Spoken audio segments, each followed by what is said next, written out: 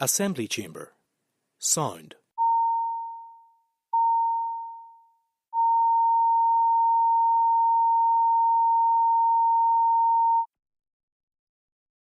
Assembly chamber. Sound.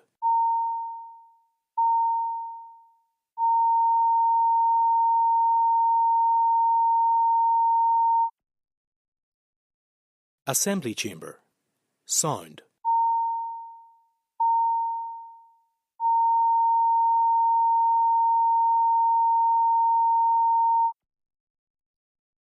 Assembly chamber. Sound.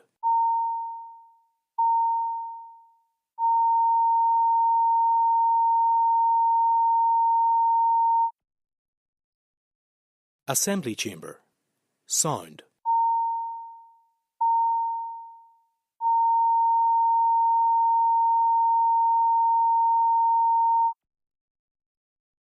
Assembly chamber. Sound.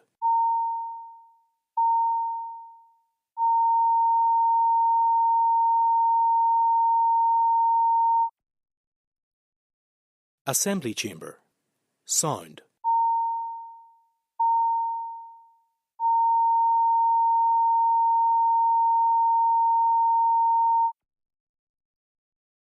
Assembly chamber. Sound.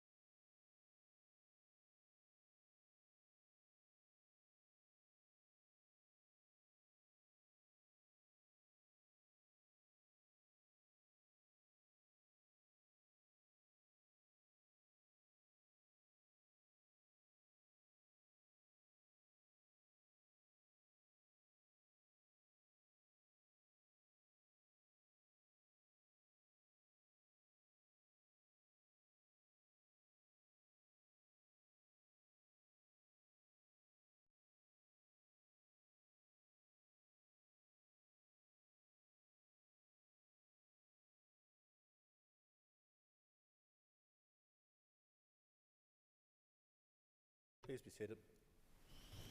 Before we commence, I wish to advise members that I received notification that the First Minister is unable to be in the chamber today, and the Deputy First Minister will be responding to questions on behalf of the Executive Office at question time.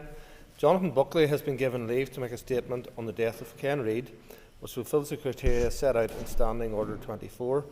Any other member wishes to be called, they do so by rising in their places, and all members will have up to 3 minutes to speak. And I'd remind members that there will be no interventions or points of order during this matter. I call Jonathan Buckley. Thank you, Mr. Speaker. On Wednesday past, Northern Ireland lost a colossal in local journalism. Ken Reid passed away after a long battle with illness in relation to leukemia. He truly was an inspiration to many members in this chamber, alongside many of his colleagues that he worked with over many years in local journalism. A career that began in 1977 that led him to the heights of political correspondence throughout one of Northern Ireland's most difficult periods. You know, what other journalist provokes a hush moment in a family home. And I remember this growing up, and I'm sure many other members do, whenever their parents would, shh, let us listen to Ken Reid. Because such was his political antenna and his analysis that it meant that many people wanted to tune in to listen to what he had to say. He was a trustworthy individual.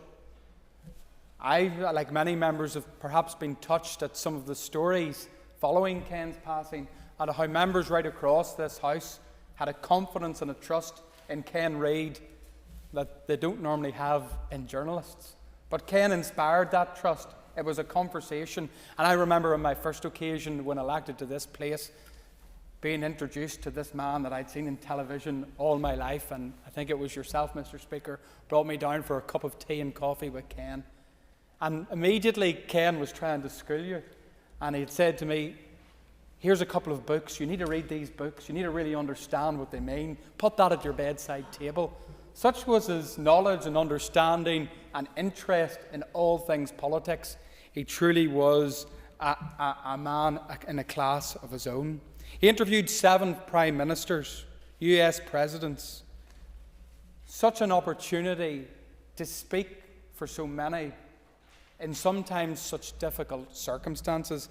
You know, and it's clear to see that the sheer warmth many of his former colleagues shared for them. And I don't think I am alone in this when I would say that I was particularly moved by Mr. Nesbitt's tributes on both TV and radio. And it was clear what Ken Reid obviously meant to you as an individual, but yet every one of your colleagues, I'm sure, former colleagues, I'm sure as well. Ken has passed, but his memory certainly lives on, and when Ken was retiring, he talked to many of us about his love for his family. And I want to say on behalf of the Democratic Unionist Party to Ken's wife, Liz, to his children, Gareth, Sarah, Sophie, grandchildren, Summer and Hugo, Ken truly was a special man. He will be missed in this place, but he will be missed most especially in your family home. And I would like to pay thanks for the life of Ken Reid. Thank you, Mr. Speaker. Jerry Kelly. Kieran Corley, and I think many people want to speak about Ken Reid, and as Jonathan has said, he was a person who was liked by all, which in itself is a great achievement. I want to say, first of all, of course, condolences to his family and to his colleagues, and I have listened to him as Jonathan has over the last period since he passed, and it's hard to sometimes listen to some of the stories that were there. So he was clearly loved by his colleagues within journalism. I knew him from about the 1990s, so quite a long period. He's North Belfast born and bred, which helped me, and he was a Cliftonville supporter, which also made it easier for the relationship.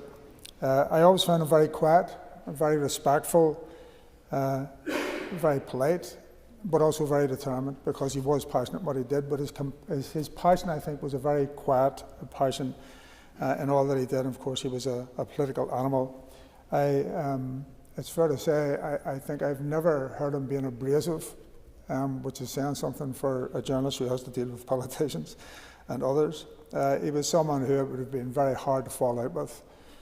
And he was highly respected by all, which we'll find out today and which we have heard over the last number of days as well.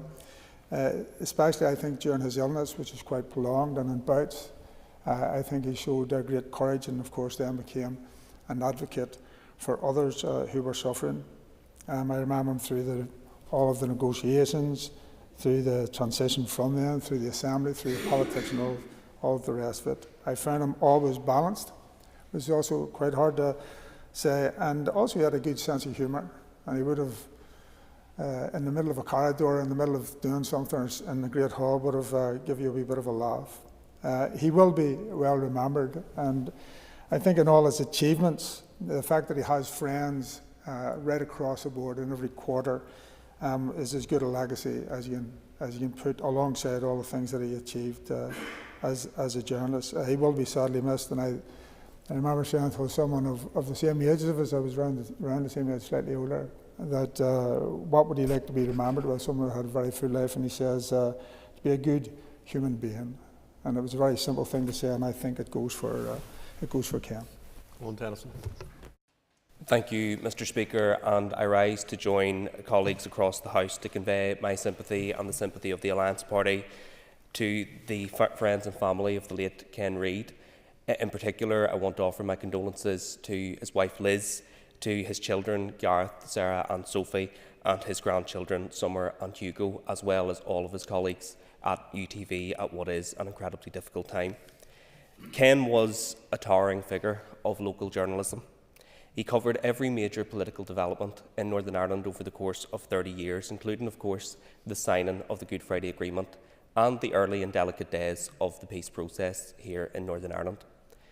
Whilst I didn't know Ken personally, he retired a year before I entered this House, I very much felt as if I knew him well, because he was a regular fixture on my TV screen, as he was for an entire generation, and he shaped the public's understanding of key political events in those years.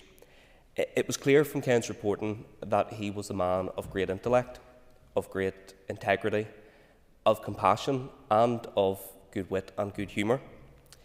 He pursued every story with tenacity, but also sensitivity and great care. And I think that speaks to the kind of man that he was. He was never fearful to ask the tough questions, but simultaneously managed to command the respect of politicians from every side of this chamber, and that is quite the feat. He leaves behind an enormous legacy, and I hope that legacy will bring some comfort to his family at this very difficult time. But the tenacity with which Ken approached journalism was matched again in his later years with his battle with illness. He conducted himself in his final years with a real dignity that I think is inspirational to all of us. And whilst it is those closest to Ken who will feel his loss most acutely, all of us in this chamber, all of us in politics, and all of us in Northern Ireland are poorer for his passing. He will be sadly missed. Thank you. I call Mike Nesbitt. Thank you, Mr Speaker. I rise to pay a particular fond farewell to my friend and my former colleague. Ken bore his health issues with typical fortitude and concern for others. Numerous times I asked him, "How are you?" And he quickly switched to talk about the wonderful health care he was receiving from the nurses, from the doctors, from the allied health professionals. He was blown away by that relentless professionalism and compassion. Now, Ken spent his early years in journalism as a dedicated newspaper man. In fact, broadcasting came almost by accident. One day at UTV, we needed to interview somebody in Cork, where Ken was based, and I phoned him and asked him if he would be the reporter, and he said yes, but on two conditions: that he didn't appear on camera and that we cut out his questions. No sound, no vision. I think we can agree it was quite an unusual request for a TV person. Well, a few weeks later, we needed to interview that guy again, and this time Ken had changed his mind. He said, "Sound and vision's okay." He had caught the broadcasting bug. That is how it began, Mr Speaker, but it ended with Ken being the most respected journalist I have ever met, the most respected journalist I've ever known, in fact. And why? Because he was authentic. Because he was curious, he was caring, he was compassionate, he was totally fair and impartial with his reporting, and he was completely trustworthy. He knew when to tell the audience what he knew and when to hold it up his sleeve. And for all those reasons, he had friends on this side of the House, that side of the House, to my left, to my right, in front and behind of me. I had the pleasure of working with him for about a decade. We covered so much, especially the long build-up to the Good Friday Belfast Agreement. But we covered atrocities as well, not least the Omagh bombing. And we travelled many, many times, reporting not just from Northern Ireland, but from Dublin, London, Washington, DC. And in those hundreds and hundreds of live exchanges, we never once rehearsed the questions and the answers, because we had trust. More importantly, the public had great trust in Ken. They relied on him. They valued his analysis. He was, frankly, for all that time, my broadcasting brother, and I'm so grateful to have had the opportunity. My condolences to all, but particularly to Liz, to Gareth, Sarah and Sophie, to Summer and Hugo, and to the rest of the extended family. And I finish with a thought for Ken, if he is listening. Ken, you always started revealing things to me by saying, "You know yourself," even when I didn't. Well, Ken, I hope you know yourself. You are loved and you are missed. Matthew O'Toole. Mr. Speaker, hard to follow that tribute from Ken's friend and former colleague, Mike Nesbitt, which I think really sums up the esteem in which Ken Reid was felt, not just by Mike, but by his colleagues and all in this region, indeed further afield. Like others, I first of all grew up watching Ken Reid on TV, on UTV. He was a fixture, talking about, first of all, the political process, which then became a peace process, which then became these institutions and everything that's flowed from it. Some of it has been wonderful and transformative. Some of it has been at times depressing and frustrating, at times alarming. Through all of that, the public, whatever their own perspective, whatever their own background, trusted Ken Reid. He was a credit to not just the broadcaster he worked for, but to journalism, because he built trust and authenticity, as Mike Nesbitt said. I first got to know Ken Reid, I think, personally in a previous life. I think when I worked in London, I met him a couple of times and had interesting conversations with Ken. I then came back here to be a politician at Stormont. And by that stage, Ken was in the last couple of years of working, and he was dealing with the illness which he bore with such dignity and good humour, as people have said. All of my conversations with Ken Reid were professional and interesting, but they were also life-enhancing, because Ken, as many people will know, wasn't just a sharp, incisive journalist, and it's important to say that his warmth and good humour never stopped him from being robust and incisive, which is why audiences trusted him. But conversations with him were always life-enhancing. You could start talking about the controversial issue of the day, what was going to happen with some talks process or the protocol, or some falling out that had happened at Stormont or in Westminster or wherever, and very quickly you find yourself almost organically getting on to music or football. And obviously he was a huge fan of both Cliftonville and Everton, and also a big fan of Ballymena Rugby Club.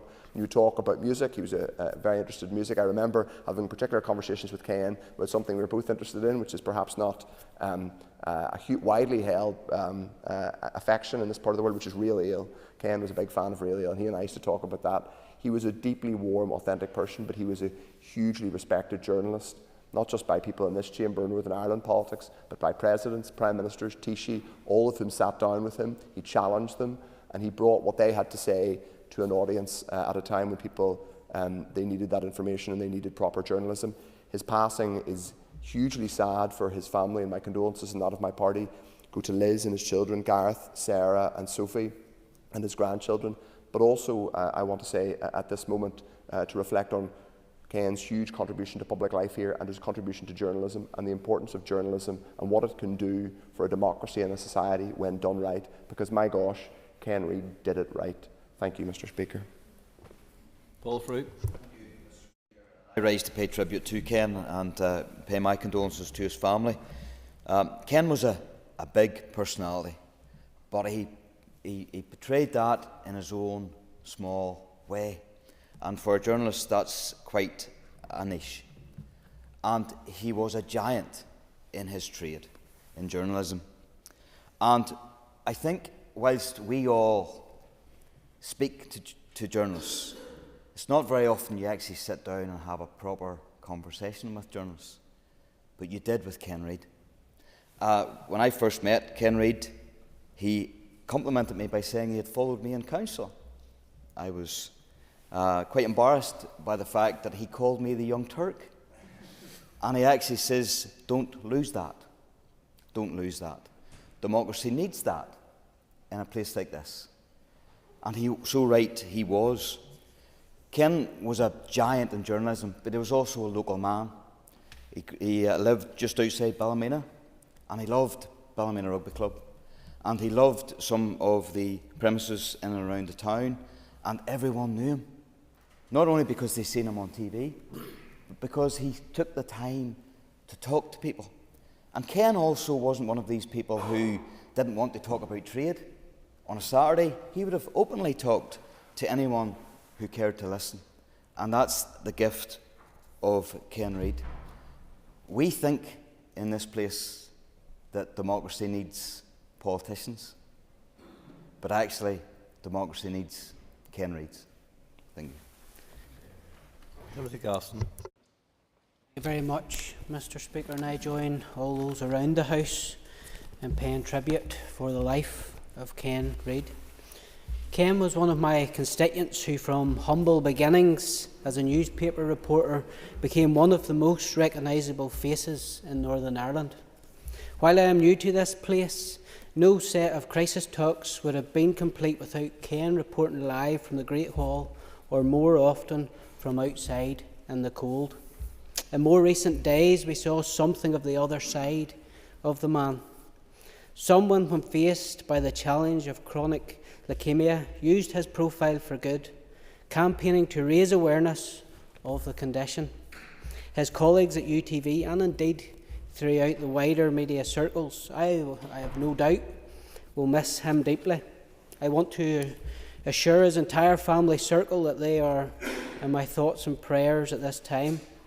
As with any death, it reminds us of the reality of mortality. Ken will rightly receive many tributes, both from inside this House and outside, but his death reminds us of the words from Scripture. Man being in honour abideth not. Members, we need to live our lives for the things which are of eternal value. Mark Durkin. Thank you, Mr. Speaker. There's been a huge outpouring of grief, of love, of sorrow and of stories since the news broke last week of the passing of legendary local journalist and broadcaster Ken Reid. Ken was a constant in our lives and in our living rooms for as long as I can remember. He was in our living rooms reporting in some of our darkest hours, as well as on some of our brightest dawns, keeping us all up to date with and across the latest political developments in his own straightforward, honest, insightful and inimitable style. It was always a pleasure, as a politician now, to be interviewed by Ken. He wouldn't mollycoddle you, but he wouldn't try and catch you out either. He knew the story was never about him, and that's what made him so great at his job. But it was a real privilege to be able to spend time with Ken, to be able to see him sitting in the canteen downstairs and join him for lunch on many occasions when the conversation might touch on politics a wee bit, but invariably more time would be spent talking about things he loved even more, his family and football. We were united by a common love for Everton. That's something that Ken himself would joke prepared him well for his tough battle against illness and the adversity he faced in his last year. That's a battle that he faced with huge bravery and with typical humour. Ken was obviously respected and loved by politicians. He was loved and respected by the public, and he was loved and respected by his peers and colleagues. His loss will be deeply felt by many, but by none more so than his beloved Liz, his children and grandchildren.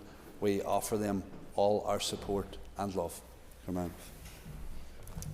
Thank you. Just before I conclude this on this matter, I want to pass a few remarks myself about the late Ken Reid. Aside from Mr. Nesbitt and Mr. Kelly, I probably know him longer than most in this chamber. And over the years, Ken established a trust with all of us that I don't think any other journalist had achieved. And that led to Ken breaking nearly all of the big stories. And Ken, you'd have often heard him breaking stories which clearly came from Downing Street, because he had the ends there. He was over in the White House, but yet he took time to talk to political minnows like me at that time as well.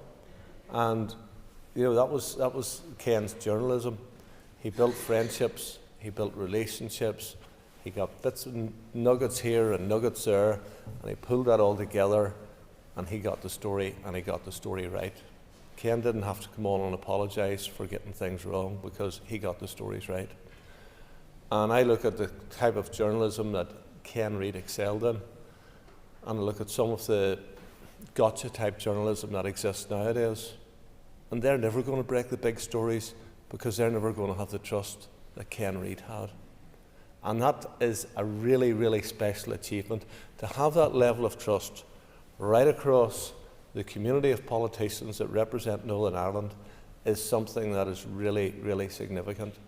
Ken and I disagreed in many things.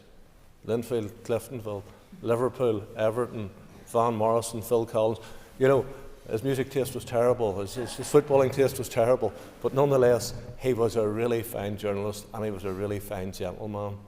And Northern Ireland is a poor for the passing of Ken Reid, and I pay tribute to him, and I extend sympathies on behalf of you all to his wife Liz and his family, his children and his grandchildren at this difficult time, because while all of us have sadness for Ken, they have lost their loved one, and our hearts go out to them at this time. That concludes the member statements in this issue, and I thank all the members for their contribution. We now move to member statements. Point of order, Mr. O'Toole. I wanted to seek your guidance or your opinion on whether there was any guidance in relation to the absence of the First Minister from question time today. Is it proper, given that we will soon have a Christmas recess, that we've been given such short notice about the absence of the First Minister, and is there guidance around appearance, given that we won't have an opportunity to question both parts of that joint office until well in the new year now? The First Minister has given us notice, and I think the First Minister has good cause not to be here, and I'd encourage members to respect that. Member statements, and I call Linda Dillon. Thank you, Mr. Speaker. And I rise today to speak on the flooding at the weekend. And I first of all want to say that my thoughts are with all of those whose homes were flooded, or businesses were flooded. But I'm particularly going to reference the flooding that happened in Coal Island and Cluno area, and particularly Kings Row area of Coal Island town. It has been an ongoing issue for Kings Row, unfortunately, over many, many years, that their homes have flooded whenever there has been serious storms or heavy rainfall. And there was work done a few years ago that was supposed to address this issue, and actually did address it over several storms and several periods of heavy rain. But unfortunately, the rain that came down on Saturday morning, Friday night, Saturday morning, brought serious, serious issues for the people and residents of Kings Row and Coal Island. And my thoughts are particularly with a family who had to remove the remains of their mother from her home, which was a very traumatic experience for that family. And they're burying her this morning, so I just want to say that my thoughts are with that family. But the dignity with which the services carried out their work and helped the family to remove those remains is very much appreciated by the family. So I just want to acknowledge that here.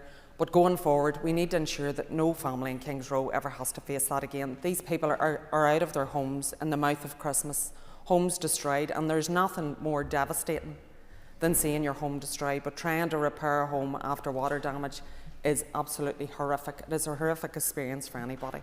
So we need to ensure that these families don't experience it again, that they can live in their homes. They're unable to get insured because of previous flooding, that they can live in their homes knowing that whenever it rains, they don't have to panic, that they don't have to call their local elected reps and say, please help us to get sandbags, help us to get the agencies out here.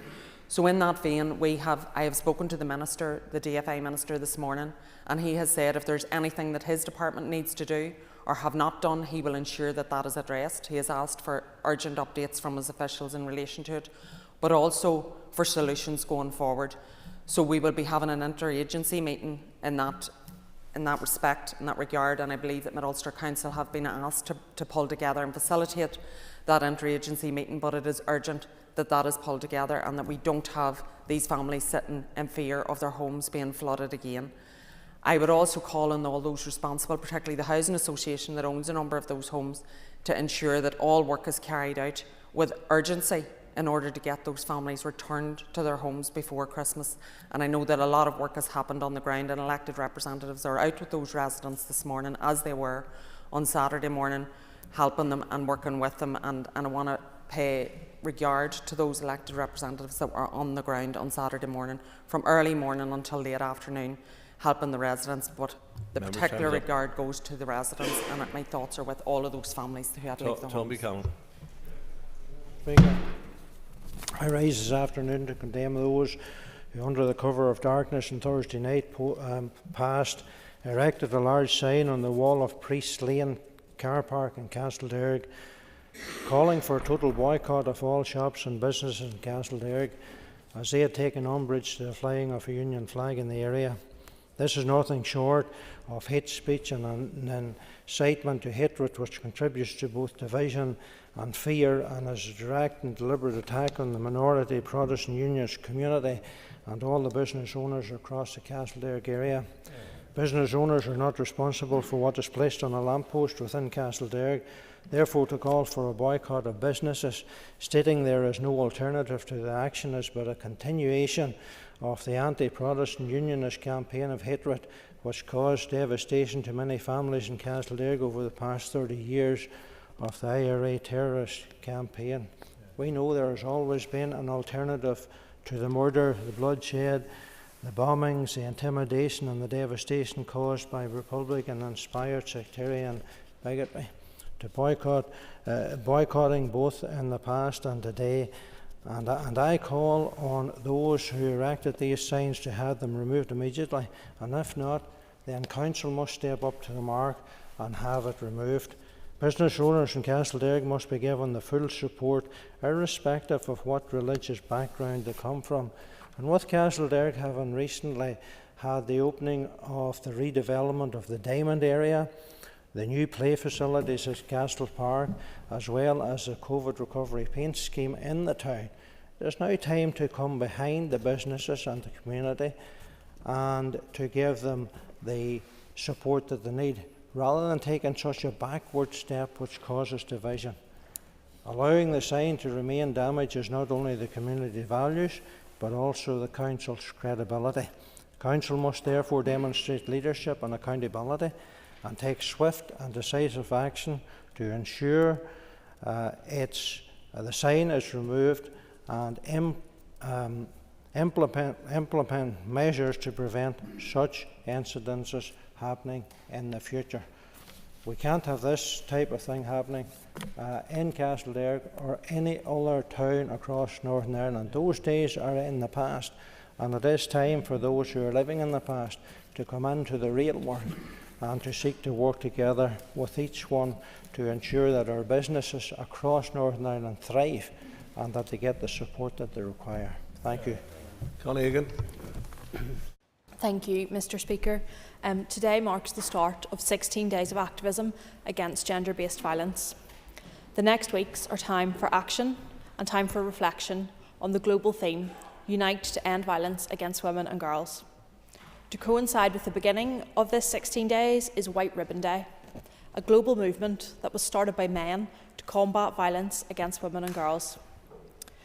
Research by Ulster University recently found that 98% of women in Northern Ireland have experienced at least one form of violence or abuse in their lifetime. This is shocking, unacceptable, and the solutions are everyone's responsibility, and a challenge I put to all legislators in our chamber today to amplify the voices of victims and survivors across all of our briefs. Since our Assembly returned in February, we have had the publications of the Strategic Framework to End Violence Against Women and Girls, alongside the Strategy to Tackle Domestic and Sexual Abuse. We have new funding becoming available for vital support for organisations who have propped us up in the absence of a functioning government. This does not negate the fact, though, that until September, we were the only region across these islands who did not have a dedicated action plan to tackle gender-based violence. These steps only signify the beginning of our executive jointly stepping up to the plate and uniting to deliver for women and girls. Speaker, I cannot stand here and pretend that we can pat ourselves on the back. From the 1st of January 2023 to the 30th of June this year, there were 31,931 domestic abuse incidents in Northern Ireland reported to the PSNI. This work is for everyone across our society to be involved in, whether it's on preventative education, strengthening our justice system, or providing support to victims. The message we must send is one of change. Today, Women's Aid Northern Ireland launched their annual figures, reporting that in the financial year 23-24, 527 women and 291 children stayed in one of their emergency accommodation refuges in Northern Ireland. We cannot be self-congratulatory when we are still playing catch-up for years of inaction, and women are paying the cost of it with their lives. Our approach to ending this endemic must be to get everyone involved. We cannot be bystanders. We must be all vehicles for change and progress. Thank you. Steve Aiken. Very much indeed, Mr. Speaker. On Thursday, the Windsor Framework Democratic Scrutiny Committee sank further into irrelevance. Before the committee were EU Regulations 2024-2747, 248 and 249, hardly tipping off the tongue. But these regulations refer to the European Union's Internal Market Emergency and Resilience Act. And the advice we received made it clear that if enacted, these could have a significant impact on everyday life in Northern Ireland. This means if the EU calls an emergency, it has substantial powers in the provision of controlling goods and other activity wherever the writ of the EU applies, and that includes Northern Ireland. These rules and regulations have primacy over UK law and also over any Northern Ireland legislation. There is no definition of what the EU describes as an emergency. It could be another pandemic, another war like the Ukraine, or even, as explained to us in Brussels recently, a trade war with Donald Trump.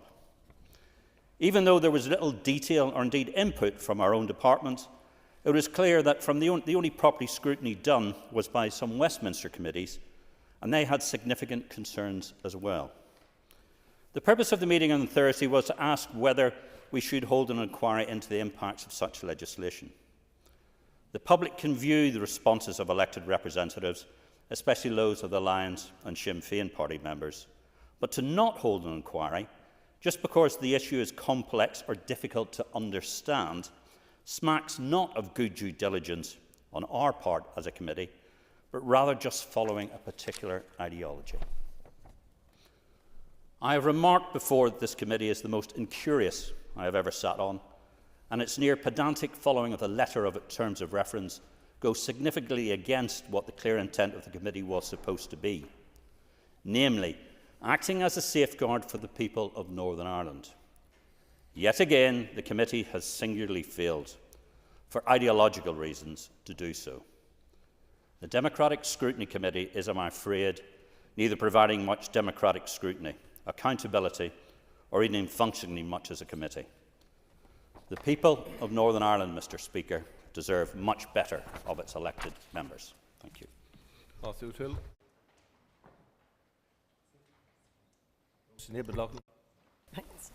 Thank you, Mr. Speaker. As many members will be aware, regional economic balance is something I care very deeply about. It is what has drove me to stand for election in the first place, and it is what drives me every day in this chamber. That's because, having worked in business development for many years, I know all too well the inequalities faced by left-behind places, and about our peace process and agreement that has not delivered prosperity for everyone. Of course, I see this every day in Derry. In my city, we feel disparities in our economy very deeply. They still hold back far too many people in our community and force too many of our young people to move away to access higher education, and traps generations in poverty. And that has terrible consequences for health and well-being for our population. We should all want to see a society where, no matter the postcode of your birth, you can go as far as your talents will take you. It's been welcomed that since devolution returned in February, a new emphasis has been put on regional balance by the Minister for Economy in particular. And I welcome the sub-regional economic plan, despite its limitations. And I acknowledge that regional balance features as one of the 4 pillars in the Minister's economic vision. But as the Minister has said himself, he cannot achieve regional balance alone. This is a job of every single government department. And although we have seen warm words and strategies, and even the programme for government are welcome, that won't address the imbalances here. We need binding legislation that ensures regional economic balance is a thread that runs through decision-making for every single department. Today, I am taking another step towards introducing legislation as I am launching the official public consultation into my private member's bill, Regional Jobs, Skills and Investment Bill. The consultation is an opportunity for businesses and individuals to have their say on regional balance and the steps that are needed to finally address inequalities in our economy. It is in everyone's interests that we break down barriers to the opportunity and give everyone a fair shot by levelling the playing field once and for all. That's the reason I'm pushing forward with this legislation, and I would encourage everyone to contribute to this important debate. Thank you. Ciara Ferguson. Thank you, Mr. Speaker. Over 2,000 families here are shielded from some of the worst impacts, as we are aware of the cruel British government austerity agenda by the current benefit cap mitigation. Our Committee for Communities therefore pressed the Department on Thursday past on the need to secure and extend these. I want to commend colleagues in Advice NI, particularly Head of Policy Kevin Higgins and the wider Cliff Age Coalition on their campaign so far to raise awareness of the looming deadline of the 31st of March 2025. Just last week, myself and I'm sure many others here in the Chamber attended several relevant discussions, including the launch of the Audit Committee's report on child poverty, a meeting with the Cliff Age Coalition and an event organised on Thursday past by the Trussell Trust. Over 1/5 of families here have 3 or more children. The cruel 2-child limit therefore has a particularly disproportionate impact on our families, contributing to scandalous levels of child poverty. Of the over 35,000 emergency food parcels distributed by the community of food banks between April and September, 71% were to households with children aged not to 16. Even more recently, myself and colleague Padraig Delarky MLA met with our local Trussell Food Network Foundation based in Foyle, who are in the midst of preparing for a particularly difficult and busy time of the year. We all have a duty to end poverty and ensure no more families endure the heartbreaking impacts of hunger and hardship. All families need urgently provided with certainty and relief. The Minister for Communities must urgently clarify whether he will extend and strengthen the current mitigation package, including the benefit cap mitigation, before the 31st of March. The Department should also outline what recent engagements they've had and with the Minister in relation to with the Trussell Trust, Advice NI, the Cliff Age Coalition to date. I am calling once again for the urgent publication of the anti-poverty strategy and for the protection of our existing mitigations. Thank you. Brian Kingston. Mr. Speaker, and last month the Minister for Communities, Gordon Lyons, hosted a very successful and enjoyable evening at the SSE Arena, honouring our athletes who competed and won medals in the Paris Olympic and Paralympic Games, both those who represented Great Britain and Northern Ireland and those who represented Ireland.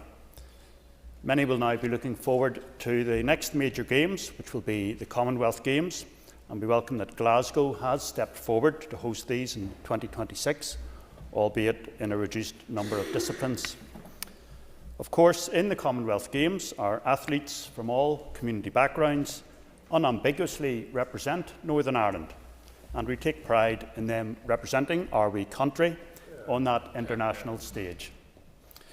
We do regret the push from some quarters to promote the view that we should scrap all previous convention and practice and no longer use the Northern Ireland flag, commonly known as the Ulster banner, at those games.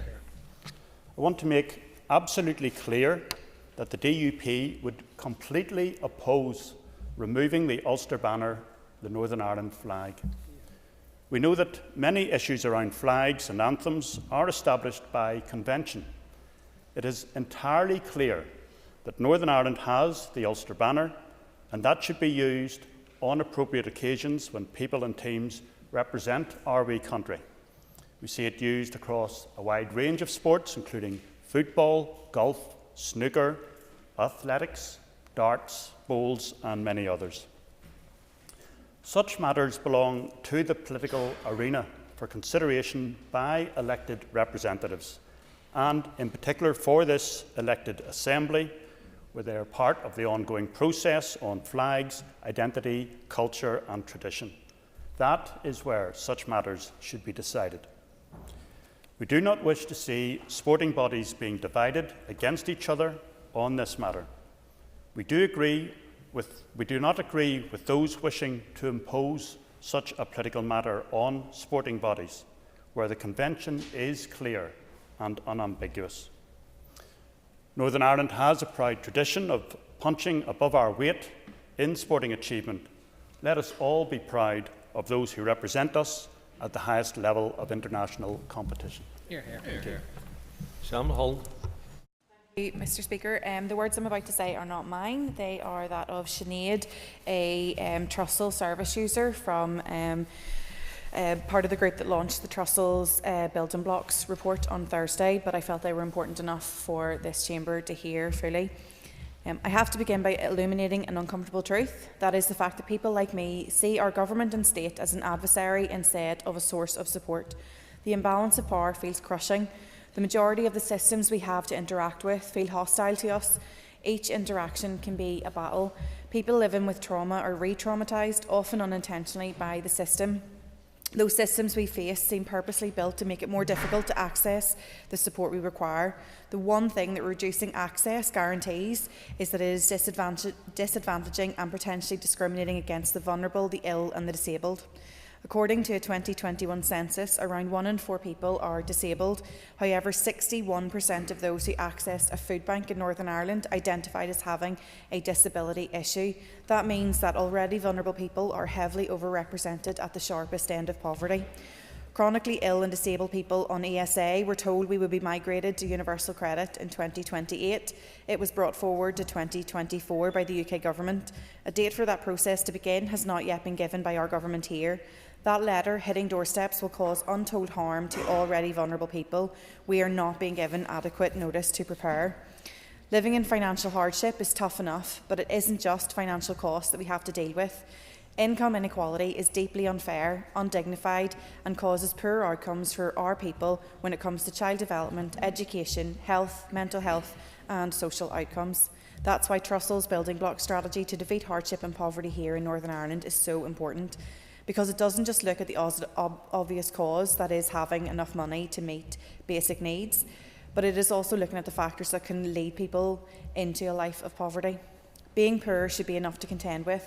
Being poor takes a lot of time and energy and money, ironically enough.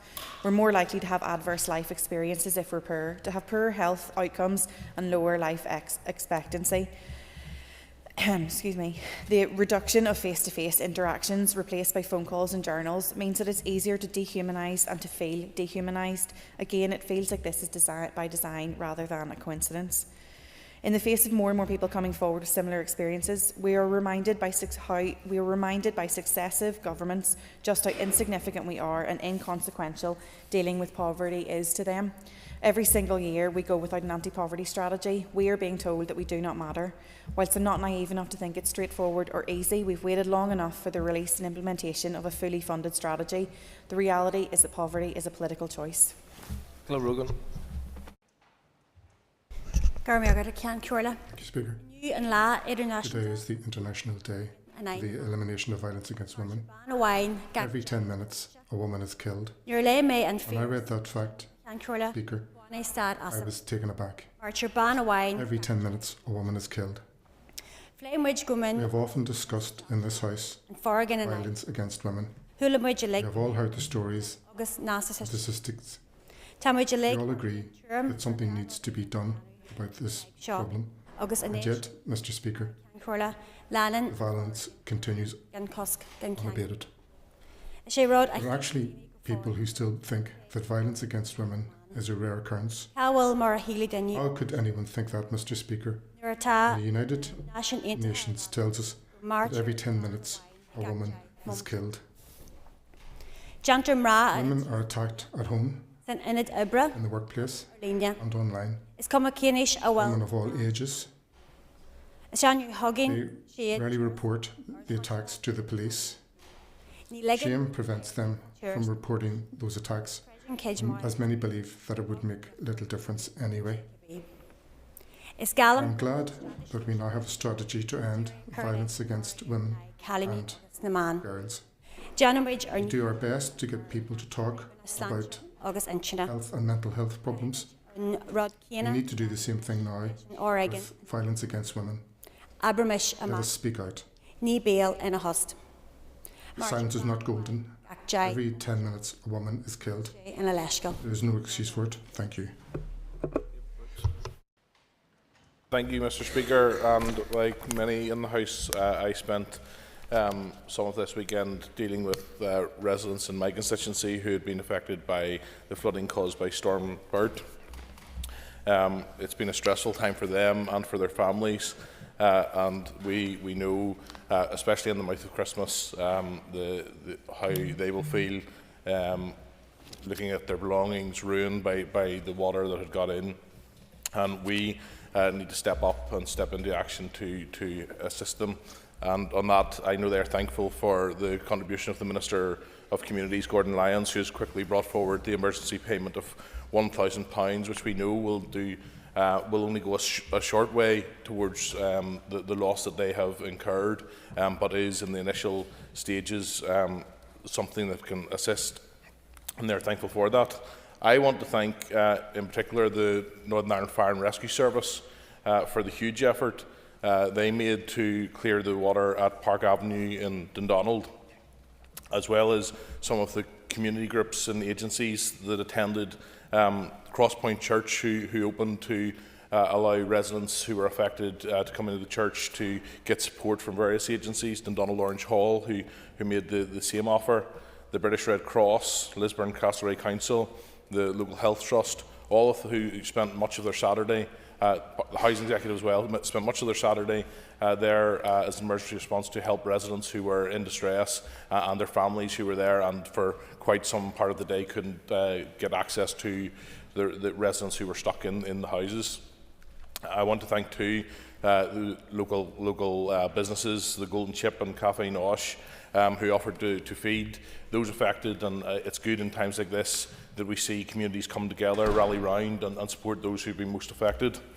The issues in Park Avenue and Dundonald have been there for some time. Myself, Joanne Bunting, Gavin Robinson, other DUP colleagues, council colleagues, have supported residents in previous years as waters rose to get sandbags and so on. But what they really want, and what the frustration was coming across at the weekend, is they want a permanent solution. When the river waters rises, they are left very vulnerable, and this was the worst in some years, but it has been increasing, and the warnings were there. And I would appeal to the Department of Infrastructure and the Minister for Infrastructure to investigate, to find out what the problems were, and we need to see action. Ms Dillon had said that the Minister is ready to step up, and certainly the residents in Park Avenue want to see that delivered, and want to see a permanent solution that means that they will not have to face this either again this year or in the coming years. We need to get a permanent solution that can protect them.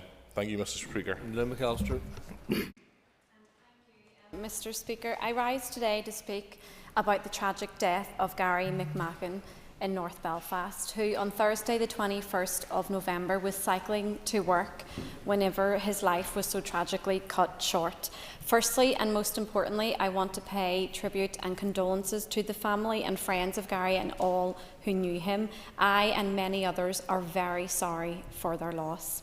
North Belfast is one of the least serviced constituencies when it comes to safe cycling infrastructure. We have plans within plans, we have commitments, but we do not have action. And anyone who cycles in North Belfast, and I myself and my partner in particular, who cycle the same route every day that Gary takes, and for 2 years with our children on the back of his bike as well, see this as not just a dreadful and tragic accident, but something that perhaps could have been avoided. But people still cycle in North Belfast, and they still cycle into the city centre, and they still use Carlisle Circus and that route because they have no other option, despite there being plans and commitments over the past years. I have had contact from many within the cycling community over the past few days, both in North Belfast but wider, and there is a lot of anger because there have been years of commitments. The Department for Infrastructure need to urgently prioritise the area of North Belfast, in particular the Crumlin Road, Ballysillin and Old Park scheme, but also the connection between the city and the Cave Hill area that is used on many dangerous routes every day by many cyclists. These aren't massive requests. We're not asking the department to move to the ends of the earth. We are asking the department to actually just implement what is there on the table and has been for many years.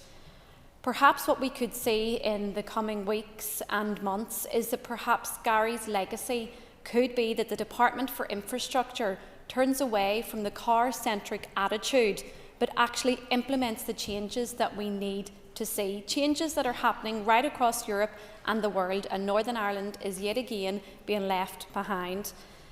Over the coming weeks and days, this is going to be a very difficult time for Gary's family and to everyone who has been touched by this tragic accident. But we need to ensure that the momentum that has been built up behind this is actually put into action. And I will ensure in everything that I do as an elected representative for North Belfast that we actually see that action happen. Thank you. That concludes the time we have for member statements. Quite a number are missed out this morning, but if you try again tomorrow, hopefully you'll get an opportunity. I've been advised there's been some issues this morning affecting receipt of some emails, and that's being investigated, but in the meantime I've asked the Department of Education to provide hard copies of this morning's statements to all members in advance of the Minister making his statement in the Chamber, and members will find these at the doors of the Chamber. If the members wish, I will suspend the sitting for 5 minutes, or if the members are happy, I will continue with the ministerial statement. So if anybody wishes that we suspend at this point, okay, then we'll continue and call the Minister for Education. If it is at my end of the department, I apologise. I'm not sure if it's the department or it's within the Assembly, but I'm sure your investigation will get to the bottom of it. So, Mr. Speaker, thank you. Today I am proud to announce a significant new initiative to fund and roll out defibrillators to all schools in Northern Ireland.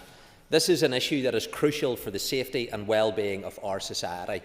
The importance of having defibrillators in schools cannot be overstated.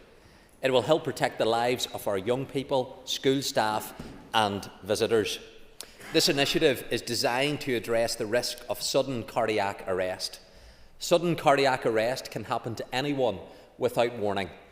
Whilst we know they are more likely to occur in adults and older people, it is a heartbreaking reality that young people are at risk too. A defibrillator, or AED, saves lives by restoring normal heart rhythm. Studies show that when a defibrillator is used within the first few minutes of a cardiac arrest, the chance of survival increases significantly.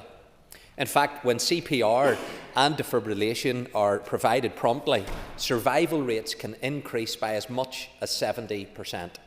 AEDs are cost-efficient, safe and easy to use, nor do they not require specialist training.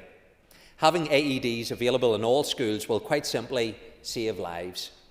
That is why I'm investing over £700,000 of funding from my new curriculum-led programme to both purchase and install defibrillators in all our schools.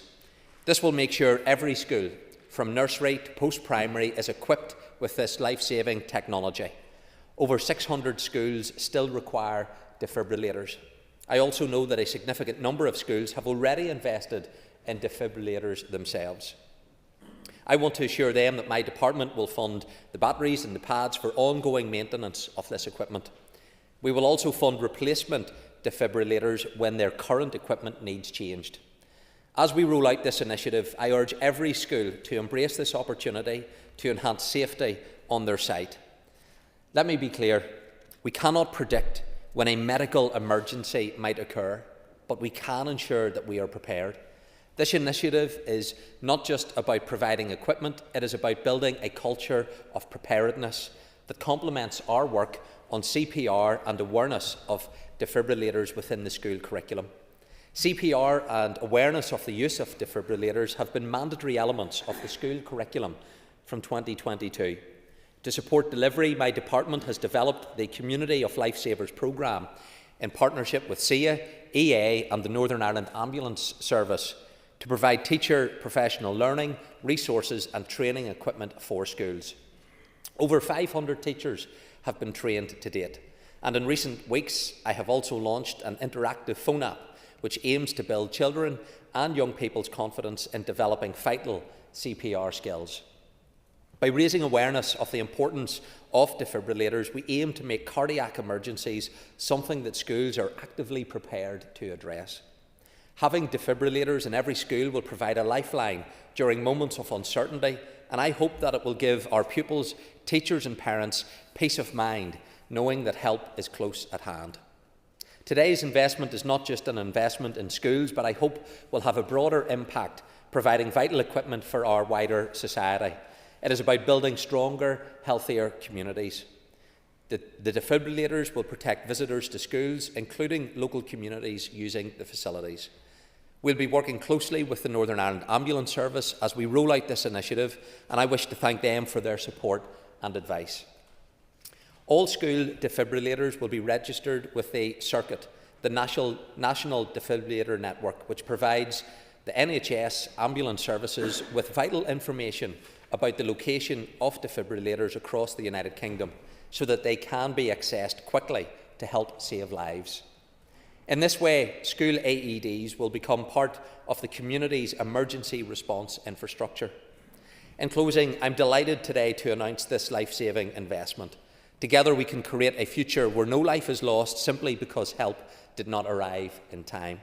All schools in Northern Ireland will have access to this vital life-saving equipment by the end of the current academic year. The importance of defibrillators in schools cannot be overstated. These are life-saving instruments that can give children, staff and visitors the chance to survive a sudden cardiac arrest and continue to live healthy, active lives. Creating safer and healthier environments for our pupils is a top priority. We must prepare for the unexpected. Our schools must be equipped to respond to emergencies swiftly and effectively, because when it comes to lives, every second counts. This funding will undoubtedly save lives. Mr. Speaker, I'm proud that we are making this important step for the health and safety of our society. Thank you. Cara Hunter. I'd like to thank the Minister for his statement, and can I say, Minister, I really warmly welcome this here today. My question is just around when time is of the essence and there are schools that are on a large campus or have multiple buildings, is it possible that you could provide more than one AED in these circumstances? I thank the member for her kind remarks, and that is appreciated. I think all members will welcome this today, but it's recognition of the importance of providing this support within our school settings. The member's right to raise this. There are some schools, when we carried out the survey and they have responded, and there are a number of schools that have AEDs, and some of them have more than one, given the size of the school. But obviously what we want to achieve is to make sure that there is at least one in every school.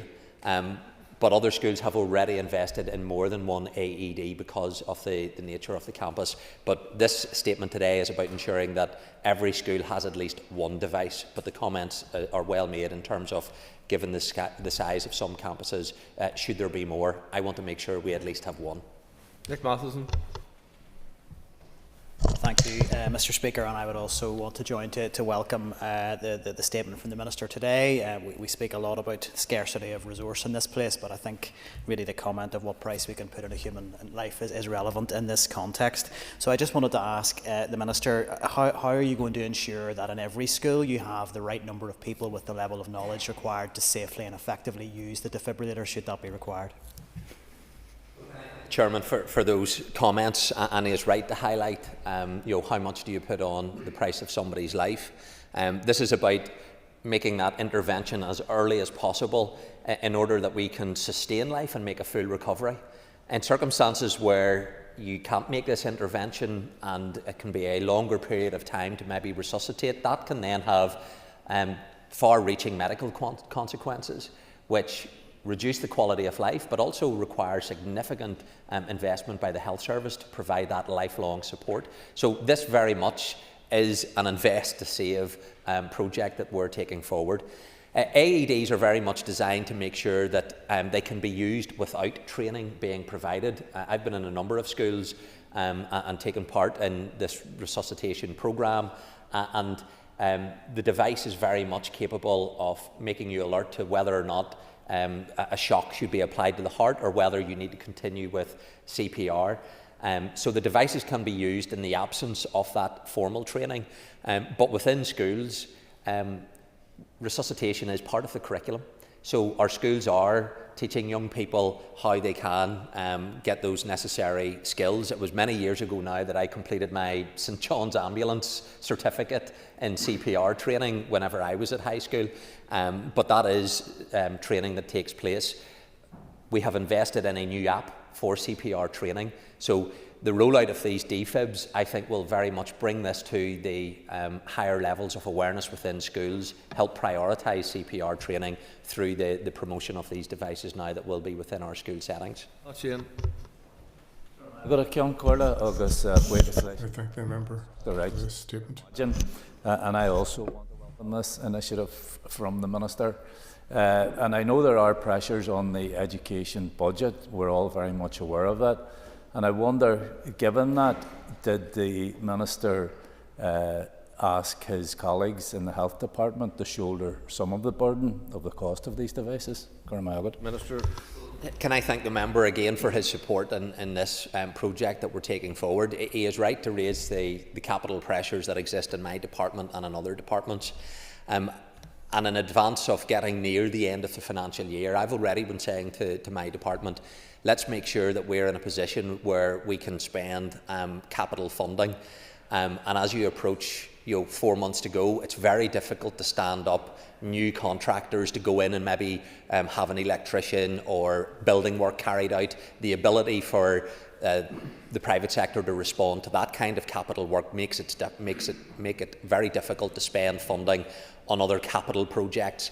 But devices like this, we are able to then use that capital funding. So this is being solely funded through the Department of Education. I know Health are very stretched in terms of their finances, but this will be 100% funded by my department. But it is in conjunction with the work that we have with St John's Ambulance. It will have a clear health benefit, but it does tie in to the curriculum, and that's the basis that I have been able to bring this forward. It is a curriculum-led capital programme. CPR is part of our curriculum, so it meets that criteria, but it has a wider benefit in terms of the positive health impacts that it will have as well. David Brooks.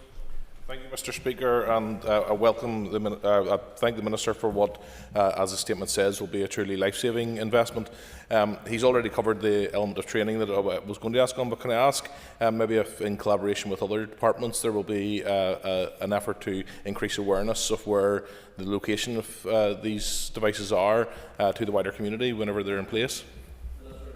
Well, can again thank the member for those comments, and he is right in terms of where they can be located. That's why every defib we will want to be registered on the national circuit, because there are defibs in some locations that have not been officially registered. So whenever you ring 999 and then you seek to get advice as to where the defib is, if it's not on the national register, then those people at the end of the call are not able to advise you, it's at your local community centre or it's at your school. So that's why it's important that these devices are registered. That will help the accessibility of that. Obviously, in terms of wider community use, many schools now have got all of the various security and fencing around it, but some schools don't have that, and so we will look to see, can they be located on the external part of a school building, which could be access to the community. Not every school can do that because of the fencing and the nature of its own environment, but I very much would like that where a school is open outside of school hours and there is an incident in the wider community, that someone can be directed that there is a device on the external facing part of a school building that a community can access. So that's something that as we roll this out, we will seek to facilitate as much community opportunity to avail of these as we can. Alan Chambers. Thank you, Mr. Speaker. I have to declare a personal interest in the increasing rolling out of this great Northern Ireland invention. It's a piece of equipment you hope will gather dust due to inactivity, but when someone suffers cardiac arrest, the prompt deployment of a defibrillator increases the level of complete recovery. I commend this ministerial initiative and I thank the Minister for it, and I'm sure he will agree with me that it will contribute to saving lives. Thank you. Concordia, and I...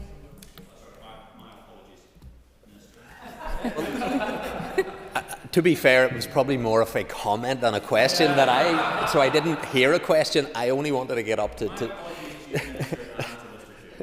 so I only wanted to acknowledge, the support that the member has said, and it is a life-saving device, one that in Northern Ireland we should be very proud of, because it was Professor Frank Pantridge, a native of my constituency, who first invented the technology that brought about the first defib. And his statue is there proudly on display outside Lisburn and Castlereagh City Council's headquarters. So it's an important device, and one that I'm delighted that we're able to now extend its rollout across Northern Ireland. Thank you, Mr. Speaker. And I thank the Minister and welcome this statement as well. It's well known, Minister, that school budgets are extremely challenging for principals and school leaders, and there clearly will be an ongoing cost with maintenance of these. Can you confirm whether principals will be expected to take this out of their own budgets and give an indication of what that ongoing cost will be? The member is right to ask that question. So in installing these devices, we also will be undertaking to meet the costs of when the batteries need to be replaced, when the pads that need to be replaced, because those component parts do require replacement before the device would need to be replaced. So we will be providing the support that is needed for the ongoing maintenance of these devices whenever they're installed. Martin, please. Thank you very much, Mr. Deputy Speaker, and can I echo the words of others in this chamber in welcoming the announcement this morning. I'm sure school leaders will join us in that, and this provision could well be life-saving for many of our children in the future. Can I ask the Minister if schools already have defibs in situ, so aren't getting any new ones as part of this rollout? Will there be any further support from his department in that regard? Thank you. Can I thank the member for that question? And obviously, whenever we surveyed the number of schools that currently have these devices, there are 297 schools that have installed them already, and therefore that recognises the importance and the need that exists. So for those schools that do have them, we will undertake, whenever their life cycle requires a replacement, they will then get a replacement device as part of the rollout of this, or indeed batteries and the pads that need to be maintained. Because those schools, those 297 that responded to the survey, already have them, that is why Oliver McGreary had his life saved at the age of 14 playing rugby at Methodist College, whom I met only a number of weeks ago when we were launching the CPR training. Oliver spoke to me about how he may not have been here had that device not been there, that those who were there on the rugby pitch knew where to go to get the device, and Methody had thankfully one of these devices there. He's now back playing his sport. The recovery process that he has went through has enabled him now to be playing very much an active life, because he got the support One, to save his life at the time that it was needed, but also to enable then a much better recovery because he was able to have the device applied to him. So whenever you meet people like Oliver, and I spoke with his father, this is life-changing. This is someone in our society who may not have been here, but is here because there was a defib in his school. I want to make sure that every school has this device, so that if this happens again in any other school, that they'll get the same opportunity to have their lives saved. Michelle Guy. Thank you, Mr Deputy Speaker, and I want to echo the comments that have already come today in terms of welcoming this. Actually, Oliver McGreevy, the Minister just mentioned, used to be a neighbour of mine. I know him and his family well, and I can't describe the shock that I felt when I heard what happened to Oliver. I can't even imagine what they were going through, so this is going to provide such reassurance to other families. You have kids with kind of heart conditions like Oliver's, that that kind of life-saving resource will be in their schools. So the only question I really have for the Minister is, how will schools be contacted ahead of the defibrillators being rolled out, and who do they get in touch with if they have any questions? We carried out the survey to identify schools that have those who have not, but not every school responded.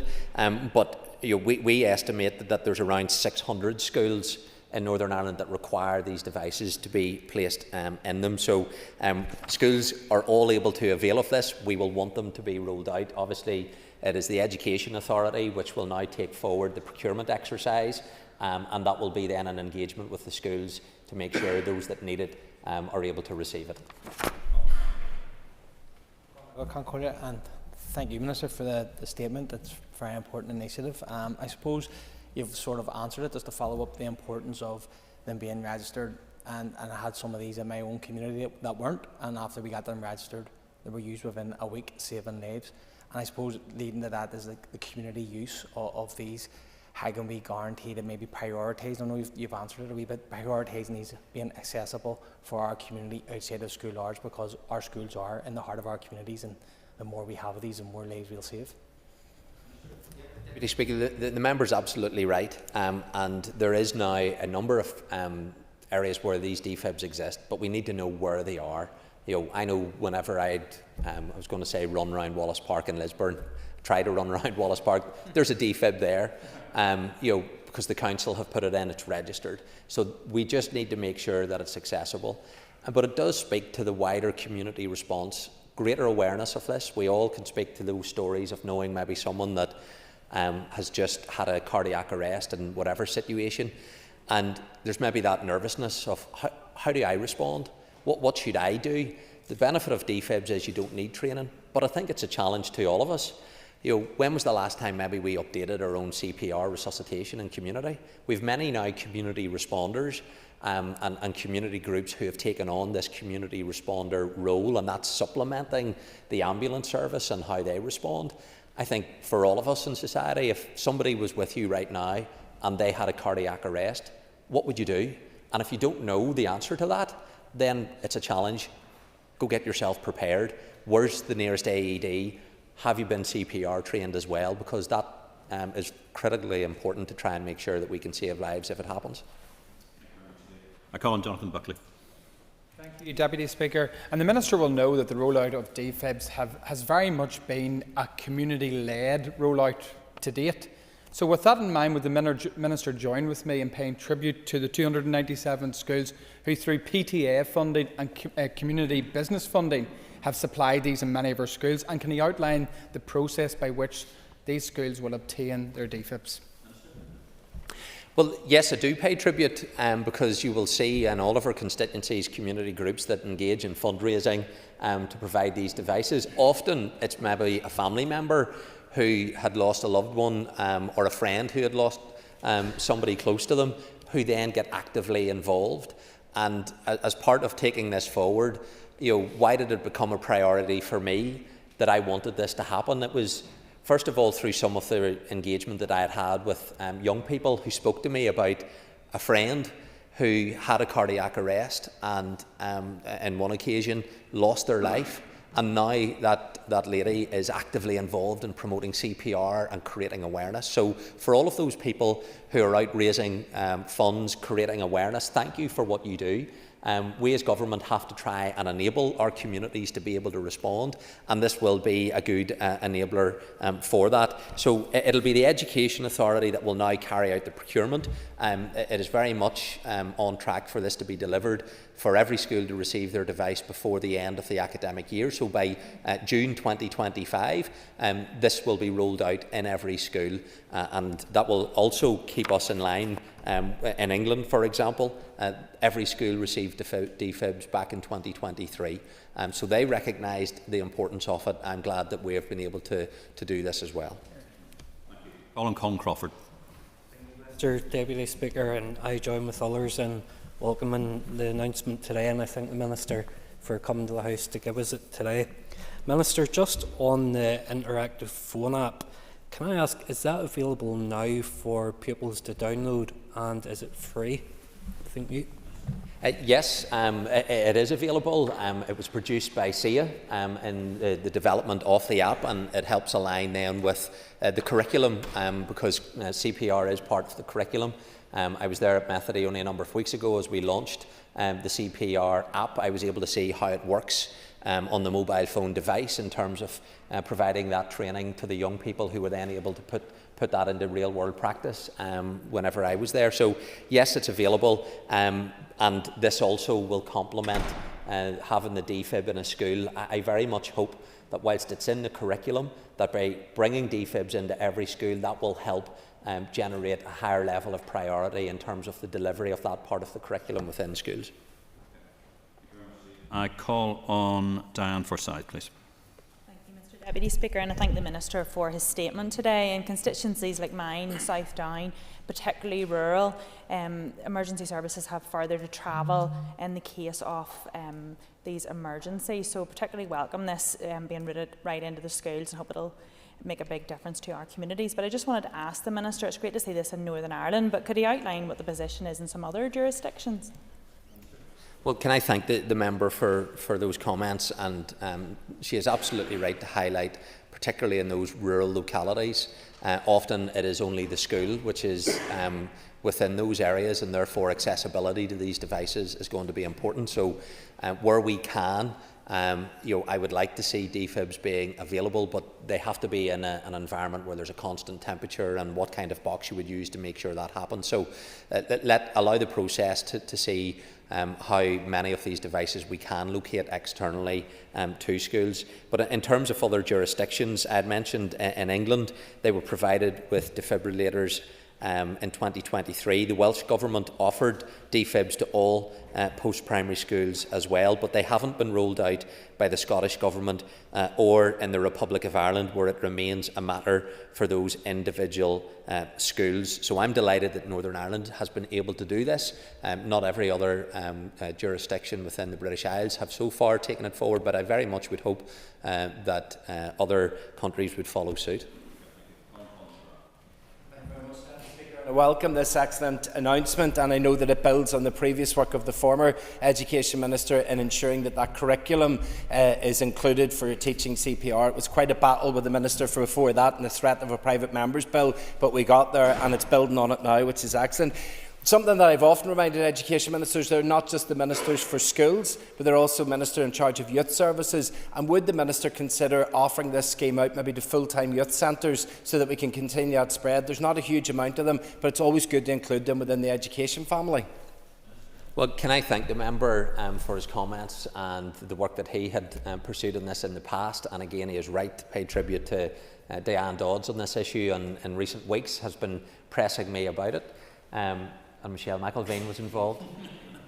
But Diane Dodds was raising this only in the Assembly a number of weeks ago about the importance of having defibs, and she had engaged with me on this as well. So it's an issue that all of us very much care about and want to see being implemented. I'll come back to the member around the youth centres as to whether or not that is going to be part of the scheme, and I'll follow that up with the member after this statement. Thank you, Mr. Justin McNulty.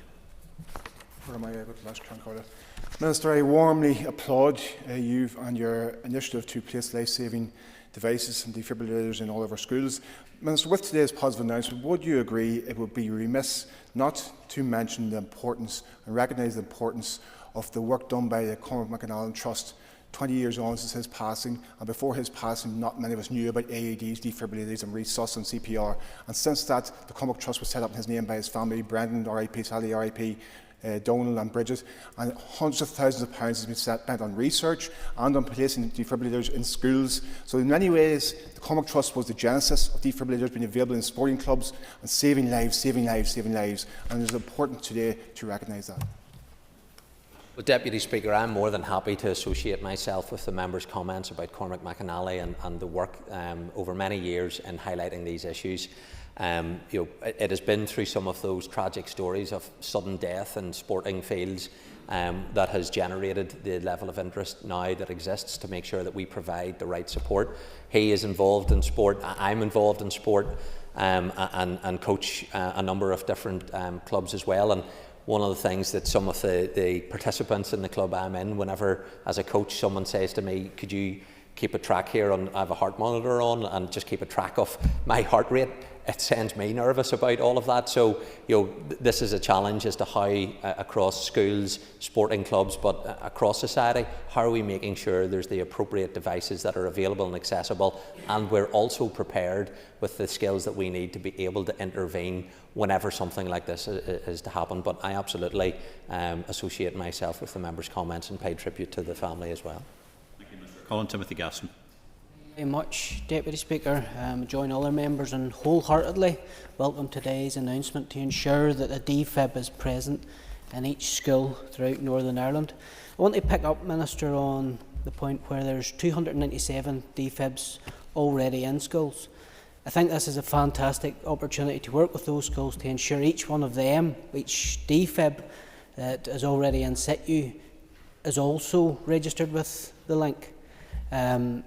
When schools have purchased them previously, there's a tendency to keep them in-house and use them primarily for themselves. It would be a missed opportunity if we don't work with those schools that already have them to ensure that they're registered with the link, and where possible, with the promise of help with the maintenance going forward, that they're put in accessible places that the community can use them outside of ours. Can I thank the member for those comments, and he is right to highlight again the necessity of making sure these devices are registered on the national circuit. That is absolutely vitally important. There's no point having this device and only a small section of the community knowing about it. We need to make sure they're all registered on the national circuit, because that can make a difference whenever somebody is in need of those devices. Thank you, Minister. Thank you, members. That concludes questions on the statement. We just move around a bit. Get ready to go. Ready to go, Minister? The next item of business is the introduction of the Agriculture Bill. I call the Minister of Agriculture, Environment and Rural Affairs to move the first stage. I beg to move the Agriculture Bill. Clerk, could you please read the long title? A bill to make provision for the modification of assimilated direct legislation in relation to aid in the fruit and vegetables sector and information and promotion schemes for agricultural products and for connected purposes. That constitutes the bill's first stage, and it shall now be printed. We now move on to the next stage. Declan, are you ready to go? Minister? Who's doing the amendment? Michelle? Ready to go? Okay.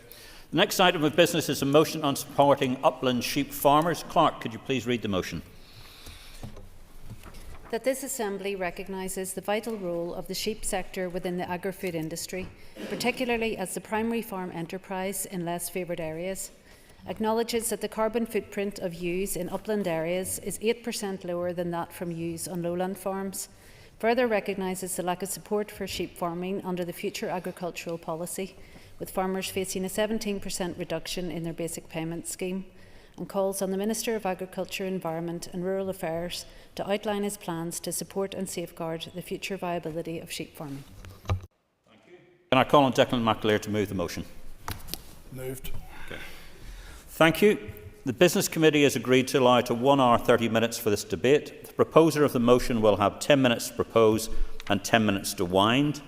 As an amendment has been selected and is published on the Marshall list, the Business Committee has agreed that 15 minutes will be added to the total time for the debate. Declan, please open the debate on the motion. Thank you, Lascan Cordia. I welcome this opportunity today to open this debate, acknowledging the vital role of the sheep sector within the agri-food industry and recognising the lack of support for the sheep farming and calling the Minister to outline his plans to support them. At the outset, I should say that the debate isn't just about sheep farming, it's also about the future of our uplands, our rural communities and the very fabric of our countryside. It's a matter of protecting a way of life, preserving a vital industry and ensuring fairness for farmers who play an indispensable role in producing the food that we all rely on. While we currently lack a ring-fenced budget for agriculture, it is nevertheless crucial to bring forward this motion to establish a much-needed sheep scheme to support our farming communities. And farmers across the north have voiced serious concern about the absence of a proposed sheep scheme, and we must recognise the public good of using land for food production. As we face an era of global uncertainty in food supplies, this issue is about more than farming. It's about food security, economic sustainability and supporting the custodians of our land.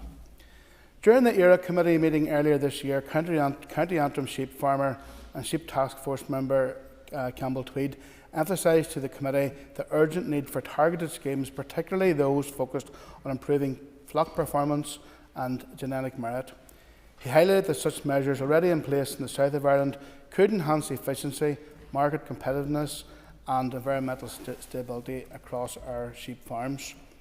Latest agriculture census figures for 2023 published by DERA reveal some concerning trends in the sheep farming sector. The total number of sheep in the north has decreased by 3%, leaving the population at just over 2 million. This includes a 2% reduction in breeding ewes, with numbers falling to 973,718 compared to 2022. It's also worth noting that larger farms with more than 500 sheep as of the 1st of June 2023 now account for 41% of the total sheep population.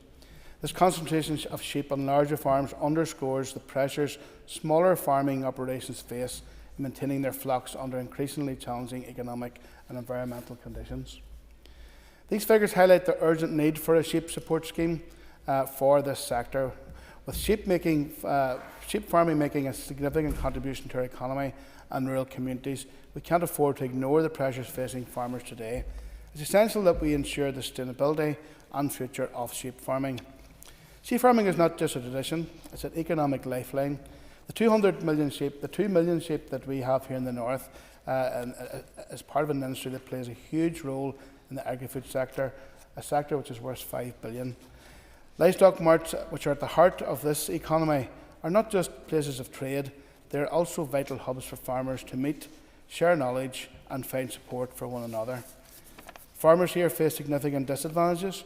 From 2025, sheep farmers face losing 17% of their basic payment unless they change their practices to include the growing of protein crops or the integration of cattle into their systems.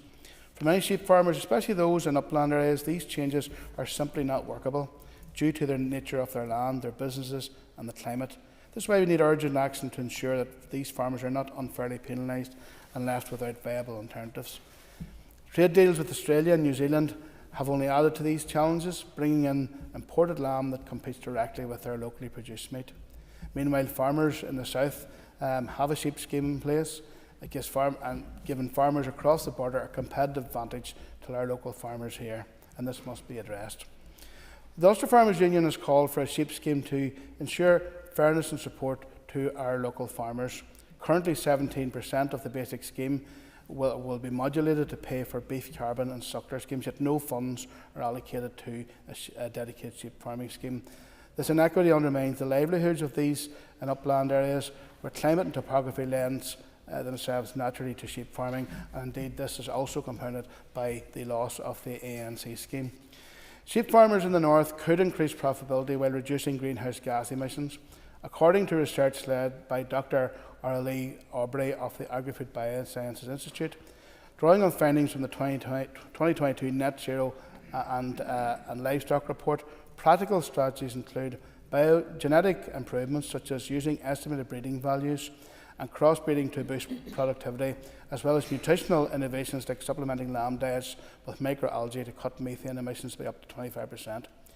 AFBI's long-term research has shown that enhancing key traits lamb output, longevity and growth rates can help farms become more efficient, environmentally sustainable and profitable.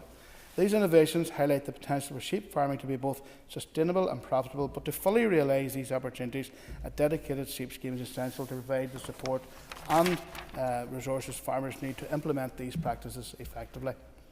The role of sheep farming in our rural economy extends beyond food production. Sheep grazing plays a critical part in managing our upland landscapes, supporting biodiversity and maintaining the open areas that attract visitors and underpin our tourism industry.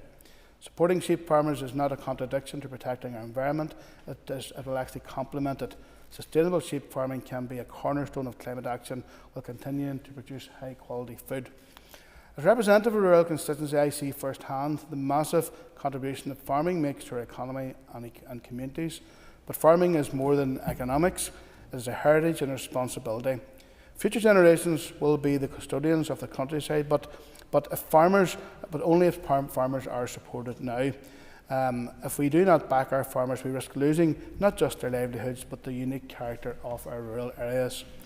The Minister who is with us here today has a key role to play. It is important that the Department sets up a sheep scheme to provide direct support for farmers, levelling the playing field with the South of Ireland and safeguard the future of this vital industry. Supporting our sheep farmers is not just about economics or tradition, it's about fairness, sustainability and our shared future. Let us ensure that our farmers have the tools they need to thrive, to contribute to our economy and to continue as custodians of our countryside for generations to come. Thank you. I call on Michelle McAlean to move the amendment. Thank you. You will have 10 minutes to propose, 5 minutes to wind. All other speakers will have 5 minutes. Michelle. Mr Deputy Speaker, and while sheep farming contributes 4% of total agricultural output, it plays an important role in the Northern Ireland economy. In Northern Ireland, there are approximately 2 million sheep, which includes around 973,718 breeding ewes. According to the 2023 sheep census, around 38% of farmers in Northern Ireland have sheep, and the value of sheep industry output was £106 million. Beyond this, sheep farming activity makes a significant contribution to the wider rural economy. It's estimated that the sector has one of the highest output multiplier effects in the Northern Ireland economy, turning £1 primary output to a £1.80 output across the wider economy. The services supporting the activity including scanning and shearing contractors, veterinary services, feed production, property maintenance, haulage, auction markets, as well as slaughtering and meat processing. 38% of farmers in Northern Ireland have sheep. There are over 25,000 farm businesses in Northern Ireland, and sheep production is a significant contributor to over 9,800 of these businesses. As a result, where there is a threat to the viability of sheep enterprise, this in turn will have an effect on the sustainability of more than 1/3 of farms in Northern Ireland. We already know from a recent debate about the loss of basic payment to farmers in general.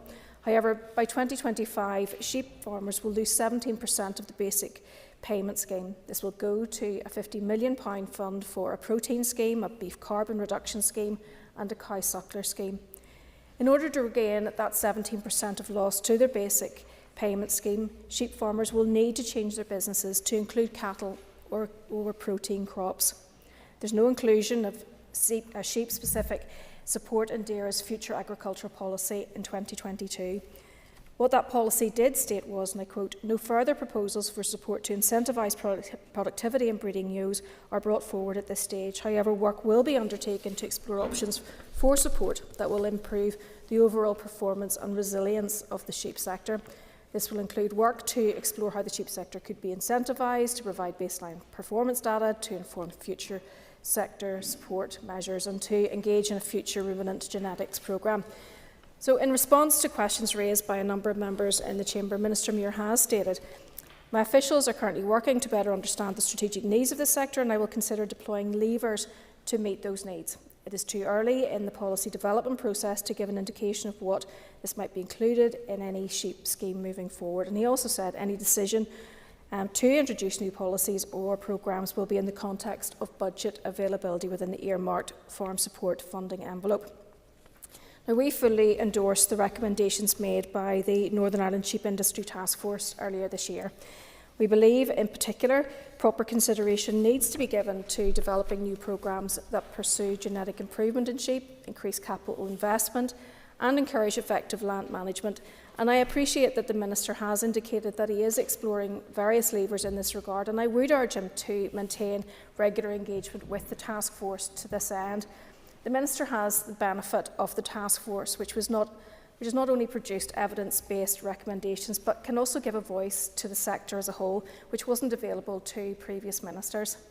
Now, the task force has 5 key asks of the Minister: a sheep genetic improvement scheme, a sheep health and welfare scheme, a sustainable land management and biodiversity scheme, bespoke sheep capital investment measures and a research programme for sheep. These asks are based on a number of findings which are set out in their publication, A Vision for the Development of the Northern Ireland Sheep Industry. In that document, it has outlined that the Northern Ireland breeding sheep population has fallen, as the previous speaker has said, by around 30% over the past 20 years. And that structural change over the past 10 years has led to much smaller flocks. The task force has also found that almost 60% of ewes were to be found in severely disadvantaged areas where it is more challenging for farming, such as the uplands, and is where sheep numbers have been better maintained. But only 55% of animals are slaughtered in Northern Ireland, and only 40% of production remains within the jurisdiction. And this is a huge amount of work and production which could be retained within Northern Ireland. 6% of our wool deliveries are damaged wool, whereas the figure for the UK as a whole is 4%. This wool is damaged as a result of it being delivered wet or containing contaminants. Suitable on-farm management could address this problem, but that needs, again, support, guidance and investment. Reducing the amount of damaged wool could and would improve farm output at minimal cost. Of significant concern is the poor quality of these fleeces compared to counterparts in GB, which could be improved by careful genetic selection. A genetic improvement scheme would also increase the value of the lambs produced for slaughter by around an additional £1 million if even half the lambs were produced using high genetic value rams. We can already see the importance of departmental intervention, and it is disappointing that the Department was not able to identify any steps which could be taken. The creation of the task force and its contribution is extremely welcome and timely. It's clear from what has been produced that there is a need for the development of strategies which improve economic and environmental sustainability, but we do recognise the need for adequate centralised data. This is lacking at both farm and industry level and is something which needs to be addressed. This will ensure that any future interventions are evidence-based, but it will also mean that such interventions can actually deliver maximum benefit. I'd also like to ask the Minister to reconsider any plans he may have with regards to the stopping of testing for myelofibrosis, given the implications that this also could have on the industry. But while this motion before us today is focused on what steps the DAERA Minister can take to provide support and protect the future of the sheep sector in Northern Ireland, there is a wider responsibility which extends to the Westminster Government. We've already heard and debated the changes to agricultural property relief and employers' national insurance contributions, which threaten the future sustainability of our farm businesses and also undermine our food security. And I mentioned just last week that this Labour government is the existential threat to farm businesses. While they may seek to deal with the multimillionaires who are trying to avoid inheritance tax, they are sweeping away family farms. They're raising food prices so that the poor will essentially get poorer, and they're hitting the working man in their pay packet via their shopping trolley. Like many parts of the agricultural sector, there is a need for younger people to join the sheep farming workforce, and to do this, sheep farming needs to be profitable and to be attractive. It needs innovation, investment and fair taxation. I pointed out in last week's debate that this government seems to have abandoned food security as a strategic national aim, and that needs to be addressed. As I regularly point out, farm income has fallen by 47%, and this has been caused by rising input costs such as inflation on energy and feed and workforce costs. On the horizon are the costs associated with the climate policies which have been endorsed by the authors of this motion. Those policies will affect all sheep farmers, whether they're on uplands or lowland areas. The sheep sector needs support and investment regardless of the area, and it's unfair and unacceptable to single out some areas over others. This is particularly true where the practical outworkings of the Climate Change Act will potentially lead to the reduction in land available for farming across Northern Ireland. So in terms of profitability and business income, lowland and upland farmers are broadly comparable, yet farm businesses from disadvantaged and severely disadvantaged areas have received more financial support in recent years. Take, for example, the Environmental Farming Scheme, where between 2018 and 2020, only 705 out of 4,256 businesses in receipt of support were on exclusively lowland. Since the last reform of the Common Agricultural Policy, the move to a land-based payment has actually seen more funding under the Basic Payment Scheme move from the lowland to disadvantaged area and severely disadvantaged area land types, a scheme introduced by the now First Minister against official advice when she acted to extend those payments. It could only be done temporarily because the business case did not support a permanent change. Agriculture support measures should not be in the business of taking money off farmers where incomes are going down in order to supplement farmers whose incomes are going up. Rather than regressive further area-based payments, we want to see programmes focused toward efficiency and resilience in order to support productive, profitable and sustainable farms. Finally, Mr Deputy Speaker, it's important that the Minister engages productively with the Sheep Industry Task Force to address the challenges being faced by the sector as a whole and to move the sector onto a more profitable and sustainable footing. Thank you. Thank you, Michelle. I call on John Blair. Thank you, Deputy Speaker. I'm going to start by saying that it's my belief and the belief of Alliance colleagues that this motion provides us with an opportunity to reflect on the crucial role the upland sheep farming sector plays within Northern Ireland. As a member of the ERA Committee myself, I've heard how upland sheep farming significantly contributes to the economic, environmental and social sustainability of Northern Ireland and areas in particular within Northern Ireland.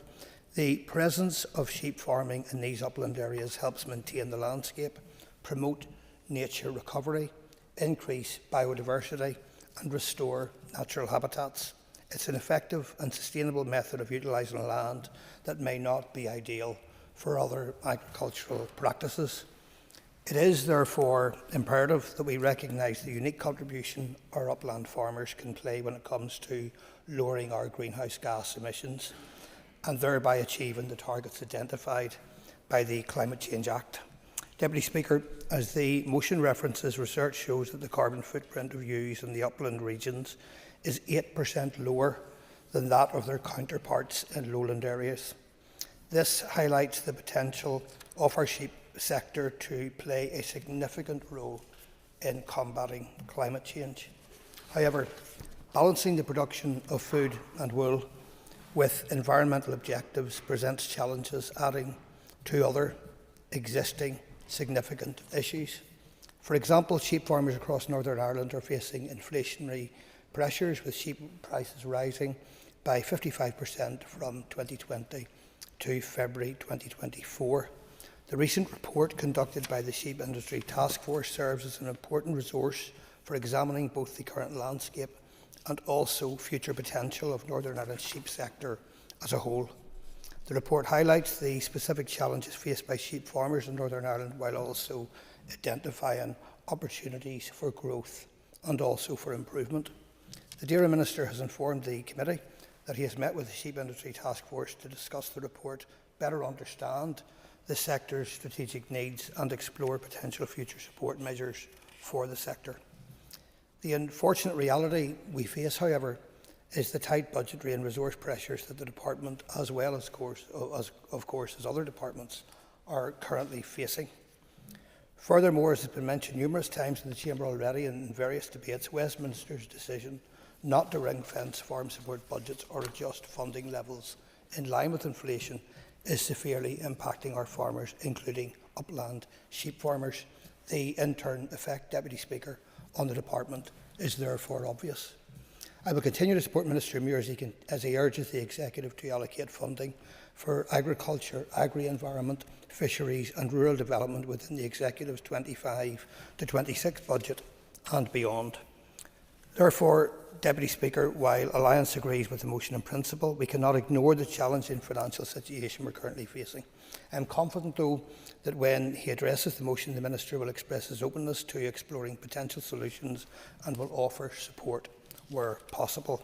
I am also confident that any future policies which do arise will align with the principles of sustainability and environmental protection. So, in Alliance, we are content with the motion and also its aim and its purpose. Thank you, Deputy Speaker. Speaker, it's really good to be able to just respond to the motion and the amendment. I think they both are worthy of support and certainly stimulate the conversation and don't exclude anybody. So it's really important that we do highlight the critical role of the sheep sector in Northern Ireland's agri-food industry. And as many of you will know and have met with those farmers, that it's not just a livelihood, but in our rural communities, it's part of that very fabric that is a cornerstone and helps knit together the economy, our environment and our heritage, particularly in less favoured areas where it's often the primary farm enterprise. Sheep farming in upland areas not only supports local economies but also provides environmental benefits. Some of those have already been spoken about, and studies from the Agri-Food and Biosciences Institute reveal that the carbon footprint of ewes in these upland areas is 8% lower than the ewes on lowland farms. However, the amendment allows us to speak into it and say, well, actually, we shouldn't be excluding anybody or any sheep farmers regardless of that, but the facts speak for themselves. This demonstrates the sector's potential to contribute to sustainable agriculture practices while maintaining the viability in less favoured areas. Yet, despite its significance, sheep farming faces considerable challenges under the future agricultural policy. Many sheep farmers are grappling with the imminent 17% reduction in their basic farm payment scheme, which has been a lifeline to many of those who have struggled to maintain their livelihoods. These financial pressures threaten the future viability of sheep farming and consequently the vital contribution it makes to both the agri-food sector and the environment.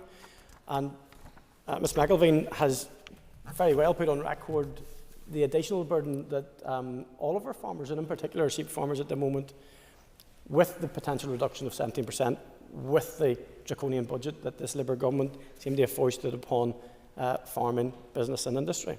So I do echo the calls in the motions and the amendment, the calls on the Minister of Agriculture, Environment and Rural Affairs to outline a robust plan to support and safeguard this sector. And we must ensure that sheep farming not only survives but thrives. Within our packs there was the report by the Northern Ireland Sheep Industry Task Force of 2023 and their vision for the development of the sheep industry, which clearly outlined a path forward. The vision emphasises the need to secure the long-term capability of the natural capital used in sheep farming whilst enhancing the delivery of public goods.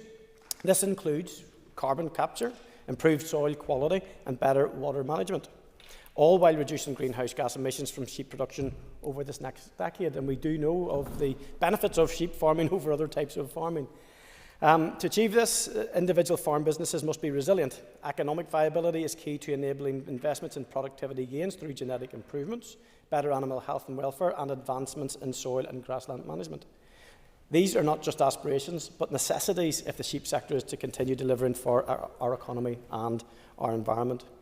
The challenges posed by diseases such as MV and blue tongue cannot be ignored. We must remain vigilant and proactive in safeguarding animal health, ensuring that our farmers are equipped with the resources and support needed to combat these threats. And a lot of that will come down to their financial viability. But at the same time, we must recognise the untapped potential for greater export opportunities. As a former butcher who tried to sell Irish lamb against New Zealand lamb, there is no question when it comes down to the quality of our product, because Northern Ireland is renowned for high-quality sheep, meat and wool. And by investing in market access and branding, we can expand our reach to international markets, secure better returns for our farmers, while showcasing the best of Northern Ireland on that global stage. The environmental benefits of sheep farming are undeniable. Properly managed grazing supports biodiversity, enhances soil health and contributes to carbon sequestration. These practices are not just beneficial but essential in our collective effort to address the climate crisis, as spoken by John Blair. And it's heartening to see organisations such as the Ulster Farmers Union and National Sheep Association powerfully advocating for their members in this sector. We must all act decisively and collaboratively, Mr Deputy Speaker, and I call on the Minister to engage with farmers, the industry and stakeholders and environmental experts to craft policies that provide tangible support, but that the finances are not stripped out of our sheep industry. And this will include financial assistance, investment in research and innovation, and measures to improve the market access and resilience for our sheep farmers. Thank you, Mr Deputy Speaker. Thank you, Mr Deputy Speaker. The opportunity to highlight the need to support and safeguard the future viability of sheep farming in the north. Sheep farming is an integral and important part of our agricultural economy, and it contributes around 4% of total agricultural output. In 2023, the sheep industry contributed $109 million to the Northern Irish economy. It provides a wide range of goods and services, as well as playing a hugely important part in sustaining many of our rural communities. Upland sheep farming in particular plays a vital role in those less favoured areas. It is often the only viable type of farming available on land which isn't suitable for growing crops or raising cattle. It provides essential income and employment in those rural communities. As with other agricultural sectors, sheep farming also faces the problems of an ageing workforce. To safeguard its future viability, it must be an attractive career option with pathways for new entrants and farm succession. Despite the importance of the sector, there was a lack of specific measures to support sheep farmers included in the future agricultural policy for the North developed under the previous minister. The Ulster Farmers Union have expressed their concern that sheep farmers now face losing 17% from the basic payment scheme. They are concerned that funding for Méidi Vísna control measures has been withdrawn and that there is no more funding for the sheep scab scheme. In January 2023, the Sheep Industry Task Force published a report identifying the needs of the sheep sector and made proposals to encourage its development.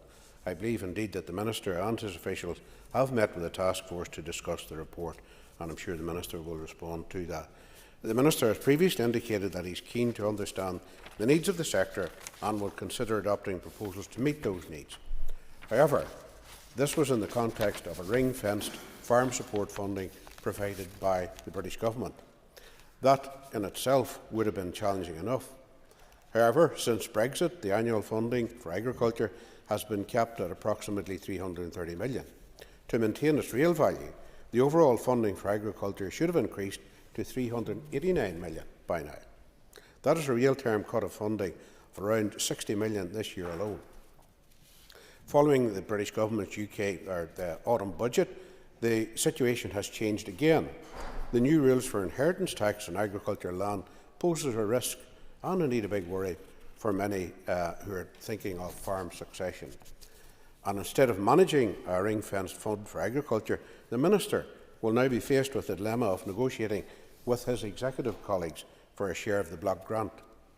As I've said before, and I expect the Minister will repeat again today, it was within the power of the executive to ring-fence funding for agriculture locally.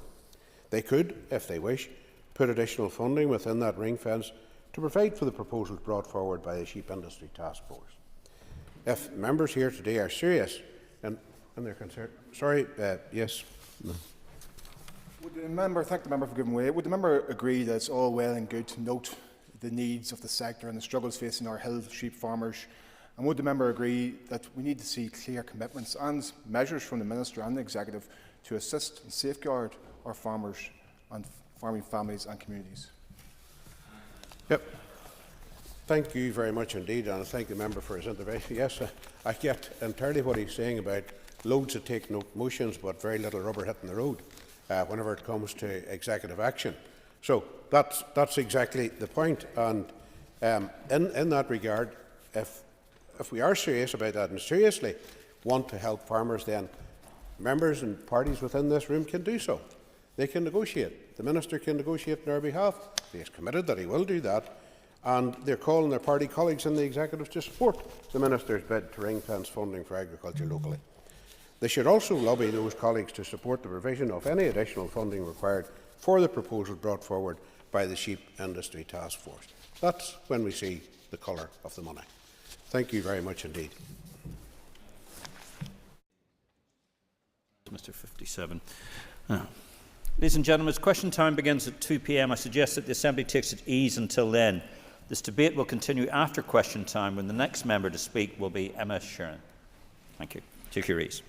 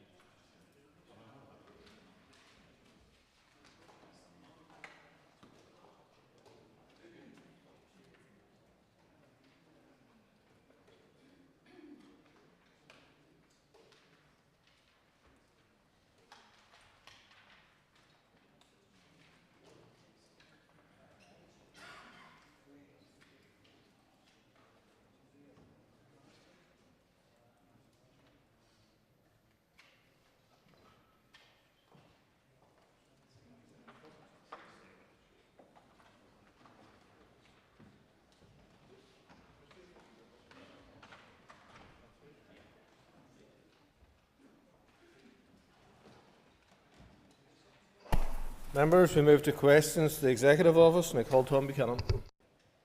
Number 1. Deputy First Minister. Thank you, Mr Speaker. The competition to appoint a new Commissioner for Victims and Survivors was launched on Monday the 11th of November.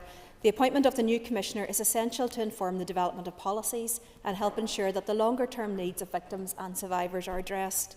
This is a key priority for the Executive. We are keen that the new Commissioner is appointed as soon as possible and would encourage anyone who feels that they could fulfil the role to apply. The closing date for applications is 12 noon this Friday, the 29th of November, and we hope to appoint the new Commissioner early next year. The date of appointment may be impacted by any notice period that the successful candidate is required to serve from their previous position. The appointment process is regulated by the Commissioner for Public Appointments, and as such it must comply with the Code of Practice for Ministerial Public Appointments. Mr Buchanan. Thank you, and thank you, Minister, for a response. The Minister will be aware through social media of a sign erected in Castledare calling for the boycott of businesses, stating there is no alternative.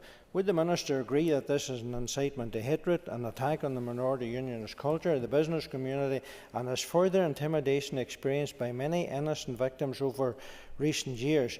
And will she join with me in condemning this action and calling on Derry City and Strabane Council to have it removed with immediate effect? Order. Some distance from the question, the initial question, but I'll leave it in the hands of the First Minister, Deputy First Minister. Thank you, Mr Speaker. Indeed, I know that the erection of such a sign will have caused significant hurt and distress right throughout the community, but particularly to those victims and survivors. I absolutely agree with you. It's absolutely wrong. The Council should remove it immediately. All intimidation is wrong. Sectarianism is wrong. And it is appalling to see that this is happening in 2024. So I absolutely agree with the member that we should stand united against this, and I welcome the fact that across this House people have united in opposition to what has happened. Ms Linda Dillon. Thank you, and thank you to the Deputy First Minister for answers. Deputy First Minister, can you outline in terms of the Commission, do you believe that it is still beneficial and required going forward? Thank you. I thank the member for her question. Look, absolutely. We know that for many, many thousands of victims and survivors, they continue to carry forward the pain of injuries, the loss that they have suffered, and many of them do continue to mourn. And I think it's incredibly sad as well that we have seen in recent years continued hurt being brought upon victims and survivors by words and actions. That should stop. It must stop. Victims and survivors have suffered the most in this place over the decades since the Troubles, and we should be there to support and help them, and that's why it's important that we have a Commissioner to champion the issues for victims and survivors, to fight for additional support, for example, for those who are bereaved, to help people navigate through the likes of the severely injured pension process. But of course we also know that sadly for many, many thousands of victims, they have not had justice, and therefore that fight continues, and we will be there to support them throughout that. Mr Speaker, a previous Victims Commissioner, Patricia McBride, caused outrage after being appointed when she described her terrorist brother as an IRA volunteer killed in active service. Can the Deputy First Minister advise the House why she didn't veto her appointment to the Judicial Appointments Commission, given that views which endorse or express acceptance for violence and terrorism are not protected political opinions? Thank you, Mr Speaker. I thank the member for his question. The arrangements for appointing commissioners to the Northern Ireland Judicial Appointments Commission are set out in the Justice Northern Ireland Act of 2002. I would make clear that this was a nomination nominated by the Lady Chief Justice. Ms Patricia McBride had served and continues to serve as a lay magistrate for the past 13 years since 2005. And regardless of what I may or may not think of her views and opinions, clearly in law it is not grounds to refuse a nomination on the basis of somebody's political opinion. Cathal Boyle. Just let hold question number 2, please. Minister. I thank the member for his question. We have been clear that we must build on the common ground that we all share to realise the potential of the site for the benefit of all. But we recognise that that will require us to move with consensus and sensitivity. We are absolutely committed to working with the Maze Lawn Cash Development Corporation to achieve that. No decisions have yet been made about the future of the site. Mr Boyle. I'm going to thank the Minister for her answers, but just can the Minister respond in terms of regeneration of the site? Will there be a need to improve the road connection? Minister. Look, absolutely, as one of the local MLAs for Lagan Valley in which the site sits, of course there is a recognition that that would require investment. Of course we must move forward with consensus on the site. We must move forward in a way that does not cause any further hurt or offence in terms of the site. But any development of the site, if anybody has gone to the Balmoral show, for example, they will know the infrastructure challenges around the site, and indeed in recent years that has been improved significantly. I had the opportunity to speak at the rally against the family farm tax just last week at the site, and again I think the infrastructure challenges around the site were very clear to many of those many thousands of people who were attempting to attend that rally. So yes, of course, any development in the future would require infrastructure, a significant infrastructure investment. Gilgay. Thank you, Mr. Speaker, and thank you, Deputy First Minister. In April, my colleague Saoirse Eastwood led an adjournment debate on the Maze Lawn Cache site, and in that the First Minister made remark that you would get options from the board on how to proceed to unlock the potential of the site. And what options did the board provide you with in terms of how to unlock the potential of the site, and how will you proceed? Deputy First Minister. Thank you, Mr. Speaker. I thank the member for her question. I understand that the member did indeed attend the site and spoke with the board there just last week. And indeed, as outlined in that debate, there will be a process of engaging with the board in relation to their views about the way forward. The board has just been recently appointed. They've just been in now a number of months, and I've no doubt that they will look at the previous plans and proposals and will look to revise those. And I think key to that, of course, as well, will be ensuring we maximise what is already there. The very successful Balmoral show and housing the RUAS. But of course, the Ulster Aviation Society going from strength to strength. 7,000 visitors over the Heritage Open Weekend, which is an incredible testimony to their many volunteers that they have there and the wonderful collection. And again, I would urge anybody to go down and to visit there. And of course, the air ambulance, having been called out over 4,000 times since they took up a position at the site back in 2017. So there is much to work with, but we will look forward to hearing those proposals developed by the board and to consider those in due course. Patsy Midlone. Thanks very much, Gurmagad, Concollia, and thank you, Deputy First Minister. Can I ask just, previously it was said that the business plan would be revised now that the outcome of the internal relocation exercise is known. Can you provide us with an update on that work, please? Absolutely, you're absolutely correct. So a draft business plan was submitted, but of course that included some aspirations around further works that would be required, most of those to do with the health and safety and the protection of the site. As a member will be aware, the budget of course is incredibly difficult and many of those bids were not met. So therefore the board are revising that business plan. We would hope to get that very shortly. They will have had some confirmation of the budget envelope that they're working within, and they will be looking at that and prioritising what works. They're under a number of legal obligations, particularly because of the health and safety requirements of the site and of course the listed status of the buildings in terms of basic maintenance and protection. So they will be looking at that and we hope to get that very, very shortly, I would suspect in the next number of weeks. Paul Fruit. Sure. Thank you, Mr. Speaker. We met with the Vaccine Injured and Bereaved Support Group on the 10th of July 2024. The group shared their concerns and experiences with us in what was a powerful and emotive meeting. And we would like to thank them for being so open with us in relation to their difficult and painful experience. We know it was not easy for them to come along and to tell of their personal experiences. So on behalf of the group, we wrote to the Minister of Justice to raise an issue in respect of coroner's inquests and the group's concerns about a number of investigations that have identified as being related to COVID-19 vaccines. We've also written to the Minister of Health and asked him to consider issues around care pathways for those suffering from health issues potentially related to the COVID-19 vaccines. We understand the Minister of Health has since met with the group and hope that this will lead to further understanding of the wider issues for all impacted. Mr. Fruit.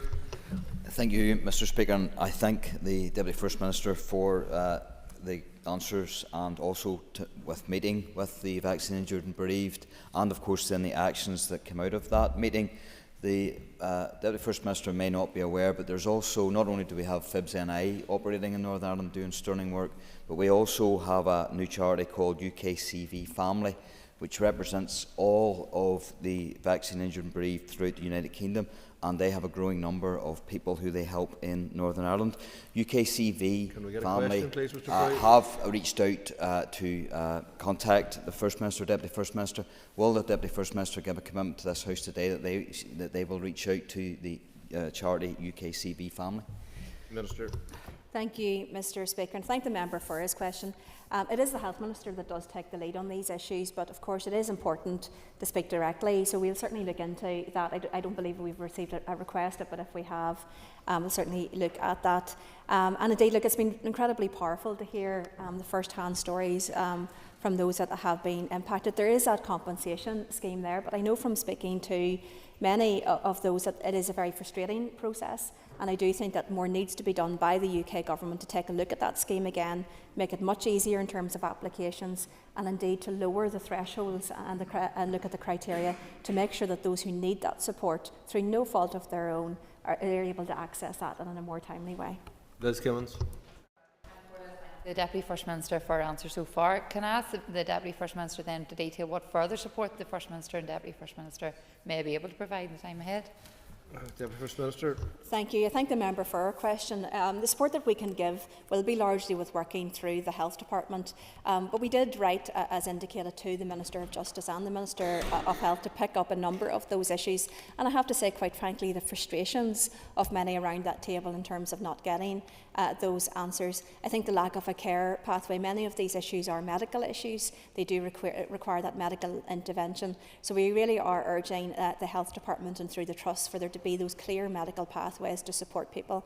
And I think really fundamentally that GPs and those that are first engaged with those that have injuries, that they are very aware of what that could be and actually treat those people with the absolute dignity and respect that they deserve. And I think that many have felt that that hasn't happened in the past, and I think that we do need that to happen as we move forward.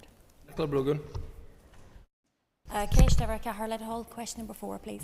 Sir. Thank you, Mr. Speaker. The investment strategy proposes a positive vision for the next 30 years, including detailed plans for investment and enabling actions over the next decade. It encompasses all areas of public infrastructure and includes a framework for planning and prioritising infrastructure investment. It also sets out the outcomes required of that investment and the mechanisms needed to ensure its efficiency and effective delivery. We are currently considering the draft investment strategy, after which we hope to be in a position to bring the strategy to the Executive. We expect this to happen in parallel with the final programme for government. Approval of the final investment strategy will then be a matter for the Executive. Nicola Brogan. Thank the Deputy First Minister for her answer. The Deputy First Minister will no doubt agree that investing in infrastructure is key to growing our economy. So can the Minister therefore outline how she will ensure that the successful delivery of the investment strategy, please? Deputy First Minister. Thank you, and I thank the member for an important question, because good infrastructure, the investment in infrastructure, the right infrastructure, are absolutely critical foundations for growing our economy and the delivery of our public services here in Northern Ireland. We see day in and day out the challenges that public infrastructure can bring to service delivery and impact that it can have on everyday lives of people. So look, we are determined through this investment strategy to try to tackle some of the big issues that have been barriers to delivery in the past. That includes, through the Strategic Investment Board, a very particular set of pieces of work to look at improvements in relation to the business case process, improvements to the procurement process, and of course, importantly, improvements to the planning process. We know that those 3 key issues can significantly slow down capital projects and investment. And look, I've said this before in this House, but it's very clear that if a project takes longer, it costs more. When capital projects cost more than originally projected, then we can do less with the capital money that we've got available, and we will never reach the potential or aspiration that we have. So improving the process is a huge part of our ability to deliver, and we're really focused on that at the moment. Deborah Ruskin, please. Speaker, and I thank the Deputy First Minister for her answers so far. On the view, the Infrastructure Minister didn't recognise the Northern Ireland water figures of 19,000 developments which can't be connected because of capacity issues. We know that this is an issue in terms of housing associations and getting houses onto the system. So we also have the draft housing strategy coming forward. So how can we ensure money is ring-fenced for capital infrastructure Northern Ireland water projects, which will be vital in delivering our programme for government commitments? Deputy First Minister. Thank you, Mr. Speaker. I thank the member for this question. This will be absolutely key to delivering against the 9 priorities I set out which will be brought forward. Very positive response in the public consultation to all 9 of those priorities. But of course, you're absolutely right. If we are going to achieve those priorities, we need to invest in that infrastructure, which is currently a barrier. And quite frankly, we know what the challenges are. And I think it is important that we work together to get into problem-solving mode in relation to all of these issues, driving forward transformation of the process, ensuring better implementation and delivery. But of course, you're absolutely right, getting the right investment in the right place to ensure that we can unlock that potential. We've got a key priority to build more social and affordable housing. We are only going to be able to do that if we fix our water and sewage challenges. So we want to work with NI Water. We want solutions, not just a computer says no approach to these things. That will require investment, that will require us working with them, and will require them stepping up as well in terms of looking at those solutions and implementing that change. Paula Bradshaw. First Minister, for your answers. I was at the Northern Ireland Chamber banquet dinner last week as you were speaking, and Sinead and maybe others were there, and it was a wonderful occasion, and you spoke about the investment strategy. There was such a can-do attitude in the room. To what degree will the private sector be able to drive the prioritisation of the investment strategy? Thank you. Thank you. I thank the member for her question. Indeed, I commend the NI Chamber for what was a very successful event. In fact, when I was saying the computer says no, that's what jumped out of my mind about the event on Thursday night. You're absolutely right. There's a can-do attitude. I believe that there is an optimism out there right throughout Northern Ireland and the business community. The budget was very challenging for them. I'm sure that she, like me, picked that up from many of the businesses there. Concerns about issues, for example, such as the national insurance increased contribution for employers, but other issues as well. So look, we need to work, and my key message on Thursday night was our determination, my determination to work hand in hand with the business community, because economic growth unlocks the potential of this place. It helps us in terms of our public service delivery and our core public services, but of course with that economic growth comes better jobs, good jobs, that investment in every part of Northern Ireland that we want to see. So of course we should be working very closely with the private sector and the business community, as I said, to find those solutions to the challenge that we face right now and to push through that vision of optimism, but a real tangible application and implementation of the changes that they want to see as well. Matthew O'Toole. Speaker, Minister, when you were at the dinner on Thursday night, and I don't begrudge you a night out, the Infrastructure Minister was on TV explaining that he didn't really think there were fundamental challenges with how NI Water was funded, but clearly there are, in the sense that houses are not being built. Major infrastructure developments in this region are being completely slowed down. You just said to your colleague that there needed to be practical action. You just said to Paula Bradshaw that there needs to move from optimism into delivery. What is that going to look like? When are we actually going to see plans from the executive in terms of how you are going to meaningfully increase the funding for Northern Ireland Water? Because at the minute, it's just words. Sure.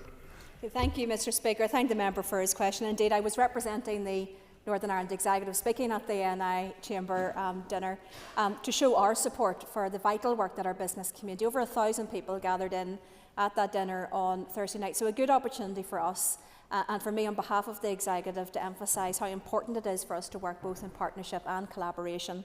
In fact, it is absolutely essential if we're going to have that economic growth.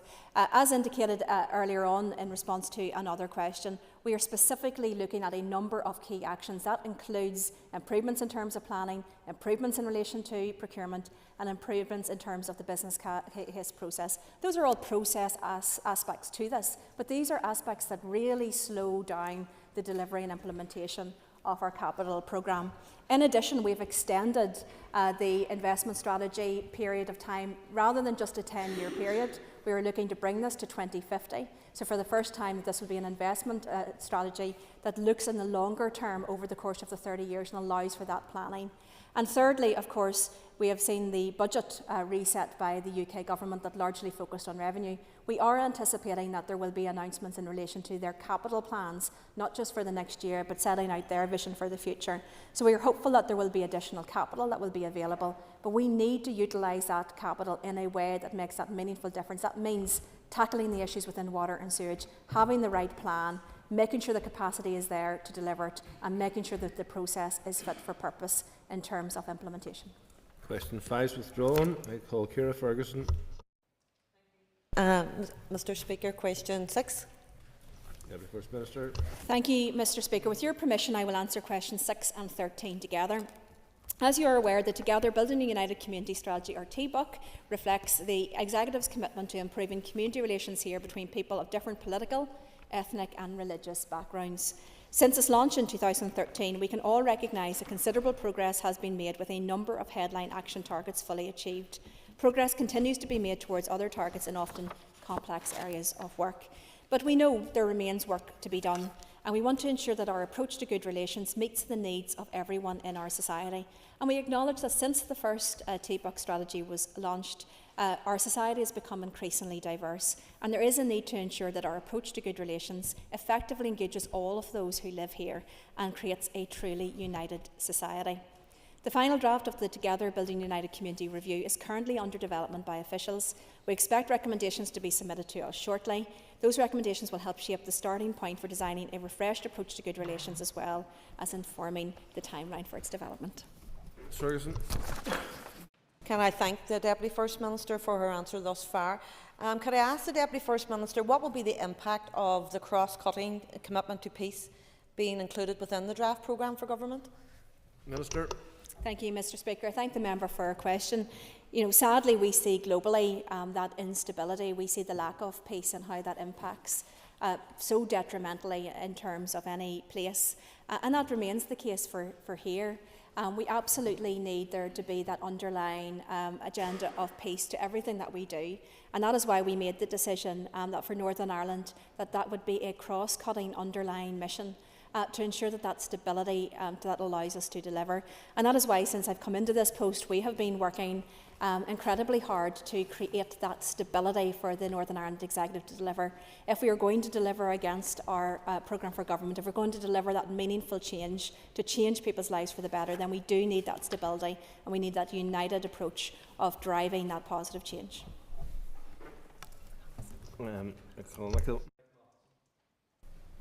Thank you, Mr Speaker.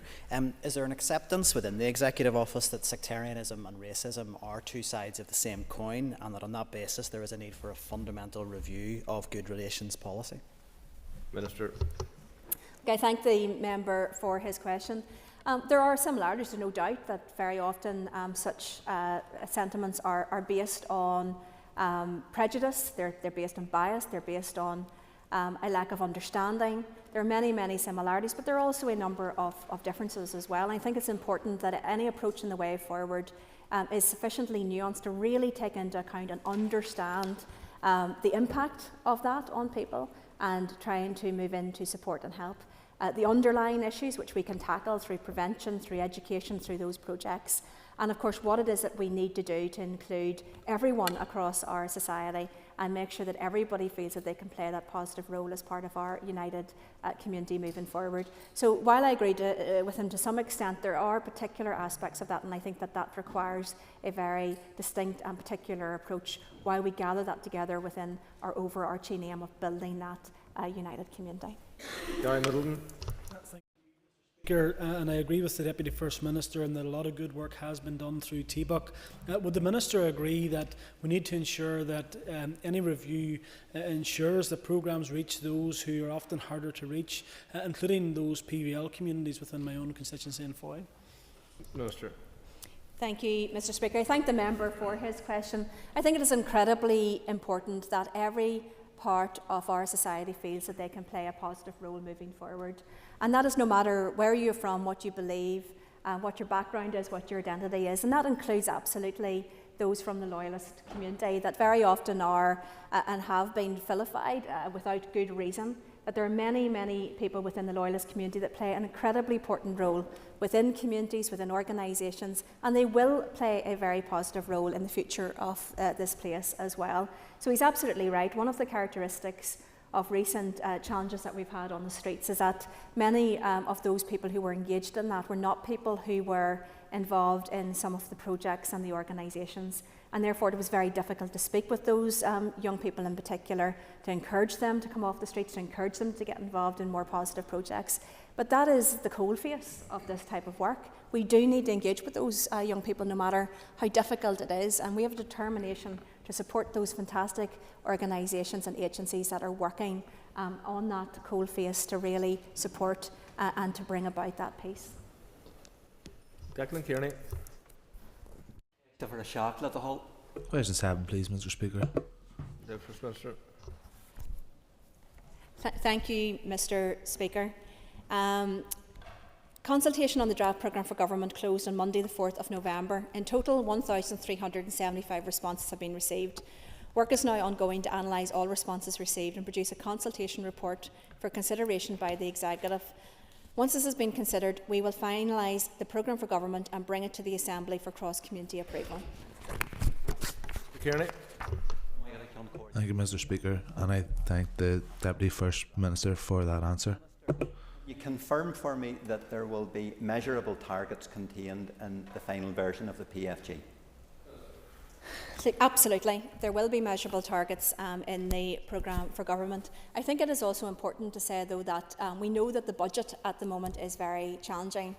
We are working very hard, for example, with the Health Minister, with the Minister for Education and others to try to ensure a satisfactory outcome in relation to public pay settlements.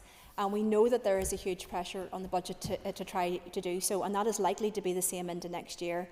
But the key thing is that we set realistic targets, but targets that have some aspiration about them, but also that those targets are scalable, that when additional money is available, then we are able to grow our ambition in terms of a reset of those targets to increase what it is that we need to achieve. So we're actively looking at this at the moment, and yes, there will be those targets set down.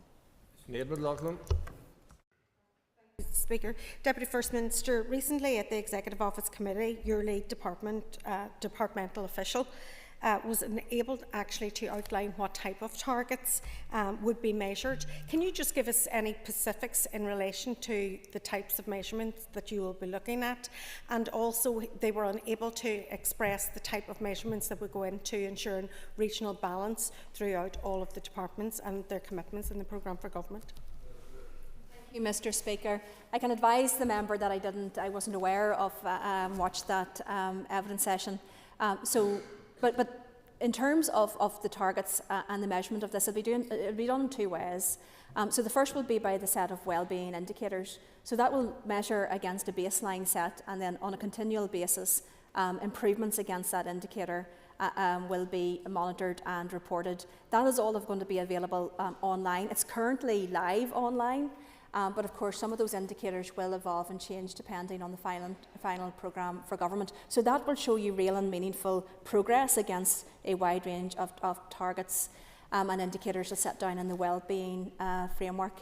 And then the second way it will be measured is through the specific targets against each of the priorities. Now, one of the reasons why they may not have been able to give you the specifics of that at this time is that those will of course be led by the ministers who are leading that particular priority. So for example, on health waiting lists, that will depend on the budget that is received and then what will come back from the Health Minister in terms of the specific targets.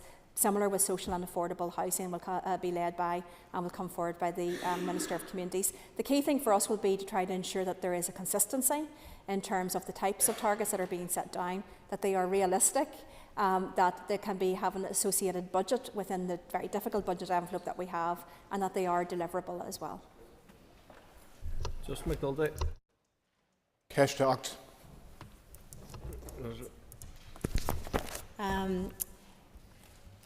I thank the member for the question. Enhancing our reputation and relationships internationally has been and will continue to be of vital importance, and this is at the core of our international work. However, we must stress that foreign policy is a reserved matter for the United Kingdom government, and therefore we've had no engagement on this. That draws to a conclusion the opportunity for questions. Move to topical questions, and I call Matthew O'Toole. Thank you, Mr. Speaker. Deputy First Minister, if the independent review that the Environment Minister has appointed comes back and recommends the creation, as multiple reviews have done in the past, of an independent environmental protection agency, will you and your party support one being delivered in law? Thank you, Mr. Speaker. I thank the member for his question. We'll take a look at that report when it reports back. Admirable, thank you, Mr. Speaker. Admirable concision from the Deputy First Minister. We've had a lot of words during the previous part of the question session. But it is clear that we are failing on climate and the environment, and there is precious little ambition in the programme for government or more broadly from the executive. We've seen the impact of climate change in recent days in flooding. This isn't a theoretical lefty obsession. This is real, and it's affecting homes and businesses across this region. Deputy First Minister, are you committed to climate change? Will you commit that if there are substantive proposals to bring an independent environmental protection agency and meaningful carbon budgets and a climate action plan, that you will do your job and make sure they're supported and implemented and can get through the executive? Minister. Thank you, Mr. Speaker. I thank the member for his question. There is a piece of legislation that was passed by this House. That piece of legislation sets down targets. Those targets are a legal requirement. So, of course, everything we say is within that context. It is important to say that any of the proposals, including an independent environmental agency or body, is not going to be the silver bullet in terms of these issues. These agencies do exist elsewhere, and there are still significant environmental issues. But of course, it would be entirely wrong of me to prejudge the outcome of that report. And as I have said, I will take a look at that report when it is produced and make decisions on that, depending on what that report says. Alan Chambers.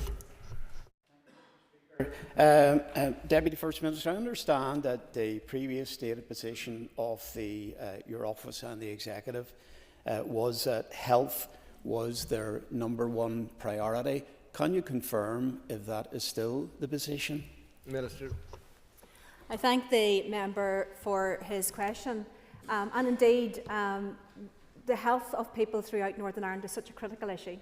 Not just in terms of their own person, in terms of the pain that people are suffering sitting on a waiting list, in terms of trying to ensure that everyone in Northern Ireland can live a healthy and thriving life. But of course the impact on the economy of people not being able to go back to employment or having to come out of employment because they're sitting on a health waiting list. So I can absolutely assure the member we need that transformation of the health service. I want to see that transformation of the health service. I want to see the NHS here work for everyone, and we have made that very firm commitment right at the heart of the programme for government, and indeed working hand in hand, shoulder to shoulder with the Health Minister to try to ensure that transformation and change to bring down those health waiting lists and improve those outcomes for people.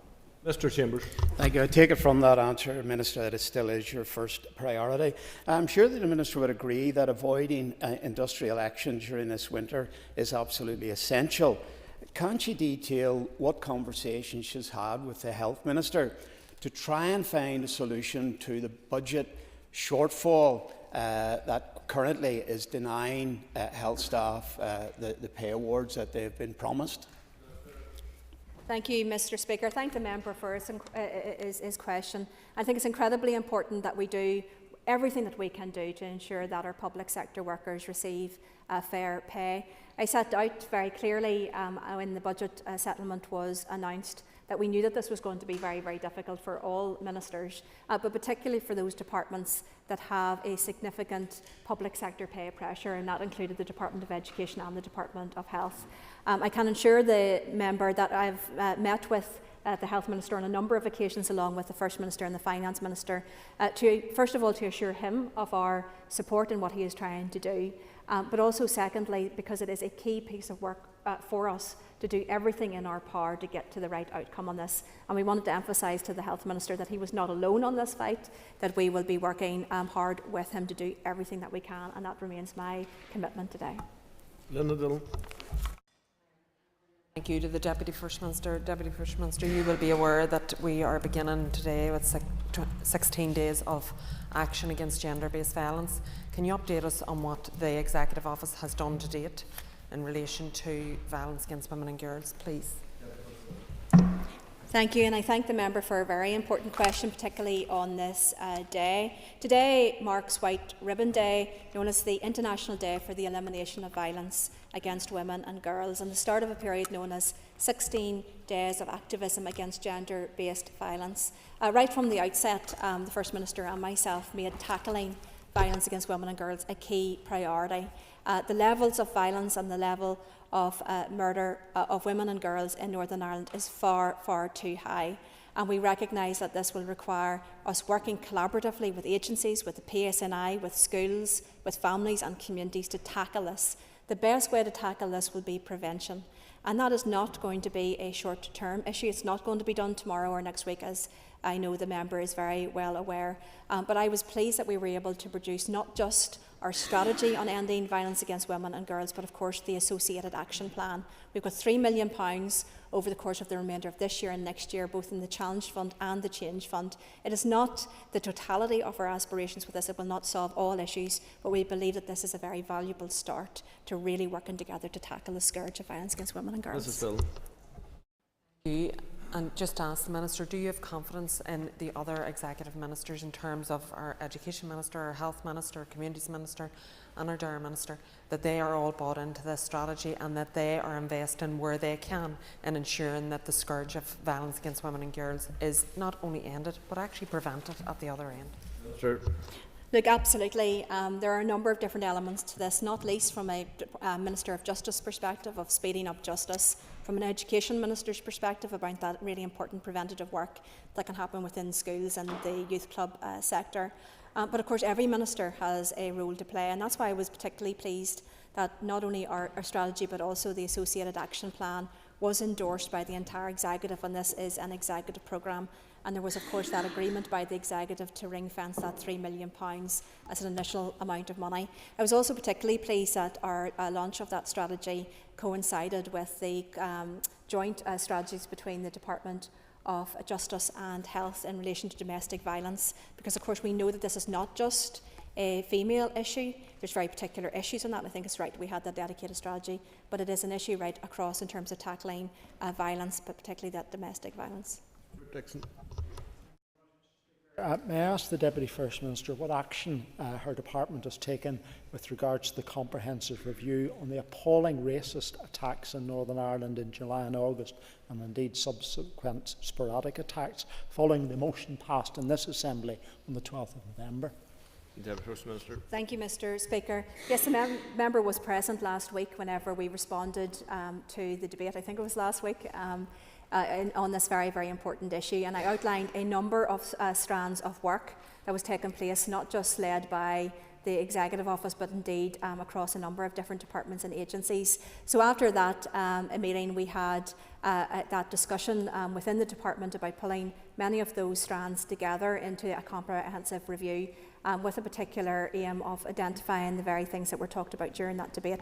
So we would hope to give an update on that in due course, but that work has commenced. Mr. Dixon.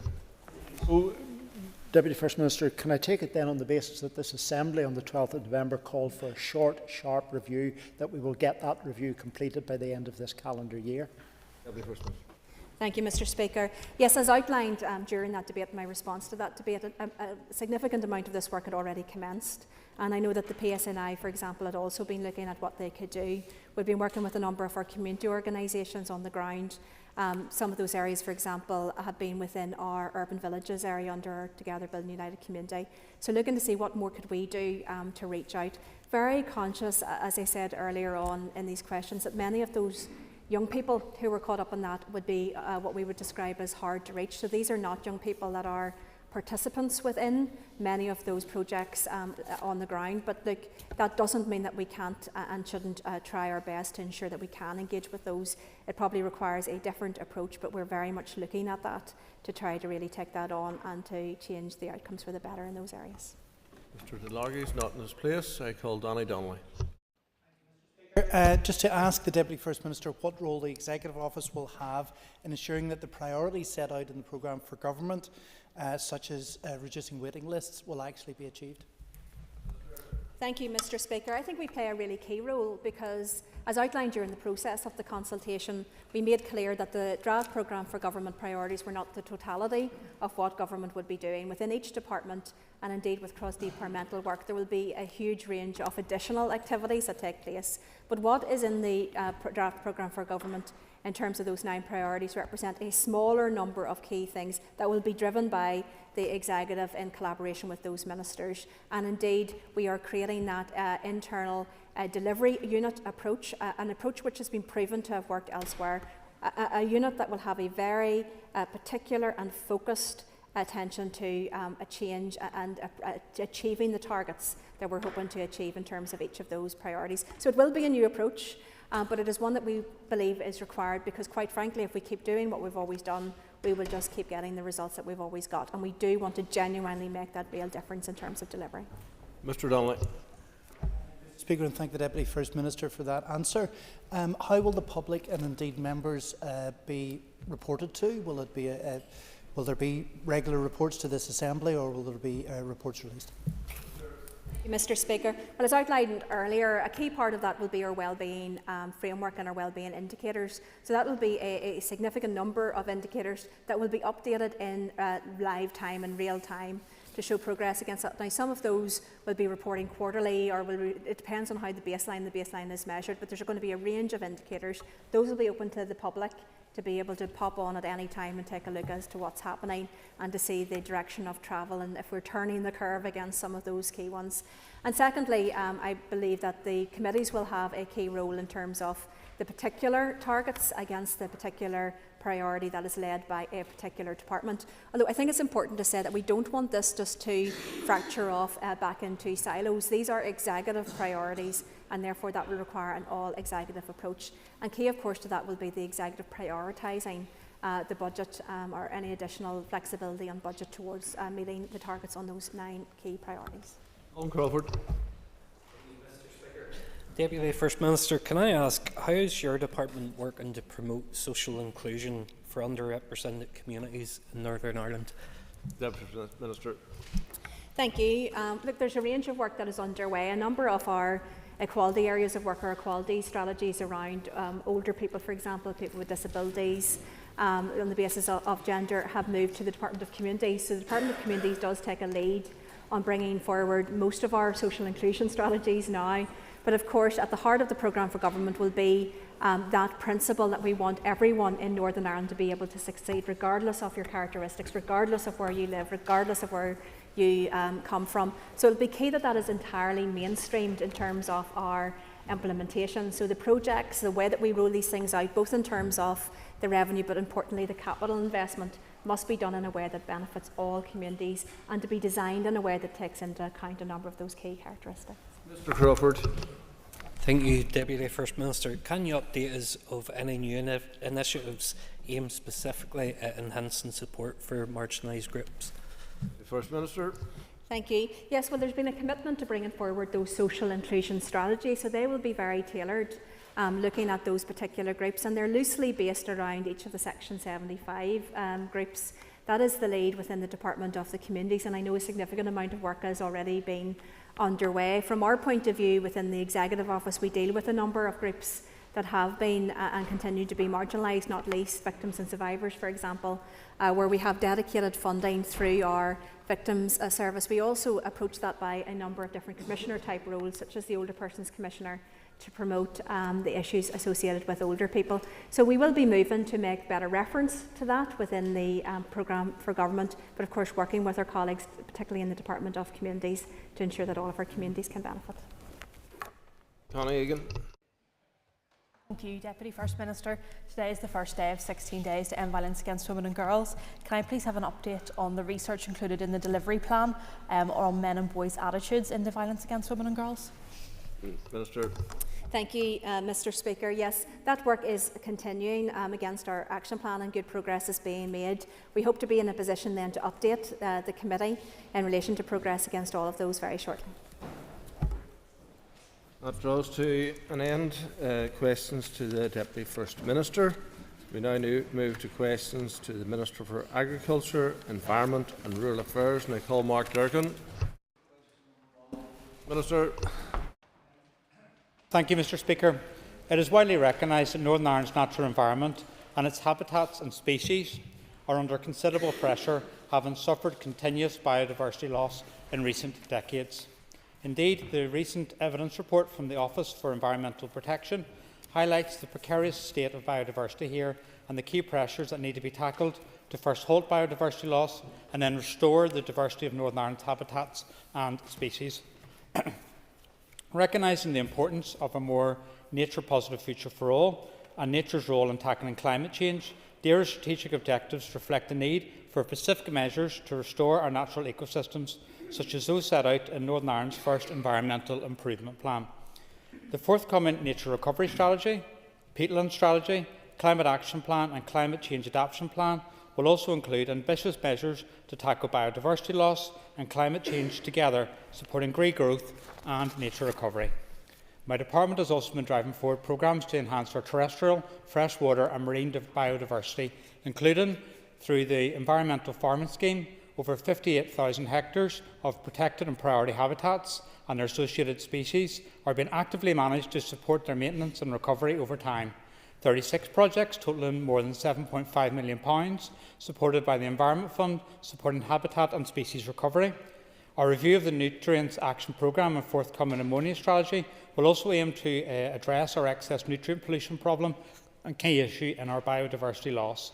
Public consultations on a number of marine conservation-based strategies and action plans for habitats and species are also underway. I am fully committed to restoring our natural habitats, species and ecosystems and taking the necessary steps to deliver a nature-positive and climate-resilient future for all. Mr Durgan.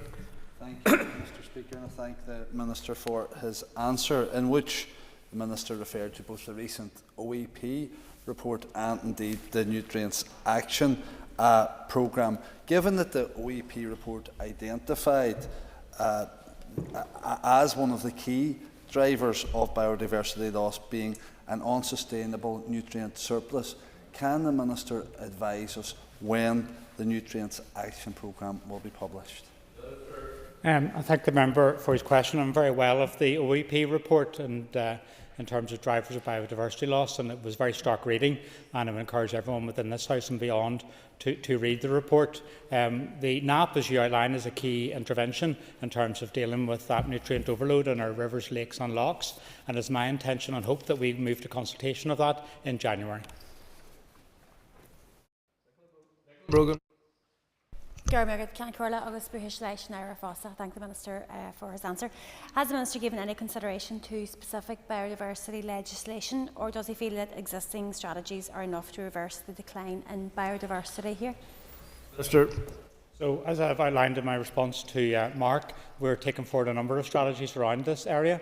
In the shortened mandate that we have, and within the resource pressures within my department, the ability to take forward legislation in a specific area is something that is challenging for me. I am aware, however, that the originator of this question, Mark H. Durkin, is bringing forward a private member's bill. I've already met with the member in relation to that, and hopefully we can work cooperatively in relation to this, because I think all of us in the House have got a commitment to improving our environment, and if we can work together on these things, we can achieve so much more. Andrew McMurray. Thank you, Minister. Just to ask the Minister how the protection of peatlands can improve biodiversity. So peatlands are absolutely key in this, and we're already doing work in that regard, and we have shared island funding, which has proven really useful in relation to the actions we can take towards peatland restoration. And I've seen some of that work across Northern Ireland in action in recent months. But what we want to do is we want to take that further and bring forward our peatland strategy, because we can use our peatlands as a way forward in terms of tackling the challenges we have, not only, but specifically in relation to greenhouse gas emissions. Thanks, Mr Speaker. Question number 2. Minister. I remain committed to bringing forward legislation to regulate third-party sales of pups and kittens in Northern Ireland, and I expect to be in a position to announce policy proposals by the end of this year, along with a number of other key proposals which I am confident will deliver improvements to the lives of companion animals. It is my desire that any legislation will be a significant step change for Northern Ireland and delivers for citizens and stakeholders. That is why I have invited the Northern Ireland Companion Animal Welfare Group to meet with me on the 4th of December so we can discuss priority reforms for animal welfare.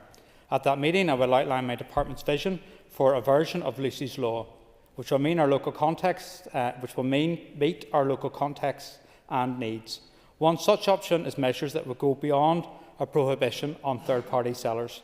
It is my desire that any legislation introduced in this space will generate greater transparency and accountability in the marketplace by enabling purchasers to identify where the pet has came from. Therefore, I am also minded to bring forward further measures so we can improve animal welfare in Northern Ireland. Any proposals I bring forward will, of course, be subject to public consultation. Mr Blair. Mr Speaker, I thank the Minister for that reply and the news that there has been real progress on bringing forward Lucy's Law, which will be widely welcomed across the animal welfare sector. Can I ask, in addition to that, what measures the Minister is taking to improve animal welfare more generally in the remainder of this mandate? So I'm very, very passionate about improving animal welfare standards here in Northern Ireland. It is something that we have lost pace with due to the collapse of the Assembly, and I'm determined to do the work I can within the resources within my department to catch up upon that. So I will be engaging with stakeholders because I want to do this as a process of co-design, and I want to work together on this. And as part of that engagement, we'll be discussing some future measures we can take forward together to improve animal welfare. I'm already of the mind very clearly that we should bring forward a ban on the use of shock collars and also compulsory microchipping of cats, as well as also strengthening current legal requirements. It is important we work together on this, and there's many more things we can do to protect animals against cruelty in Northern Ireland. Deborah Erskine. Thank the Minister for his answers so far. He will know that I've raised this in the Chamber before in relation to my own constituency in terms of puppy farming, but I'm interested to know what level of council engagement has been taking place in relation to Lucy's Law, because there seems to be a slight turning a blind eye to this in council areas. Lucy's Law gives an opportunity to limit one breeding licence per premises. So what level of council engagement is happening right now? Minister. So, two aspects from your question. I think if you're aware of any concerns from district council engagement, if you bring it to myself, I can engage with the councils around that constructively. The stakeholder engagement will include district councils in terms of our reforms of animal welfare legislation, because they're key partners in this, and it's something I wish to discuss in terms of dog breeding establishments at that forthcoming meeting. Anya Murphy. Collier, and as the Minister is aware, a recent investigation carried out by Victoria Johnson of the Impartial Reporter highlighted a number of loopholes within the current dog breeding establishment legislation. Will the Minister consider undertaking a fundamental review of existing legislation in relation to dog breeding establishments? Minister. So I read the Impartial Reporter and the reports and concerns around this issue. It's something that is on my mind and is of great concern to me, and that's why when we get together very soon with those stakeholders, this is going to be an issue on the agenda, because I get the public concern, because I also share it, and we want to look at what more we can do in this area. Timothy Gallison. Minister. You will be aware from my answer to his previous question, I have no role to play in this matter. Mr. Gallison. Thank you very much, Mr. Speaker. Special advisors taking up new jobs have to comply with the Northern Ireland Civil Service Standard of Conduct in order to maintain public trust and avoid the risk that a firm or organisation might gain an improper advantage. That hasn't happened in relation to Dr. Carson. You claim, Minister, there's nothing to see here. Will you therefore be asking the head of the Civil Service to investigate this matter? Minister. The head of the Civil Service has no remit in relation to this matter. Peter Martin. Thank you very much for your answers so far. Minister, your special advisor told you on Sunday the 4th of August that she was resigning, and you agreed a highly unusual, perhaps some would say unprecedented period of notice of some 9 days. Can the Minister provide any reason for this very short period of notice? Minister. This was not highly unusual. Dan Armstrong. Question number 4. Minister. Bovine TB is one of the most challenging issues faced by both cattle farmers and my department. The cost of delivering the Northern Ireland Bovine TB programme was almost £56 million last year, whilst current estimates indicate a rise in programme cost to approximately £60 million for this financial year. Since becoming Minister, I have heard directly from farmers of the impact this is having from both a financial perspective, but also importantly on their mental and physical health. I'm particularly conscious of the current increase in animal incidence, which now stands at over 1%, as this points towards larger breakdowns and more cattle being slaughtered for disease control. Indeed, over 20,000 cattle have been removed from farms in Northern Ireland in the last 12 months. This, coupled with an increase in the market value of cattle, has seen compensation payments rise from just under £36 million in the last financial year, a significant increase in preceding 5 years, where the average compensation bill was just over £21 million.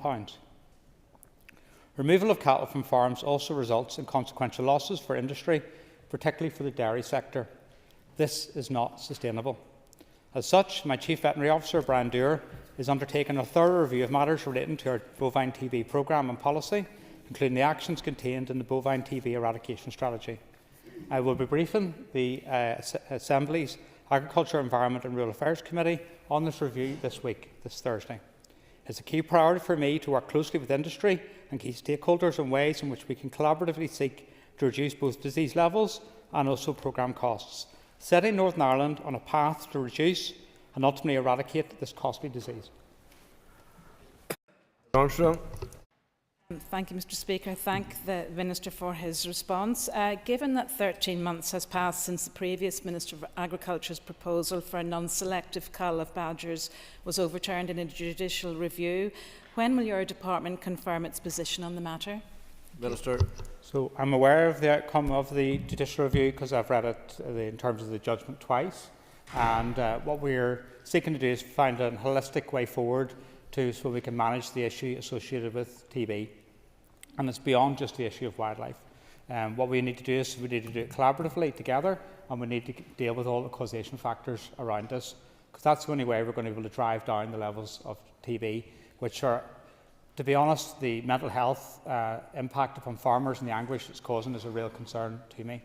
So I'll be going to the committee on Thursday with Brian as Chief Veterinary Officer, and we'll be outlining Brian's report. And I just hope that everyone gives Brian's report a fair hearing, because collectively we need to work together on this issue. Lynn Dillon. Sorry, hearing is not very good. Thank the Minister for his answers so far. Minister, can you outline what collaboration you have had with your counterpart in the 26 counties in relation to this, given that there is quite a gap between the percentages here and there? And is there best practice that we can learn from in the South? And I'm glad to hear you saying that you're worried about the mental health of farmers, because this has a devastating impact for those farm families that are impacted. Minister. I thank the member for her question, and it's a really important question. So at the last North-South Ministerial Council, after that I had a lengthy meeting with Charlie McConalogue as the Minister in the South around this specific issue, and what they're doing, what we're doing, and how we can work together on this, because we're, in terms of animal health, we're a one All-Ireland unit in relation to this, and we need to share our experience, and we need to work together a bit more closely in relation to that. And that's helping inform some of my decision making around this. But I'm also looking at what's happening in England, Scotland and Wales and beyond in regards to this. So be assured that we are working together on these issues, and it's something I'm keen that we accelerate over the time ahead. William Irwin. Will the Minister accept that other regions of the UK and indeed the Republic of Ireland have been much more proactive in their fight against TB and have much lower levels of TB as a result? So the levels of TB across the UK and Ireland vary, and we know, for example, that Scotland is very, very low if it's considered to be free of TB, where we know the levels in Northern Ireland are unsustainable. I know that deeply, not because of just the financial implications for my department, but this is something that's regularly raised with me wherever I go. So what we've got to do is we've got to take learnings from not just across the UK and Ireland, but beyond, to see how collectively we can drive this down. And I would urge everyone to work with us on this, so we can take learnings from what is the Chief Veterinary Officer's report, and we can chart a better path forward to reduce the incidence levels of TB. John Mulholland. Mr. Speaker, and thank you, Minister. Minister, will there be a consultation on future wildlife interventions? Minister. So I can confirm, and members will be aware of this, that in terms of any future wildlife interventions, there will be a consultation in relation to that.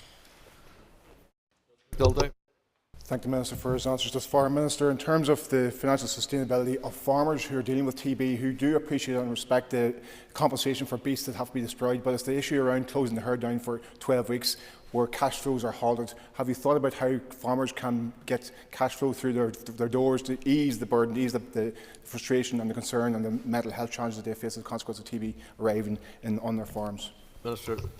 Thank you, Justin, for your question. What I would say to people is that the Chief Veterinary Officer's report will be published on Thursday, and I would encourage yourself and others to read through that and give consideration to what has been said in regard to that. In relation to the specific issue with regards to compensation, when I took over office in February, the Secretary of State had instructed that there would be a consultation on reducing that compensation from 100% to 90 and then 75. What I've done is I've worked with the Finance Minister to ensure that we have the funding in place, so we don't need to do that. We do need to get assurance for the next financial year that we will be able to continue that position, because it's absolutely key that my department is properly funded so we can fulfil all our statutory functions, including in relation to the issue associated with TB compensation. John Stewart. Sir. Sheep scab is one of the most severe skin conditions of sheep. It is highly contagious, responsible for large economic losses, and is a significant welfare concern. Sheep scab remains a notifiable disease in Northern Ireland. The Sheep Scab Order 1970 places a legal obligation on any person who has reason to believe that sheep in their possession or care have sheep scab to notify their local divisionary veterinary office. My department welcomes and continues to support the efforts of industry stakeholders, such as the Northern Ireland Sheep Scab Control and Eradication Stakeholder Group, in tackling sheep scab, and commends them on the success of their pilot, which was Stamp Out Scab.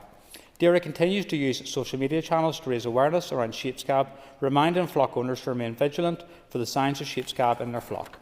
The DAERA website provides details on the disease, including clinical signs, how the disease is spread, and key advice to industry on preventing spread.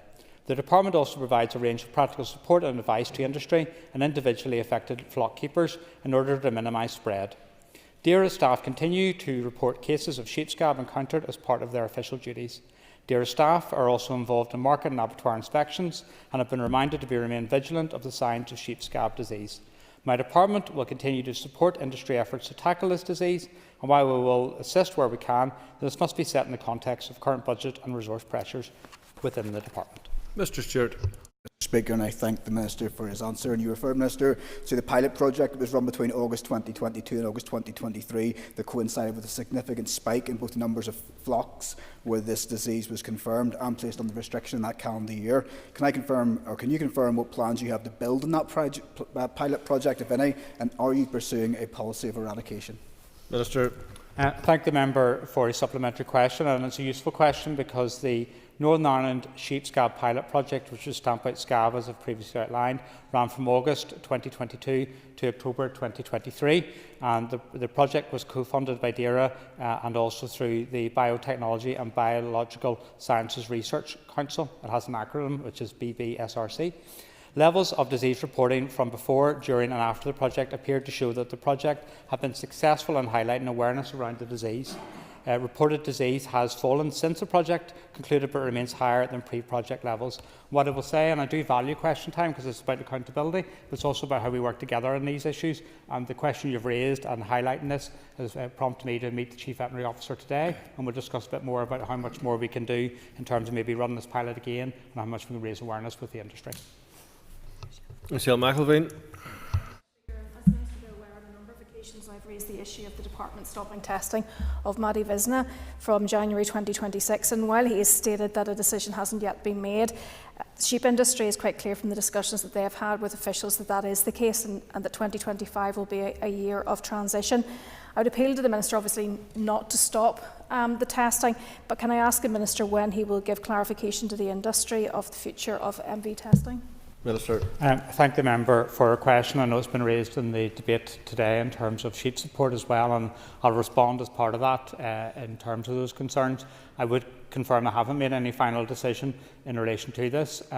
Any decision that I will take on this matter will be communicated at first instance to the committee, which I think it's important that I do that. I would like to give clarity as soon as I can, but I also need to work with officials who are also dealing with other issues as well, such as around the issue of TB. So I'll look at speedily to be able to give clarification on that. Can't give you a defined timescale, but I get the concerns around this. The need to communicate clarity around the situation going forward. John Buckley. Mr. Speaker, with your permission, I'd like to answer questions 6, 10 and 12 together.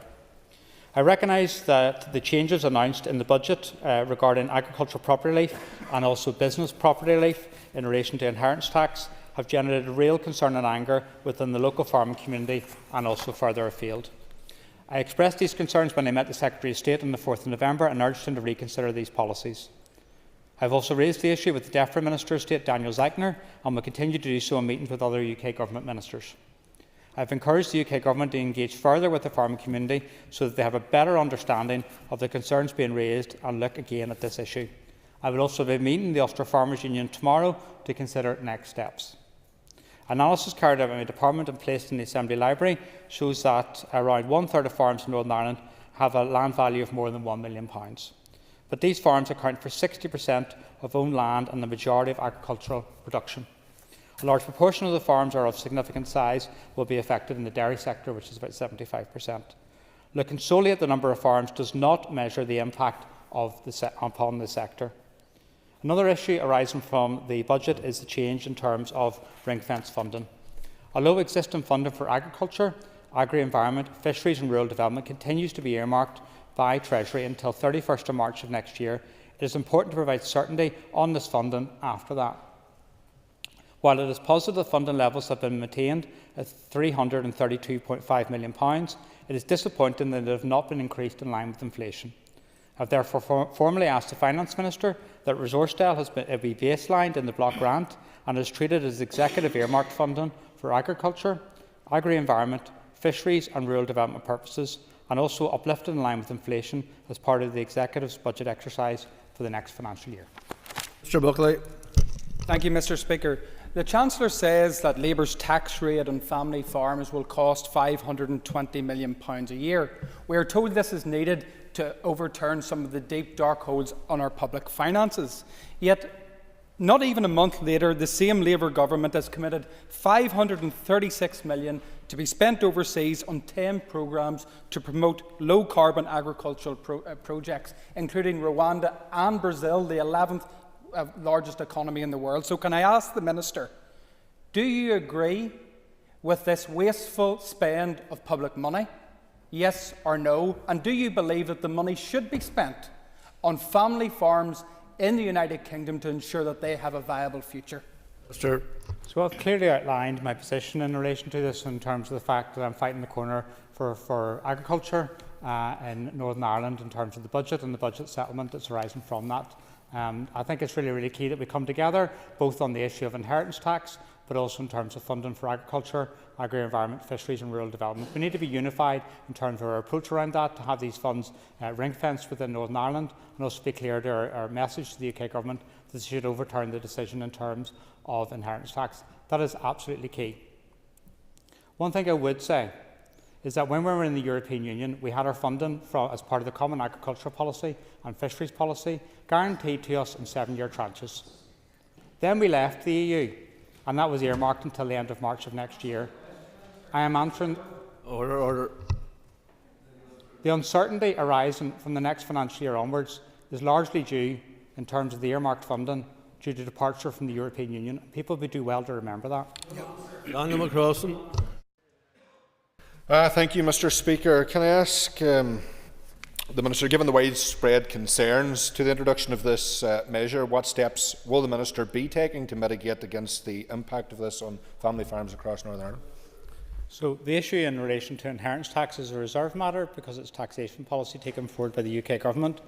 What I am mindful of is that if this tax change does proceed, and I have received a letter back from Treasury today, very much clearly of the opinion that they're not for turning in regards to this, but I will continue to engage with them and urge them to rethink their matters in regards to the inheritance tax, is that we need to have a much bigger focus upon the issue of succession planning within farming in Northern Ireland. The Department is bringing forward the Farming for the Generations scheme, which is in a pilot initiative at the moment, and there's more details available on our website in regards to that. But what we're going to need to do over the time ahead is to scale that up so we can assist farmers in terms of succession planning, because this is absolutely key we do that. Matheson. Thank you, Mr Speaker. Bearing in mind the very difficult context that you've set out, can you provide more detail of what work is being undertaken in conjunction with the Finance Minister to secure the earmarked funding for agriculture, agri-environment, fisheries and rural development? Minister. So I've written to the Finance Minister. I've also discussed this issue with executive colleagues. I had planned to meet the Finance Minister later on this afternoon, but due to Assembly business, which is the timing of that's moved on and not be possible to do that, but I will seek to reschedule that meeting and make it very clear in terms of my continued call for us to have those funds earmarked within Northern Ireland, so we can give certainty to not just the farming community but also to our fishing communities across Northern Ireland, and also be able to provide that support for agri-environment and rural development. I'm very keen to ensure that we can give that clarity as soon as possible, and one of the key issues that we need to agree a draft budget for the next financial year by the Executive as soon as possible. Declan McAleer. The Minister will be aware that in England last year, over 50% of land sales was by private equity companies, and super wealthy have no interest in farming. Is the Minister aware of any steps being taken to prevent this happening and so ensure that farmland remains in food production and accessible to farm families? Thank you. Yeah. So the member highlights one of the reasons that's been cited by Treasury for this change, and I believe that it would be in the gift of Treasury to be able to tackle that issue without this having this disproportionate impact it's having in Northern Ireland. Northern Ireland is made up of a patchwork quilt of family farms. They're the bedrock of our rural community, and this change in terms of inheritance tax is causing real concern to those family farms in Northern Ireland. And I will engage with the Ulster Farmers Union tomorrow in terms of some constructive suggestions we can be making back to the UK Government to how to alleviate these concerns and the damage it could have to Northern Ireland. Cheryl Brownlee. Question 7. Minister. The Department for Infrastructure, as the Policy Lead Department for Rural Transport, provides grant aid from their Rural Transport Fund budget to 11 rural community transport providers across Northern Ireland, across all of Northern Ireland, to deliver their Dial-a-Lift scheme. Through the TRIPSI framework, and I'm sorry that's another acronym, but my department is made up of them, DAERA has worked with the Department for Infrastructure to develop the Assisted Rural Travel Scheme, which is otherwise known as ARTS, which permits rural dwellers entitled to a smart pass to use it on rural community transport vehicles. This intervention brought equivalency to services that urban dwellers were able to avail of and provided free or half fare travel on trips provided through the Department for Infrastructure's Dial-a-Lift scheme. Since it was introduced in 2011 to 2012, my department provided funding of just over £8 million to the Department for Infrastructure to support the delivery of Assisted Rural Travel Scheme. In recent years, my department has provided £560,000 annually to the Department for Infrastructure. It is intended that this will be transferred to the Department of Infrastructure as part of the opening budget for 2025-26 outcome and included in the department's baseline for future years. My officials will continue to meet with our counterparts in the Department for Infrastructure to ensure the needs of rural dwellers are adequately considered. A working group has been established which includes officials from the Department of Infrastructure, the Department of Health and also my department, and I attended that alongside my two counterpart ministers. The working group will consider whether transport in the community can provide a more cost-effective value-for-money service delivery model to meet the needs of rural users. It will also investigate the potential for community transport providers to be part of a collaborative group of transport options and pathways that can be accessed by the population. Ms Brownlee. Thank you, Mr Speaker, and thank you to the Minister for his answer. I'm sure he'll agree with me that community transport is absolutely critical, particularly within our rural communities. But Minister, if you could give an update, I know there was a cross-departmental working group that took place on the 9th of September. Could you provide some more detail in terms of the agreed outcomes and the agreed way forward that this working group will work collaboratively together to deliver for all in Northern Ireland? Thank you. So it was good to be at that meeting, and I previously covered infrastructure before becoming a minister, and it's something that I'm quite passionate about.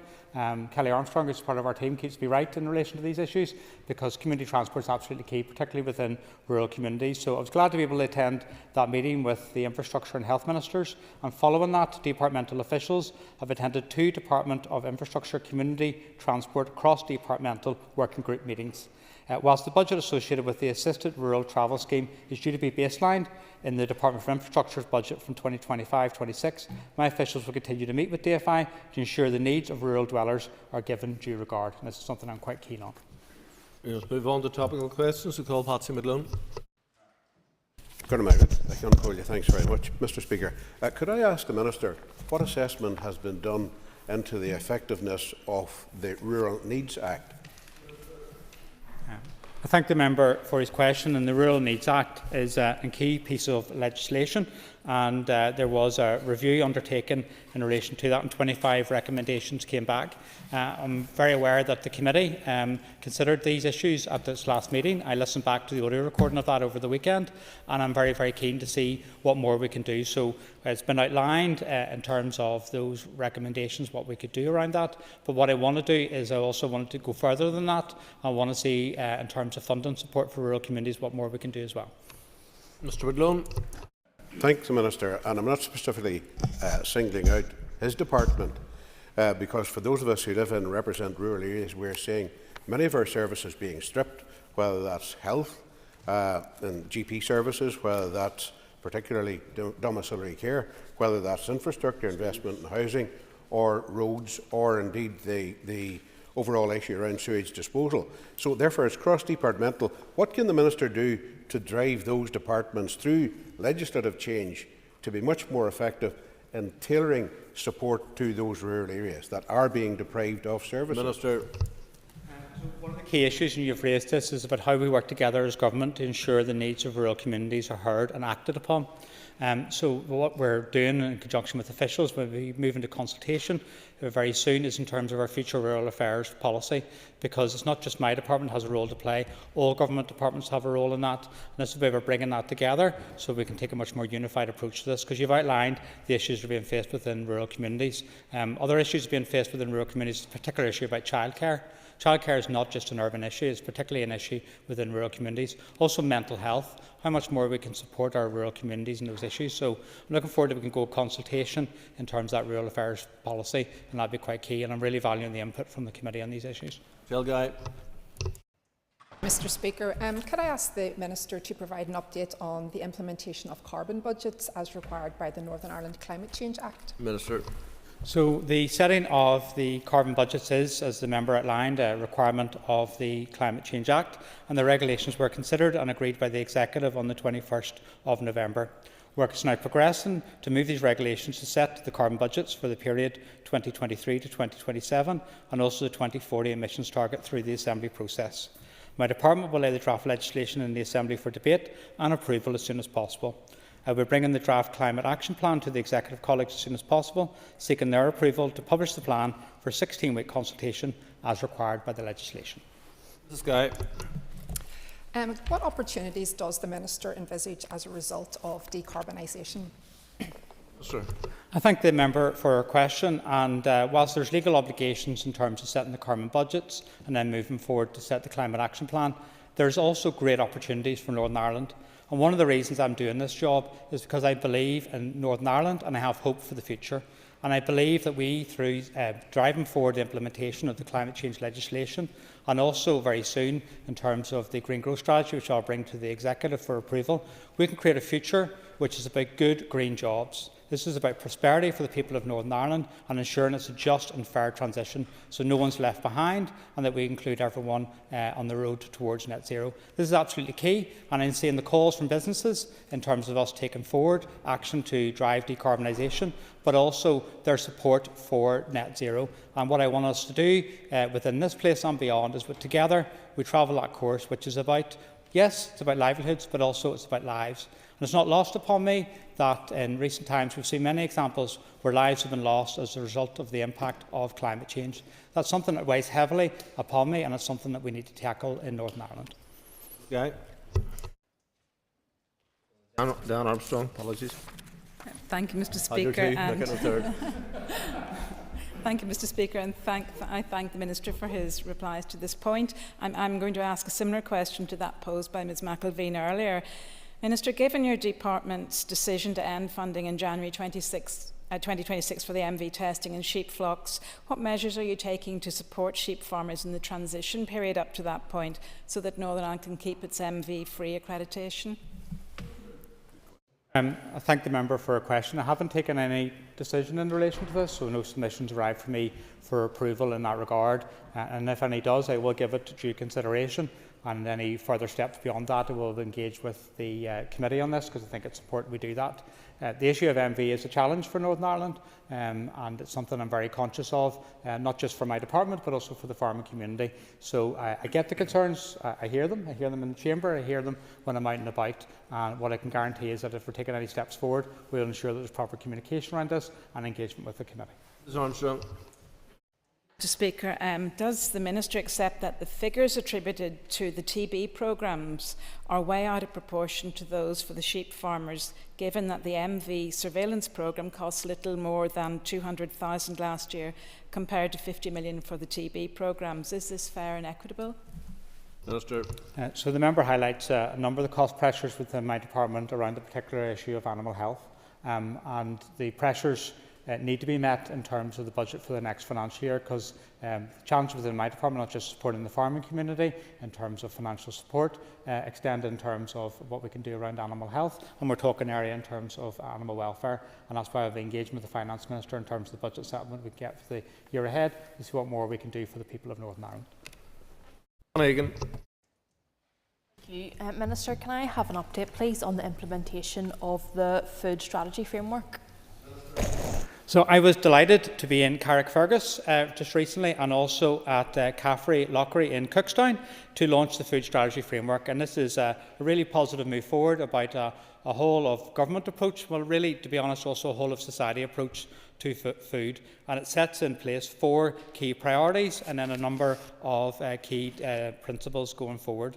The priorities in terms of priority 1 is enabling improved dietary related health outcomes through education and increased accessibility to healthy, nutritious food. Priority 2 is about building an environmentally sustainable and resilient agri-food supply chain. Priority 3 is about delivering a prosperous food economy. And 4 is about building a food culture and food conscious society. And then, as I said, coming out of that, there's a number of key decision-making principles. And the top principle is about the right to food, ensuring everyone in society has the right to adequate, available, accessible, safe and nutritious food. What I'm determined to do is, once we've got this agreed by the Executive and I've been able to launch it, is we work together so we can launch an action plan early next year and drive forward delivery of this, because it's absolutely key that we view food in a much better way going forward. Thank you, Minister. How will the food strategy framework prioritise food poverty? Minister. So the first principle, as I've outlined, is about the right to food, and that's where this is the whole of government approach, where we can work across government to deal with this issue. And as a member will be aware from both herself and myself visiting local food banks in North Down and beyond, that it is a real indictment of our society that we have people who are struggling to feed their families, and that's why I've put this as a top principle in terms of the food strategy framework, and that's what we want to take forward in terms of an action plan, how we can work collaboratively on these issues.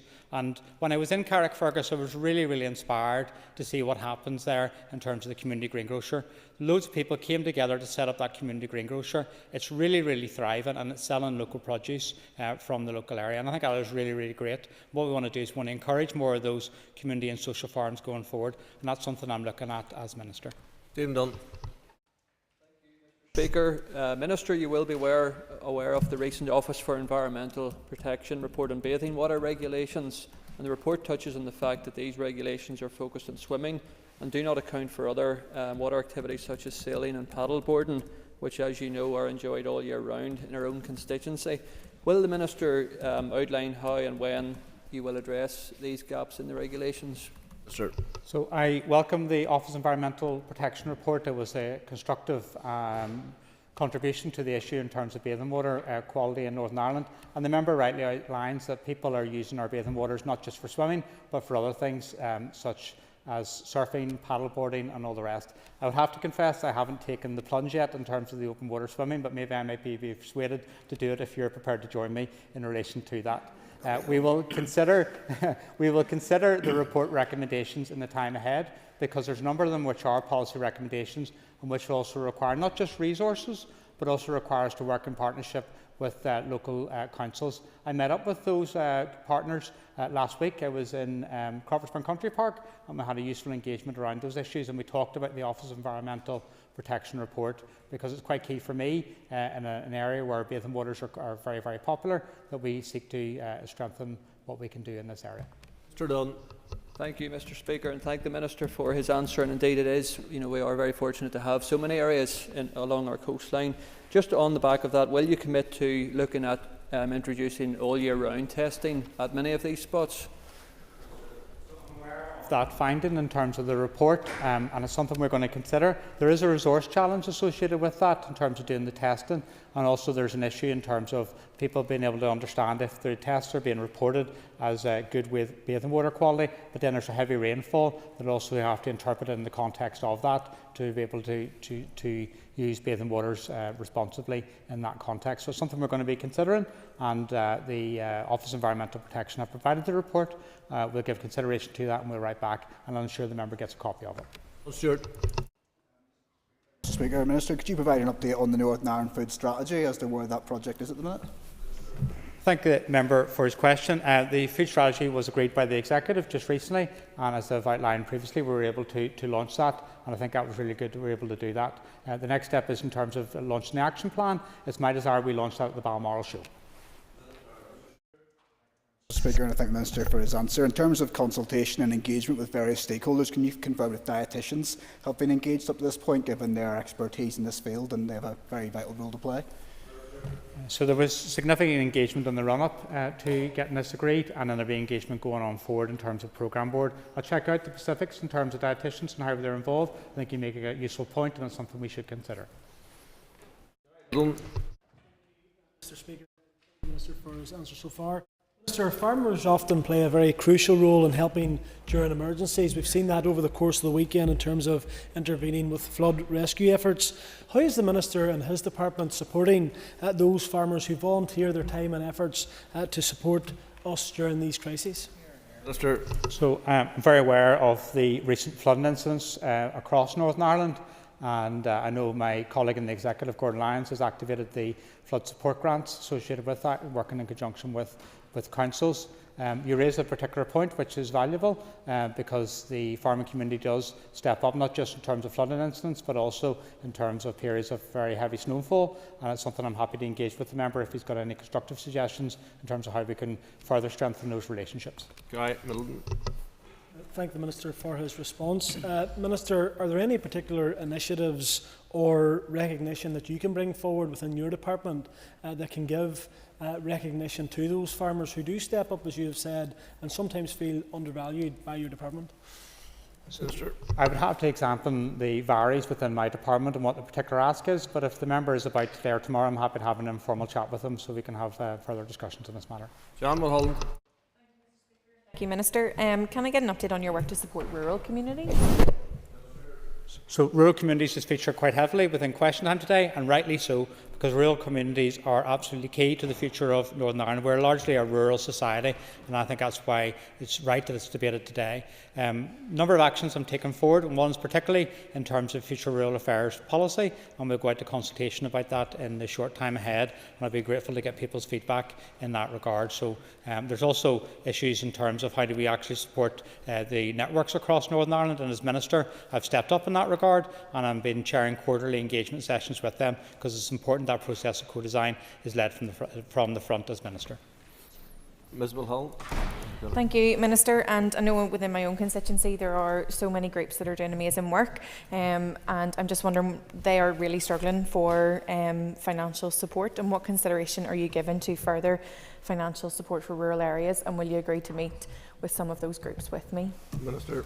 So I'm acutely aware, as a result of EU exit, the funding support previously provided under the Rural Development Programme has wound down, and the money that we receive, around £330 million, which is currently earmarked by Treasury, comes as a result of calculations from Pillar 1 and Pillar 2 payments, which includes previous payments under rural development. What I'm doing is working with colleagues around exploring what more funding we can provide in terms of rural development for our rural communities, and that's something I want to engage with the Finance Minister on, because of specific issues within our rural communities that are not probably being adequately addressed. I've outlined some of those earlier today in the Chamber, particularly issues in terms of the childcare, mental health, housing, There's so many issues that we want to work together to support. And on Saturday, I was delighted to be in Glynn, just outside Larne, to visit Jubilee Farm. And it's another example of a community farm that's doing really well. But we also need to consider how we support those as part of our rural community. So I'm doing quite a lot of work, quite a lot of positive things, and I'm quite keen to work with my executive colleagues so we can deliver for the people of Northern Ireland. Mr. Reckon, very quickly. Very much, Mr. Speaker. Minister, your Alliance Party manifesto set in 2022 set about setting new ambitions and legally blinding targets to protect our natural environment. If that is the case, then why are you appealing no gas caverns, and particularly when they're trying to defend our maritime environment? Minister, quickly. The member will be aware that I outlined the issues associated with this in the written ministerial statement dated the 9th of July, and within that it very clearly outlines that the reason for the appeal is purely on constitutional grounds. And sorry, I didn't expect that from a Deputy Speaker. And very clearly outlined that in terms of the reason for the appeal, and the written ministerial statement is on the Assembly website. We now move back to the motion supporting upland sheep farmers. I call Emma Sheeran.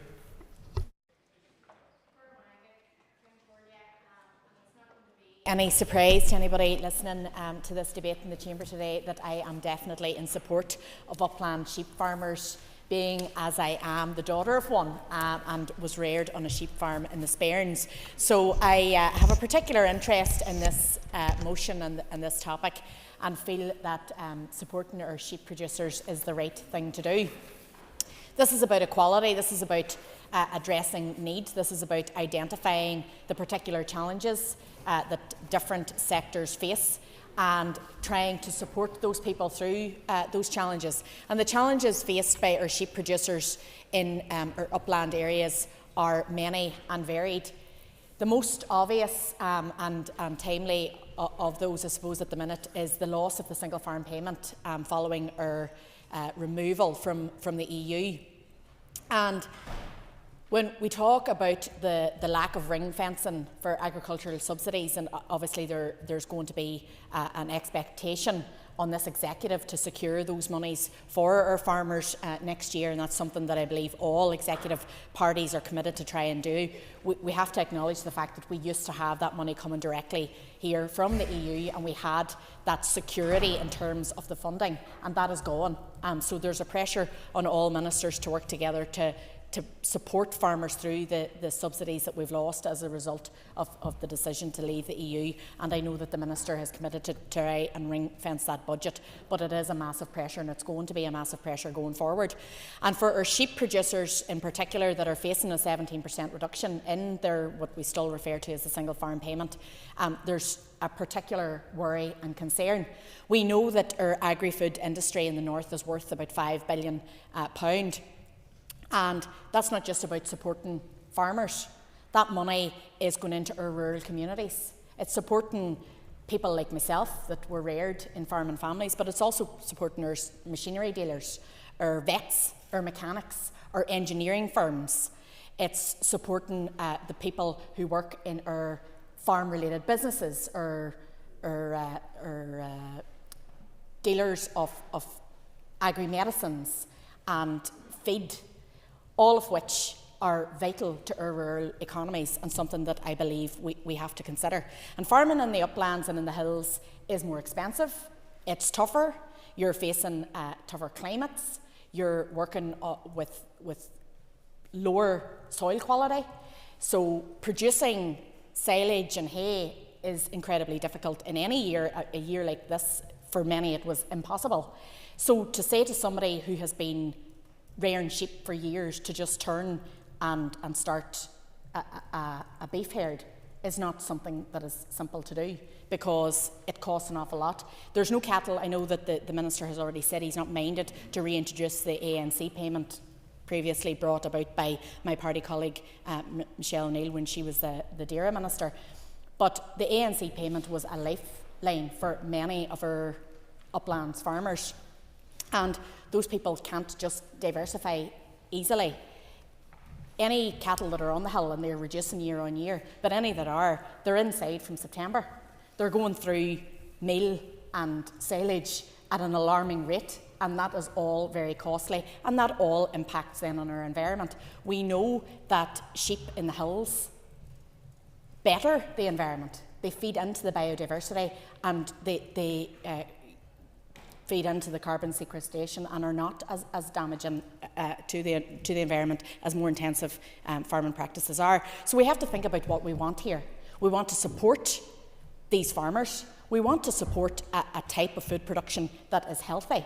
We want to support affordable food that is high in quality, and we've already heard our former butcher talking about the standard of Irish lamb, and that is something I would concur with, again, as the daughter of a sheep farmer. I will, thank you. And I entirely agree in terms of the quality of lamb produced locally here. It's great. Do you not also acknowledge that one of the consequences of EU exit has been the trade policies the current UK government, well, previous, to be fair, have pursued in terms of incentivising imports of lamb outside of the UK and Ireland? Thank you, and I thank the Minister for his intervention, and you're 100% right. That's another pressure point on our local sheep farmers who are now facing imports of New Zealand lamb, which I would argue is of a lesser standard to the lamb that's produced locally. But as well as that, we rely here on our export market. And the ramifications of Brexit is that we're going to be in bother in terms of veterinary agreements and different challenges that are coming our way in terms of the standards that the UK are going to pursue going forward. So that's another challenge that our local farmers have to consider, as well as we see the imposition of blue tongue and the risk that poses for sheep farmers in the hills. We also have lung disease, which is much less talked about, but is a massive fear for local farmers and can wipe out a flock in one go at an alarming rate. And all of these things are problems that our local sheep producers have to face, and I believe that there is an onus on us all to protect sheep farming locally and to support these people and to support the people that make our rural economies tick. Gurmila Mahagat.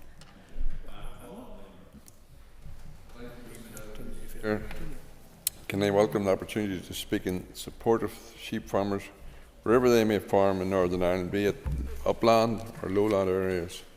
As our amendment highlights, we want to ensure that efforts to improve the outlook of sheep farming assist all sheep farmers regardless of their location. Sheep farming in Northern Ireland is a vital sector to a wider agri-food economy and deserves to be focused on and assisted with the same interest, intent and effort as the other sectors. Our amendment references the Northern Ireland Sheep Industry Task Force report. This is a useful document that accurately refers and reflects the issues faced by sheep farming in Northern Ireland as they strive for profitability, like all sectors in Northern Ireland, battling various factors such as pricing, disease, weather and the new threat posed with the Labour government's inheritance tax law changes. There are certainly challenges ahead for sheep farming and indeed all sectors, given the realities of what the inheritance tax changes will mean for farming. I again use this platform today to urge for a reversal of this rule change. Efforts on the reversal of this scandalous policy by all parties must continue at pace. Given the challenges that come with sheep farming coupled with an ageing workforce, the issue of succession is extremely important, and that is why it is all the more vital that new entrants are not deterred from following on in their family business.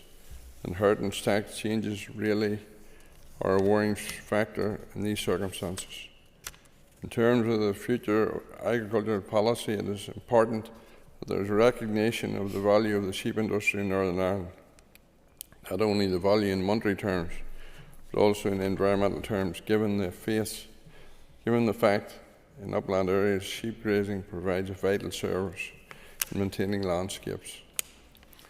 With a 17% reduction in basic payments forecast, it is easy to understand why the sector has real concerns over future viability, and with the value of the industry last year rated at 103 million, the industry is an important cog in the larger wheel of Northern Ireland agriculture.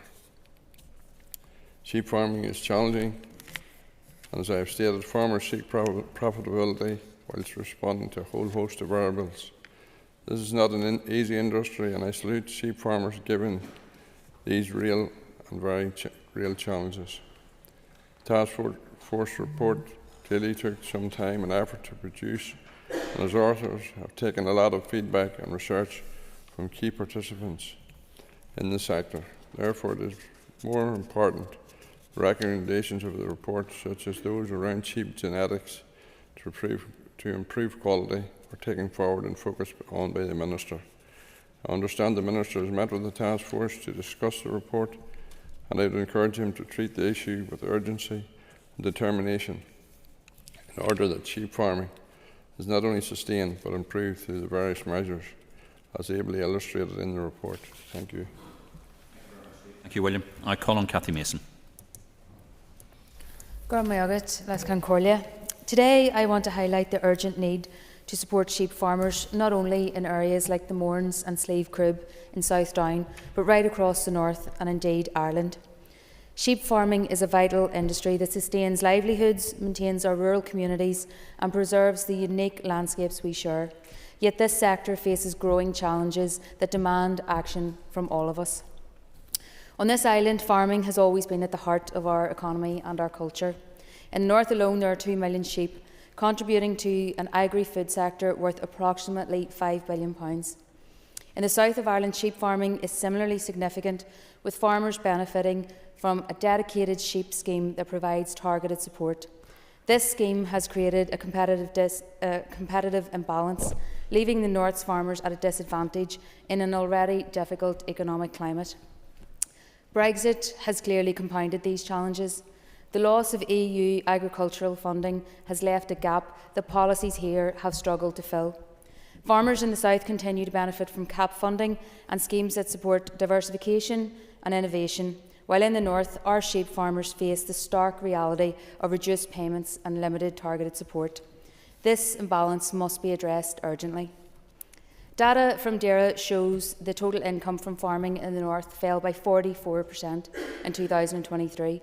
This reflects the significant challenges for the sector amid rising costs and economic pressures. So from 2025, our sheep farmers face losing 17% of their basic payment unless they adapt their practices to include protein crops or integrate cattle. For many farmers in upland areas, such as the Mourne Mountains and Slieve Crib, this is not a viable option due to the unsuitability of their land. These farmers are effectively being punished for circumstances that are beyond their control. It is both unfair and unsustainable. Sheep farming in the Mournes also plays a critical role in maintaining our shared environment. Grazing sheep help manage upland vegetation, they support biodiversity, and they sustain the landscape that are the cornerstone of much of our tourism industry. Far from being at odds with environmental protection, sustainable sheep farming can complement our climate goals and contribute to a balanced ecosystem. But beyond its economic and environmental contributions, sheep farming is a social lifeline. Livestock marts in Hilltown and Saintfield, for example, are not just places of trade. They are hubs where farmers gather, connect and support one another. For many in isolated rural areas, these interactions are crucial for mental health and well-being. We must work together to ensure that farmers on both sides of the border have the tools that they need to thrive. The Minister must act to establish a sheep scheme that provides direct support for farmers and levels the playing field with the South. Sheep farming is so much more than just an economic activity. It is a way of life that sustains our communities, our landscapes and our heritage.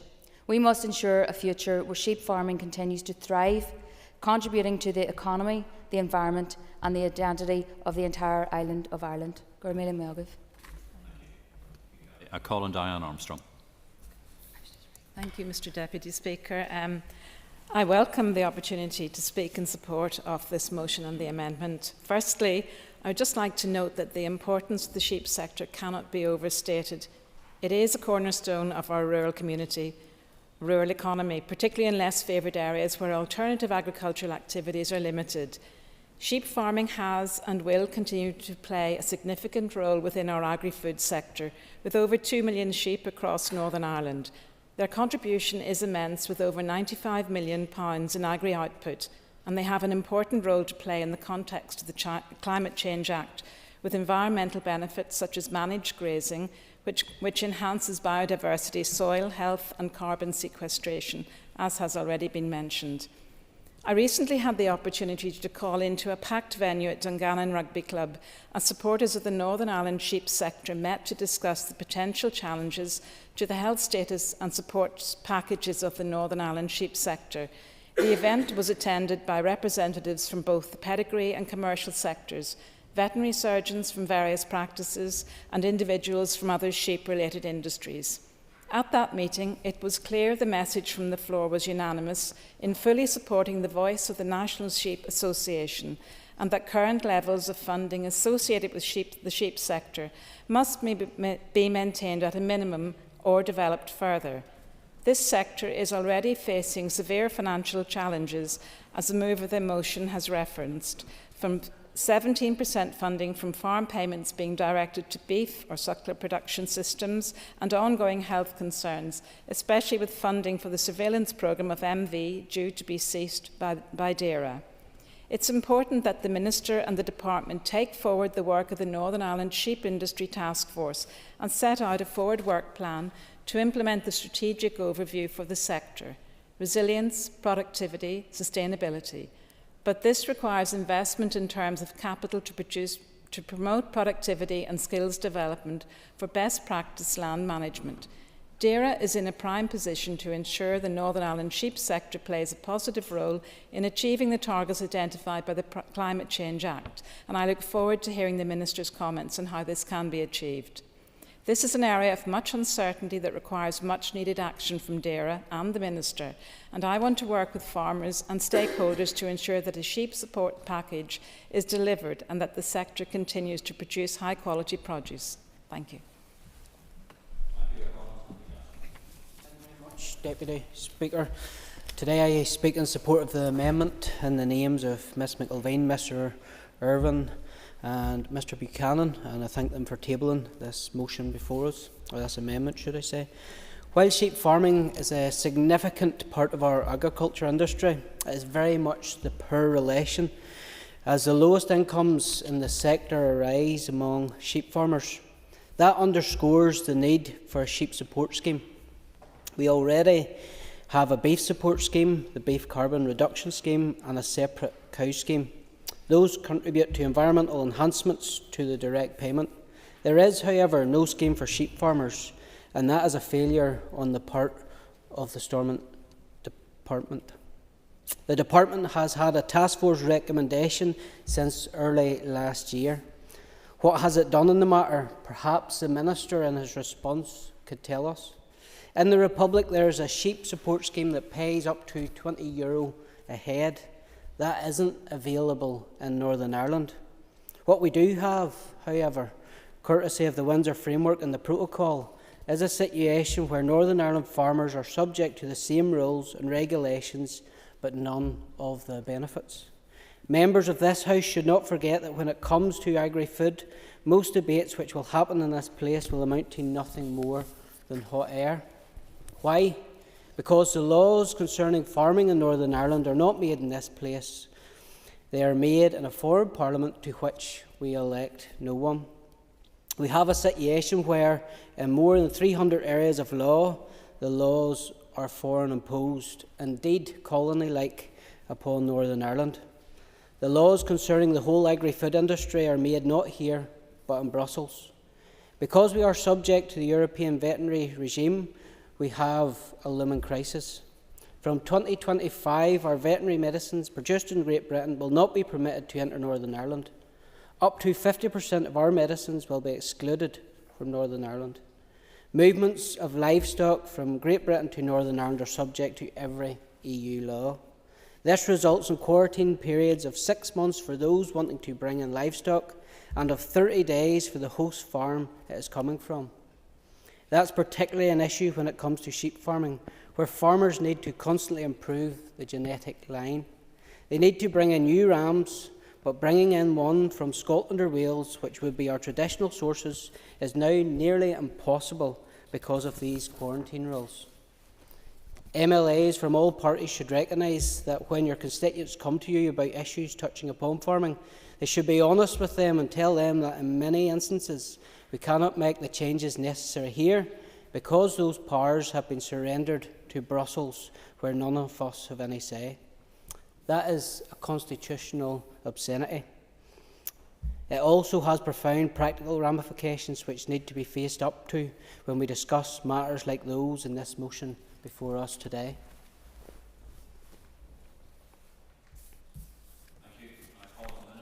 You have up to 15 minutes. Thank you very much, Mr. Deputy Speaker, and I will address some of the issues that have been raised in the debate towards the end of my speech. People are happy around that, particularly in relation to MV. But I want to thank members for bringing this issue to the floor of the Assembly for discussion. And at the outset, before I start my speech, I would like to do one confession that my favourite farmed animal is sheep. It's something I'm very fond of, so I'm quite happy to speak in relation to this. Not to say I don't love other farmed animals as well. I love all farmed animals equally, but it's something I have a particular fondness for. And upon taking up ministerial office, one of the first farms I visited was Clement Lynch's farm up near Park in County Derry, Londonderry, and it gave me a real first-hand understanding of the issues associated with sheep in Northern Ireland, and I do really appreciate the warm welcome that he provided to me and to my officials. In my speech, I would like to provide you with an overview of the sheep industry in Northern Ireland, and also outline what I do in terms of recognising the value role of sheep within the agri-food industry. In June 2023, the Northern Ireland Agricultural Census indicated that there were approximately 2 million sheep on almost 10,000 farm businesses across Northern Ireland. Many of these farm businesses have mixed enterprises, with sheep forming an integral part of that business, and I've seen many examples of that. Typically, flock sizes in Northern Ireland tend to be small, with 67% of farm businesses having flocks of less than 100 ewes, representing just 10% of total sheep population. Conversely, less than 2% of farm businesses, which is around 180 farms, have flocks of more than 500 ewes, and these farms account for 41% of total sheep flock. And I've seen one example of that, which was in County Antrim, and very, very conscious that there's a real diversity in relation to that. It was at Campbell Tweed's farm, and I really appreciated the welcome that Campbell also provided to me. The sheep industry accounted for 3.8% of total gross output of Northern Ireland agriculture in 2023. While relatively small in comparison to other sectors, such as dairy or beef, sheep make a contribution to the livelihoods of 37% of Northern Ireland farm businesses. They also contribute to the wider rural economy through a demand for specialist contractors and auxiliary services, and that's already been discussed within the debate.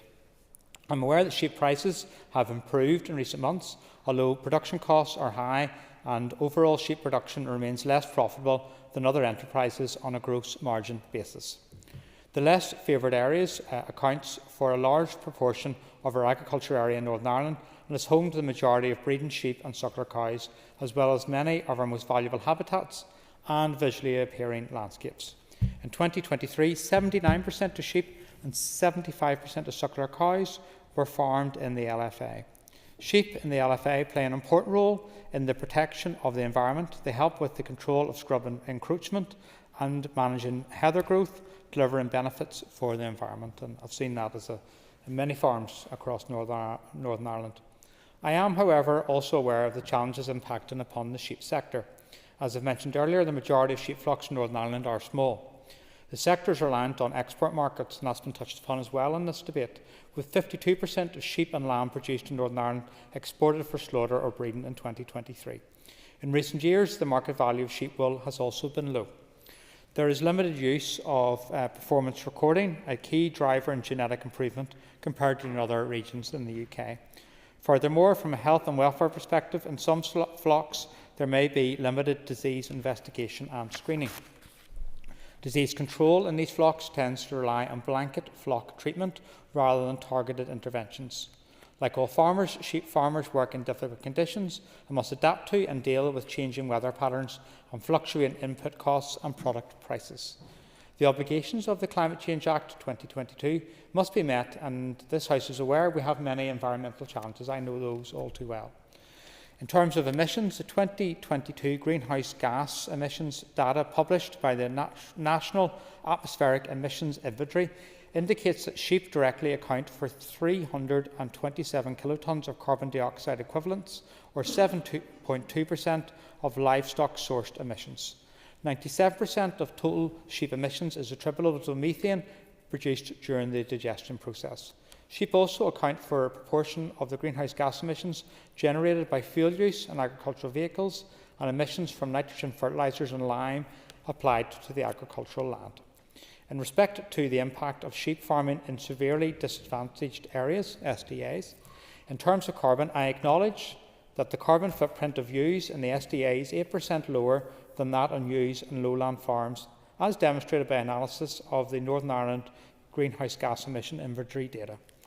This lower footprint is mainly due to the smaller size of ewes farmed in the SDA. However, it should be noted that ewes in the SDA also rear 0.5 fewer lambs per ewe and have higher replacement rates than ewes kept in the DA or lowland. This results in higher greenhouse gas emissions from lambs in SDA compared to lambs in the DA or lowland. It is interesting to note in this debate that, according to a recently published Institute of Grocery Distribution report, sheep meat has the highest carbon intensity per unit of protein, some 4% higher than suckler beef, 55% higher than dairy beef, and 75 to 80% higher than pig and chicken meat. Going forward, we need to ensure that the work we carry out to reduce greenhouse gas emissions and reach net zero will be fair and will support people on that journey. I do recognise that great work has already been done in the agriculture sector, including the sheep sector, and it has to be built upon. That is why we need to provide incentives and support. My department's new transformational farm support and development programme is being co-designed with the Northern Ireland agricultural industry and other key food and environmental stakeholders. The overall aim is to transition to a more sustainable farming sector by seeking to implement policies and strategies that benefit our climate and environment while supporting our economically and socially significant agricultural sector. Through striving to achieve its 4 outcomes of increased productivity, better environmental sustainability, improved long-term resilience and an effective functioning supply chain, this programme will have a transformational role in the delivery of my key priorities. The programme has been introduced in a phased manner over the coming months and years with a firm focus on genuine just transition. The member has raised the issue of lack of support for sheep farming under the future agricultural policy.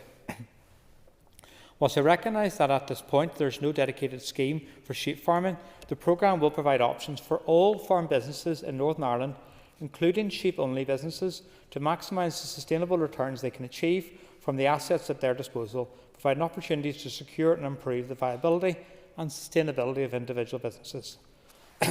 Members have also highlighted the 17% reduction in basic payments for sheep farmers. I am conscious that we must keep to our Windsor Framework obligations, in that 83% of our gross domestic support in the agri-sector must be WTO Green Box compliant. The 17% redirection referred to is therefore the ceiling limit that can be used in compliance with WTO Green Box requirements. To redirect funding to, for example, the Beef Carbon Reduction Scheme, the Protein Crop Scheme and the Planned Suckler Cow Scheme. Of the almost 10,000 farms that keep sheep, 62% have cattle, and the majority of these farm businesses will be able to avail of the new beef schemes. So, based on 2023 figures, there are around 2,800 farms with approximately 220,000 breeding ewes, 11% of the total sheep population, which will be unable to avail of the beef schemes.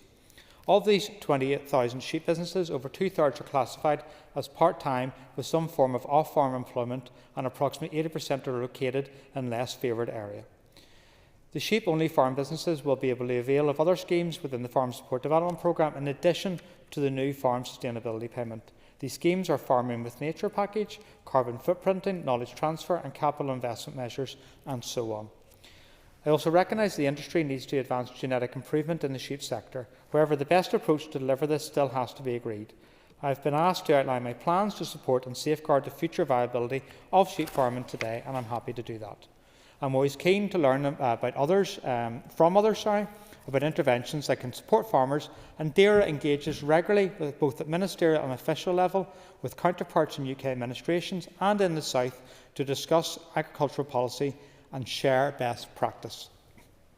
I am aware of the Department of Agriculture, Fisheries and the Marine in the South, their Sheep Improvement Scheme, a national sheep welfare scheme that currently provide financial support of up to 200, the way the general election's going down south it could be, financial support of up to €20 per breeding ewe to farmers to improve the quality and welfare of their flock. This is funded under Ireland's CAP strategic plan.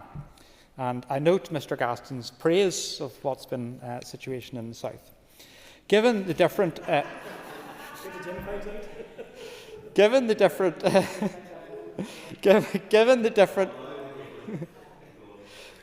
different fiscal landscapes in which the two departments operate, it is not possible to draw comparisons or for me to provide similar levels of support, because the South have different fiscal arrangements and are also part of the EU, of which the benefits arise. The Sheep Industry Task Force had provided a comprehensive report to identify the needs of the sheep sector in Northern Ireland and propose package to encourage its development. This will help inform future policy decisions for the sheep sector. My officials met with the task force in September to discuss this report and agreed to work in partnership with the task force to explore opportunities for future sheep support. As part of this process, it is planned that sheep-focused co-design will take place via the established Agriculture Policy Stakeholder Group Forum, subject to resource and competing priorities. I also met with the task force and with their representatives of the National Sheep Association to hear firsthand their concerns and their ambitions. I welcome this as the start of constructive engagement on the issue. As I've outlined, under WTO requirements, there is limited additional scope for introduction of a payment per animal or ewe. In addition, how a future scheme can be delivered and controlled needs to be carefully considered. It is too early in the policy development process to give an indication of what might be included in any sheep scheme moving forward, but I've asked officials to explore opportunities for a sheep scheme on a per farm basis and rather than a per animal or per ewe basis. So we are trying our best to look forward in terms of what we can provide. I must make it very clear that any decision to introduce new policies or programmes for the sheep sector will be in the context of budget availability. The existing funding for agriculture, agri-environment, fisheries and rural development continues to be earmarked by Treasury until the 31st of March of next year. It is important to provide certainty on this funding after that in light of the change announced by the Chancellor on the 30th of October this year. I have therefore formally asked the Minister of Finance that Resourcedale be baselined and is also treated as executive earmarked funding for these purposes and uplifted in line with inflation as part of the budget for next year. I'd like to assure members that I will do all I can to support the farming industry in Northern Ireland with the resources I have. Two other issues I want to talk about, which is an issue of wool, which was discussed a wee bit in this chamber. There's an issue in terms of how much more we value wool and how much we can use this as a resource around that, and that's something I've been engaging with Ulster Wool in this. I've also written to the Economy Minister about how we can collaborate on this issue. So it's something I'm very, very conscious of. I think it's a real shame that wool is not valued as much within our society and within our economy. So I want to look more at that issue. I also have engaged quite a lot with my colleagues in the South in terms of their sheep support scheme. There's a very different fiscal environment that they have around this, but we are working between myself and officials to see what we can do within Northern Ireland within the context of the resource challenges we've got, because we have to roll out our future farm support development programme, and also we have to be very conscious of making sure that we have a business case that can stack up. The other issue is in terms of MV, because it came up during question time and it also came up during this debate. And I give an assurance during question time that any decisions around this that will come to the committee first to have an engagement around that. And hopefully people take that from the position that I'm given in terms of authenticity and a desire to engage with the committee on that. MV, as people know, is a notifiable disease under our domestic legislation. It is not a notifiable disease under European or WTO animal health rules. The disease is widespread amongst sheep in other countries and jurisdictions, including in GB. Neither GB nor the Republic of Ireland are considered to be MV-free. Northern Ireland has, however, been considered by the Department to be MV-free. For my department to maintain its current MV-free status, officials test any sheep and goats moved into Northern Ireland for the presence of the disease. In addition, post-import MV testing from the Republic of Ireland commenced in July 2022. Furthermore, DAERA also tests a limited proportion of the national flock for MV as part of the annual sheep and goat surveillance survey. Our approach to MV surveillance in Northern Ireland is currently under review, and my officials are engaged with industry stakeholders. No decision has been made by me, and as I said, again, we will engage with the committee if any decisions are taken in relation to this. Tom Buchanan to wind on the amendment, and Tom, you've got up to 5 minutes. Thank you, Mr. Deputy Speaker. As many have said across the chamber today, the sheep sector across Northern Ireland plays a significant role in the regional economy, with output surpassing 100 million in 2023 from 38% of our farm businesses. We must therefore be committed to protecting these livelihoods, realising the potential to make sheep farms in all areas and land types efficient, resilient and profitable. Sheep farming, like most other agriculture sectors, is faced with the challenge of an ageing workforce, and again that has been mentioned by a number of people around the chamber today. For it to be resilient, the sector must not only be profitable enough to make sheep farming an attractive career option, but it must also have a pathway for new entrances and farm succession. In order to deliver such a pathway, that will be down to a fair taxation and investment in food security and a strategic national assessment. However, agriculture support measures should not be in the business of taking money off farmers whose incomes are already going down in order to supplement other farm businesses. Farmers in the ANC got sufficient or significant uplifts in funding through the way in which the single farm payment is now distributed. And rather than regressive further area-based payments, we need programmes focused towards efficiency, resilience, in order to support productive, profitable and sustainable farms. Any new sheep scheme or restoration of ANC payments in the absence of additional funding injection for the overall farm support budget would inevitably lead to money being taken off other sectors which are already struggling, and it would be of greater disadvantage for the entire agricultural industry. So I believe we need to bear that in mind whenever we're looking at this particular issue. Just perhaps to deal with some of the issues that members have raised around the floor. The proposer of the motion talked about the sheep farming being more than farming, but about it being food security and sustainability. I think we'll all agree with that. He talked about the flock performance and the importance of that for future development of the sheep industry and of the Ulster Farmers Union sheep scheme. He also said that sheep farming complements our rural farmland, but it must be adequately supported. I think that message has come right around the chamber today as well.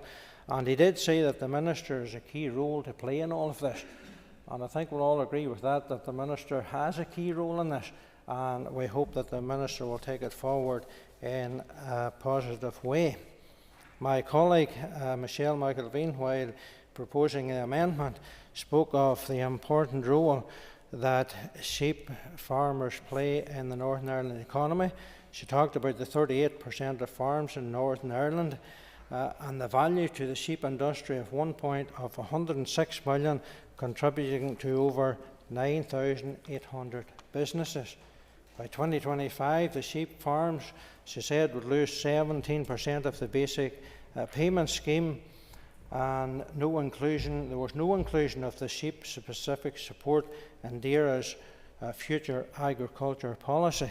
She urged the Minister to maintain regular engagement with the task force, which has 5 key asks of the Minister, and of course the importance of a greater improvement scheme which would increase the value of the lambs produced, and how the sheep farms needs to be profitable and attractive to younger people to come into it. John Blair spoke of the carbon footprint of sheep farming in the upperlands being 8% lower than that of the lowlands. And he mentioned the task force, and of course the task force report. And when we think of the task force report, we would again encourage the Minister to keep in regular contact and engagement with them, even on the importance of the sheep industry. Robbie Buckler spoke of the important role of the sheep industry to the economy. Again, the economic benefits of sheep farming in the upperlands, the many sheep farmers that are grappling with financial pressures, and he called on the Minister to outline robust plans for the protection of the industry. And just, Mr. Speaker, one thing I wanted to say was that the Minister in his opening remarks did speak about the sheep was his favourite animal, but sheep are prone to going astray. So I hope you don't go astray, sir, but that you will stay focused on the issue before you. Thank you.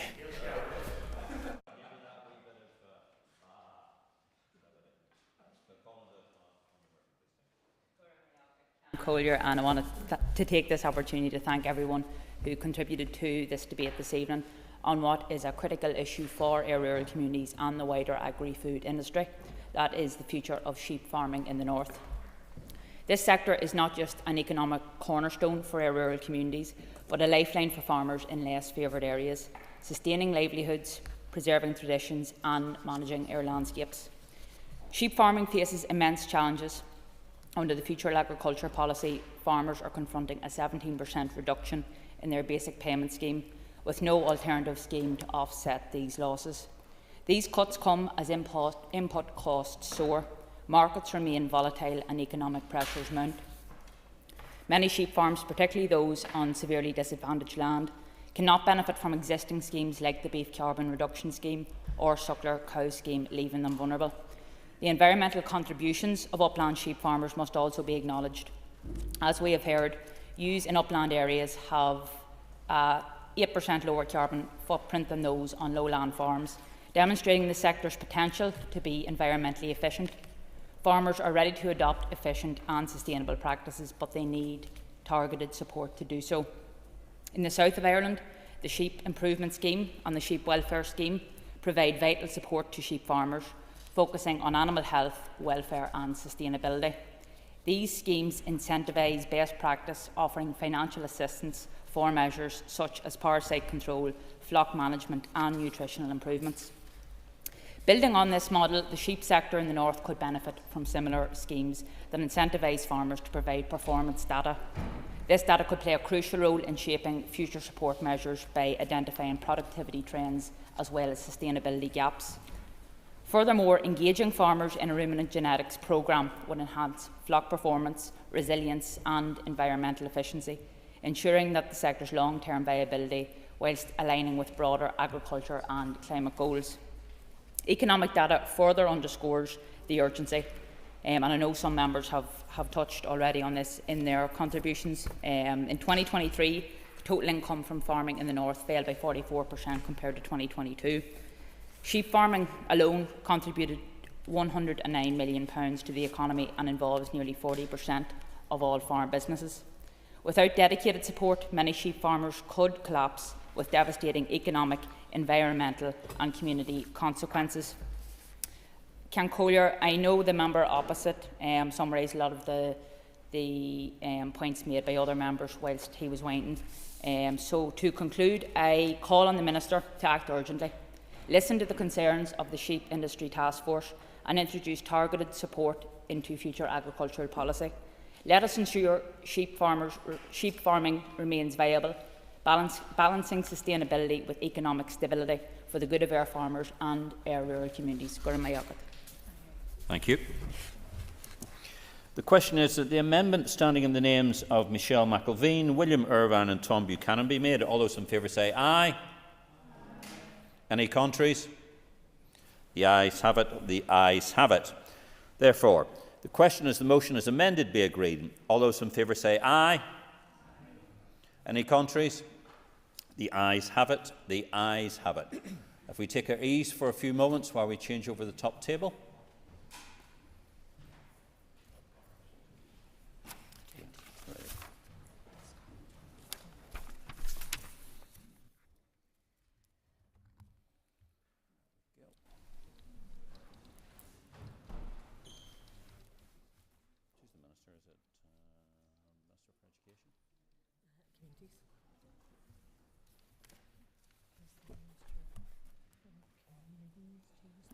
Deputies. Gordon.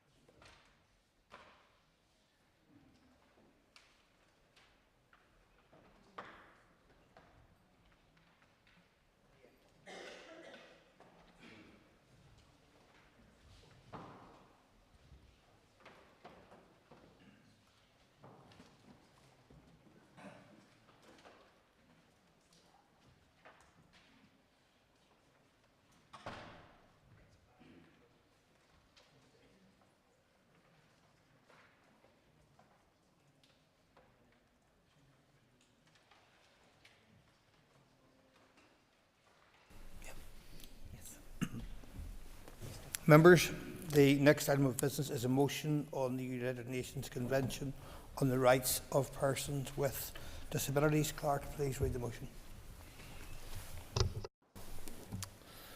That this Assembly supports the full participation of people with disabilities in all aspects of society, acknowledges the difficulties and inequalities facing 25% of the population with a disability or long-term health condition, recognises the diversity of disabilities throughout our society, accepts that the Assembly and Executive must commit to mitigating and reducing any such inequalities faced by people with disabilities, laments the lack of progress on equality legislation in Northern Ireland, and calls on the Minister for Communities to bring forward legislation to incorporate the United Nations Convention on the Rights of Persons with Disabilities into local legislation, to provide a more equitable legislative framework and to tackle the inequalities faced by people with disabilities. Thank you. And I call Danny Donnelly to move the motion. Thank you, Mr. Deputy Speaker. So moved. Thank you. The Business Committee has agreed to allow up to 1 hour 30 minutes for this debate. The proposer of the motion will have 10 minutes to propose and 10 minutes to wind. As 2 amendments have been selected and are published on the Marshal's list, the Business Committee has agreed that 30 minutes will be added to the total time for the debate. Mr. Donnelly, please open the debate on the motion. Thank you, Mr. Deputy Speaker. I rise today to propose this motion calling for the incorporation of the United Nations Convention on the Rights of Persons with Disabilities, or UNCRPD, into Northern Ireland law as an important step towards a more equitable legislative framework facing people with disabilities. Mr. Speaker, in proposing this motion, I am very aware of the huge amount of work that has been done over many years by disability rights activists and DPOs in Northern Ireland. The principle of nothing about us without us is the heart of the UNCRPD when it was forged in 2006 by deaf and disabled people from around the world. I've had the privilege of meeting with and discussing disability rights with many of these passionate and driven activists and groups. The UNCRPD is regularly raised as a gold standard of disability-based rights, and it is something that would have a profoundly positive impact on deaf and disabled people in Northern Ireland.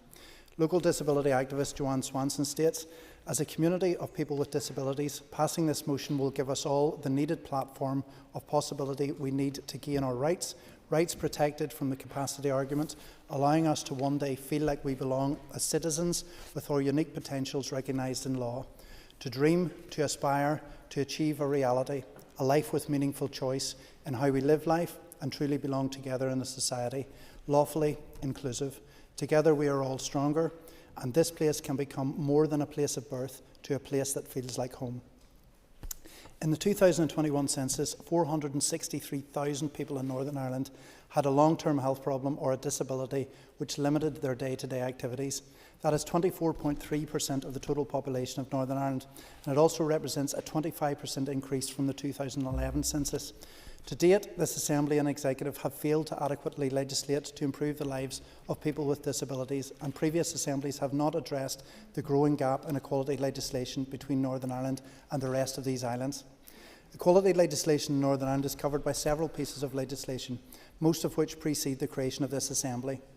They cover equal pay, sex discrimination, race relations and fair employment, but the most significant of these is the Disability Discrimination Act of 1995.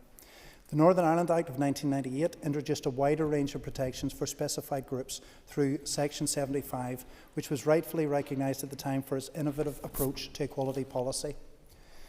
We also have the continuation of EU non-discrimination law as a consequence of the Windsor Framework Article 2. Article 2 of which commits that equality laws must not be diminished as a result of the UK leaving the EU.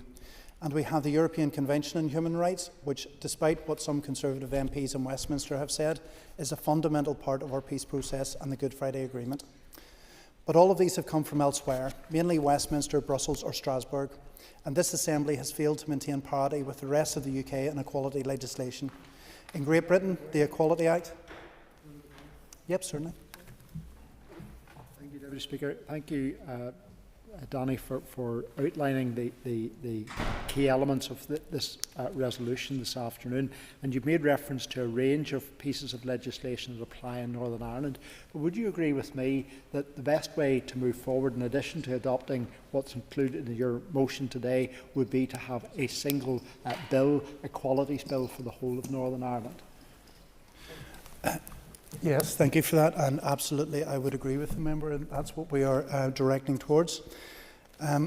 All of these attempts to legislate for disability rights have come from elsewhere, mainly Westminster, Brussels or Strasbourg, and this Assembly has failed to maintain parity with the rest of the UK in equality legislation, as noted. In Great Britain, the Equality Act 2010 consolidated the previous mentioned acts into a single framework.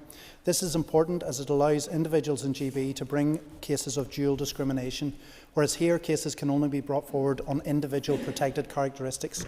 The 2010 Act also provides a greater range of protections for individuals, whereas the 1995 Act, which continues to apply in Northern Ireland, is more closely linked to employment rights and reasonable adjustments and is narrower in scope to the 2010 Act. While the new Labour Government has committed to strengthening equality legislation, including enacting certain parts of the 2010 Act, including the duty to reduce socio-economic disadvantage, there was no reference to the UNCRPD in their manifesto, which was disappointing. But we cannot ask Westminster to consolidate our equality legislation. We in this Assembly should take the responsibility ourselves, and one such way of achieving this would be incorporating the UNCRPD into domestic law, as referred to by Mr Dixon. The UNCRPD is an international agreement introduced by the UN in 2006, which was signed in 2007 and ratified by the UK in 2009. Countries which have signed the convention are required to promote, protect and ensure that people with disabilities enjoy full equality in all aspects of life and full enjoyment of human rights. It is intended to shift the conversation around disability rights, viewing people with disabilities as full and equal members of society. It notably includes a social model of disability, not seeking to define specifically what a disability is, which is appropriate given there are a wide range of disabilities and not all are physical or visible. The UNCRPD also includes a wide range of rights, both civil and political rights, such as the right to independent living, equality before the law and access to justice, and economic and social rights, such as the right to education, the right to health, and the right to work and employment on an equal basis with others. The UN Committee on the Rights of Persons with Disabilities conducts reviews into signatory countries and assesses the extent to which they are following their obligations under the UNCRPD. The most recent review into the UK, published in March this year, found that the UK had failed to make any significant progress on delivering its recommendations. These were outlined in a previous review in 2017. They specifically found that Northern Ireland faces huge pressures from the loss of EU funds and the austerity policies pursued by the then Conservative government. It highlighted how disabled people here are 50% more likely to live in poverty, yet the existing disability benefits often fail to cover the costs of a consequence of disability. This can lead in some cases to disabled people being targets for financial exploitation and illegal lending during the recent economic crises. This reiterates the urgent need for legislative action to protect people with disabilities in Northern Ireland. Dermot Devlin from My Way Access told me, "I was in the UN headquarters in Geneva to witness the United Nations slam the UK government on their failures to implement the UN CRPD, which is a breach of human rights. The unstable government in Northern Ireland has failed disabled people here. With the Executive now restored, bringing forward a disability strategy with DDPOs that addresses the Committee's UN CRPD recommendations must be an absolute priority. Without the Equality Act 2010, disabled people here in Northern Ireland have no legal protections.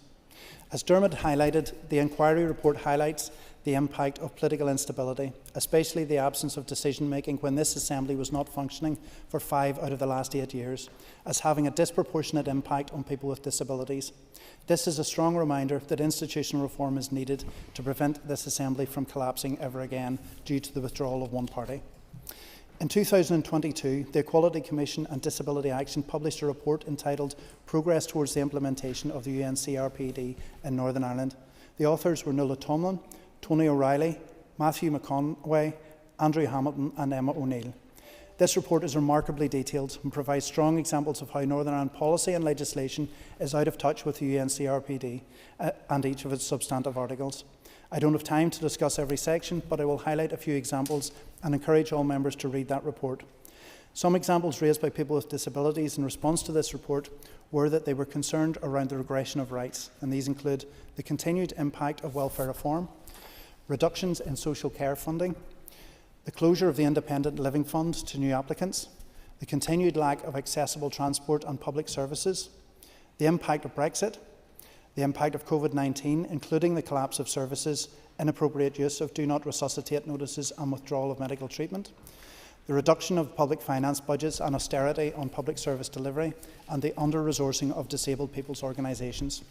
Some of these could and should be addressed without direct reference to the UN CRPD. However, as we have seen in the rest of the UK, it is more appropriate to seek to address the inequalities faced by people with disabilities in a single equality bill, and a bill seeking to incorporate the UN CRPD into our domestic law would be a positive step in that respect.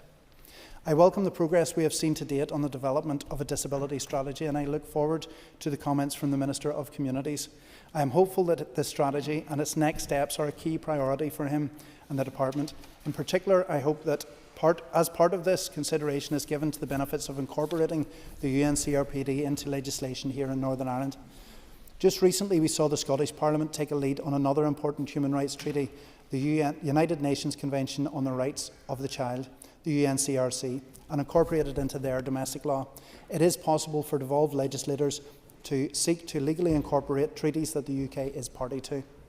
Christy McClemens, who has been campaigning for years for the provision of changing places, bathrooms and public spaces across Northern Ireland, states, "My amazing 16-year-old severely disabled daughter Lilia and all other disabled people need to have properly enforceable rights that respect and protect their full and equal citizenship, that place them at the heart of their communities and of decision-making for the provision of public services. Too often, disabled children and adults are left out or left behind when their essential access Never brings and remarks. inclusion... Sorry, Deputy Speaker, I didn't see the clock. I apologise to the member. There's no clock on this occasion. It has not been set, but we have been timing it here. Okay. Too often, disabled children and adults are left behind and left out when their essential access and inclusion needs are viewed as an optional extra, subject to separate costings or levels of scrutiny. Thank you, Mr. Speaker. Thank you. I call Brian Kingston to move amendment number 1. Moved. Thank you. You will have 10 minutes to propose amendment number 1 and 5 minutes to wind. Please open the debate, Mr. Kingston, on amendment number 1. Thank you, Mr. Deputy Speaker. And the DUP is committed to ensuring that people with disabilities can live full and active lives. We have continually advocated for better access to services that can help ensure that people with disabilities can play a stronger role in their local communities and in the workplace. we are committed to ensuring that those living with a disability in our society are not disadvantaged in accessing public services and can lead independent and fulfilling lives. Northern Ireland has the highest level of disability in the United Kingdom, with 1 in 5 people affected here. Achieving a fair society requires a sustained and tailored response, one which meets the specific needs of people with disabilities, irrespective of whether the disability is physical, learning, sensory, hidden, or mental health related. It is clear that a cross-cutting approach is needed from all executive ministers.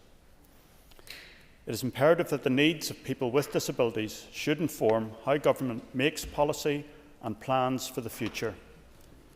The Democratic Unionist Party want disabled people to have more involvement in that process and at an earlier stage.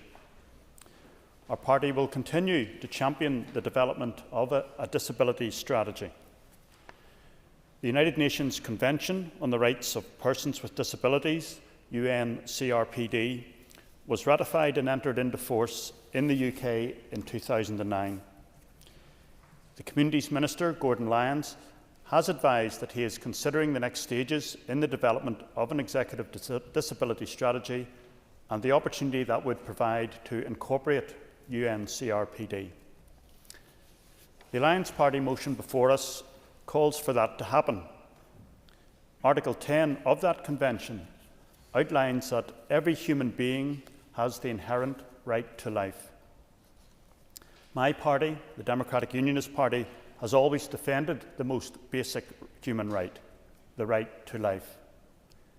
It is deeply upsetting that the current abortion laws in Northern Ireland send a message that people with a disability are less valuable than those without. Northern Ireland is not a safe place for those diagnosed with disability before birth. The UN Committee on the Rights of Persons with Disabilities, in its 2017 report, raised concerns about perceptions in society that stigmatise persons with disabilities as living a life of less value than that of others, and about the termination of pregnancy at any stage on the basis of fetal impairment. That committee recommended that selective abortion on the grounds of fetal deficiency should not be legalised. Mr. Deputy Speaker, our amendment to the motion takes nothing away from the original wording, but adds that recognition of the inherent right to life of every human being, and notes that selective abortion on the grounds of fetal impairment is contrary to the view of the UN Committee on the Rights of Persons with Disabilities. We do note with concern the position taken by the Alliance Party in 2021 when they opposed a bill that would end disability discrimination in abortion on the basis of fetal impairment. Sinn Féin, on the other hand, yo-yoed on the issue, first saying such grounds for abortion were inappropriate, but then moving to oppose the DU bill at a later stage. Therefore, the other parties need to clarify their position on disability protections. For our part, the DUP wants to see a society in which all people with a disability are treated with value, respect and dignity.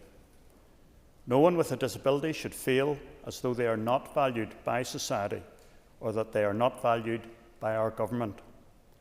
Society must not stigmatise people with disabilities or treat them with any less value. I commend our amendment to the House. I'll just finish. Thank you. I call Matthew O'Toole to move amendment number 2. Thank you. Can I check, Mr. Deputy Speaker, I've got 5 minutes to move? Or? Move first. I move first. I moved, motion moved, yes. Sorry. Thank you. The Assembly should note that the amendments are not mutually exclusive, so the question will be put on both amendments. You will have, Mr. O'Toole, 10 minutes to propose amendment number 2 and 5 minutes to wind. All other speakers will have 5 minutes. Mr. O'Toole. Thank you, Mr Deputy Speaker. I welcome the opportunity to be able to debate this motion today. But as with all of the other motions that we are debating and have been debating since we returned in February, I would rather be debating substantive legislation. Indeed, I'd rather be debating legislation which, as Danny Donnelly said, incorporates the UN Convention on the Rights of Persons with Disabilities into our law. I'd rather be debating practical updates to our statutory framework that at least start to bring us up to speed with other parts of these islands.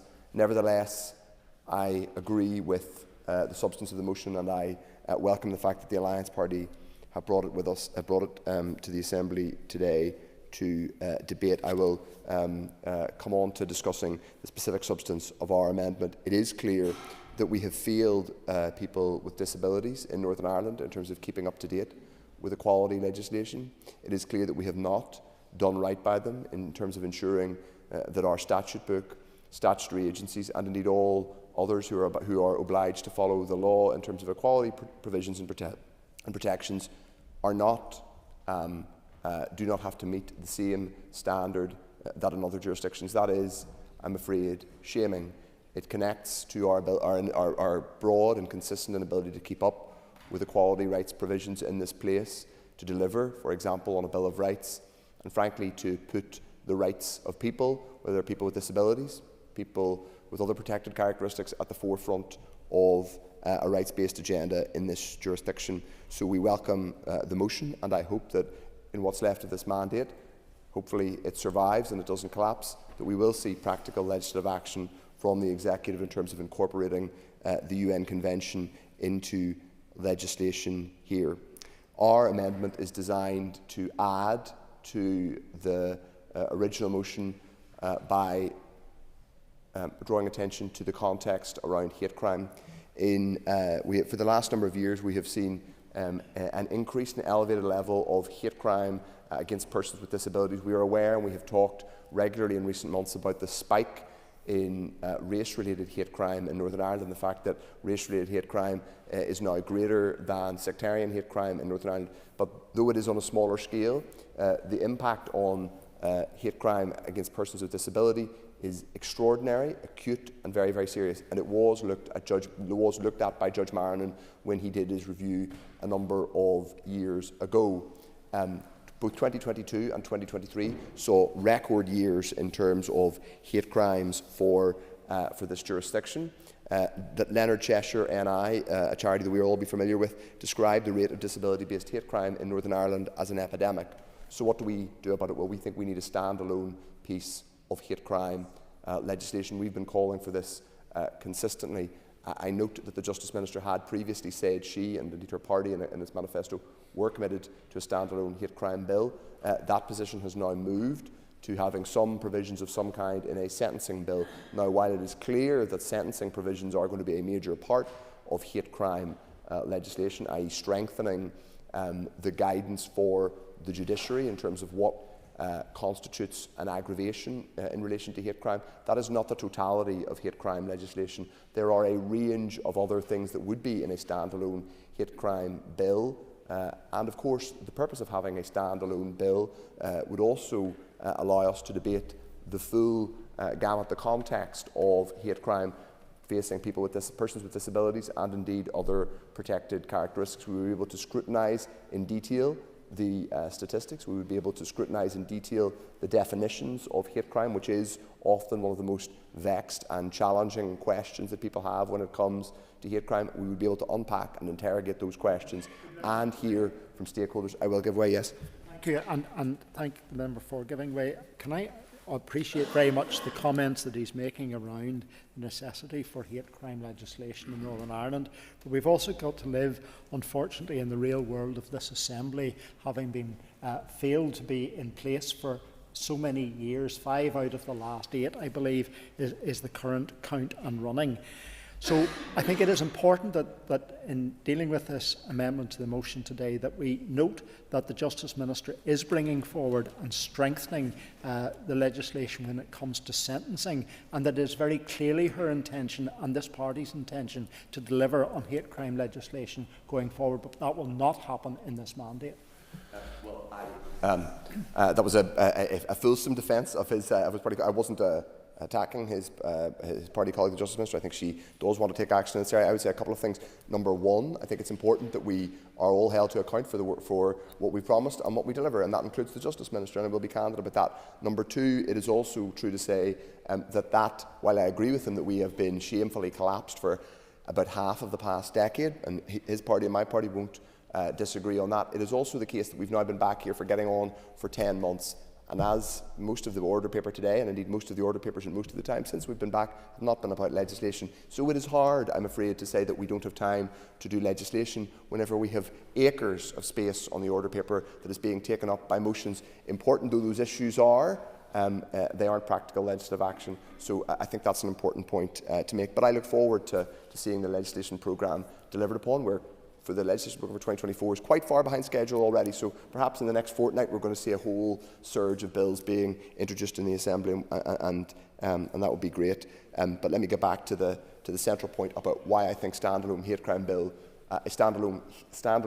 bill, which had a particular focus on dealing with what Leonard Cheshire calls the epidemic of hate crime against persons with disabilities, is so important, because it happens in the context of, as I said, a context in which we have failed people with disabilities. We have failed to protect them, not just by their lights, but in comparison to neighbouring jurisdictions. So I look forward to hearing from the Minister about what he intends to do about that, but also where we are with the social inclusion strategies, because I know that work has slowed down on all of those. In fact, it appears that work has stopped entirely on some of those. Perhaps he could correct me where I'm wrong on that. It is also important to say that in terms of the disability strategy, one was, I think, commissioned by the Minister's predecessor, Deirdre Hargey, in the previous not long before we broke up for an election and then a subsequent collapse. It would be helpful to understand what where that strategy and where that study is, because like so many of the strategies and reviews that go on in this place, it does appear to have disappeared into the ether. So in the broader context of services and provisions for disabled people, I think it would be helpful to understand where that is. I will touch very briefly on the DUP amendment. I speak in a personal capacity, not on behalf of others. I would say that while it's important to acknowledge that people have sincere views on these issues, the substance of the motion today is about the rights of disabled people. So I totally acknowledge people's ability to put down amendments. But what I'm focused on is actually the question about the rights of disabled people. And I think it is important to say that if we are serious about actually delivering on the rights of disabled people, then we should be able to pass legislation. And I look forward, given the DUP have put down an amendment today, to hearing what the Communities Minister has in store in terms of legislation to protect and enhance the rights of disabled people. Because we haven't had any of those promises delivered. As I said, our amendment today is about adding to the motion by being clear that we need standalone hate crime legislation to protect and defend people in a whole range of protected categories, but in particular today to protect disabled people who face an epidemic of hate crime. So I commend our amendment. Thank you very much, Mr. Deputy Speaker. Thank you. I call Colin Gildernew. Last Concordia. And I'd like to start today by thanking members for bringing forward this important motion to the floor of the Assembly.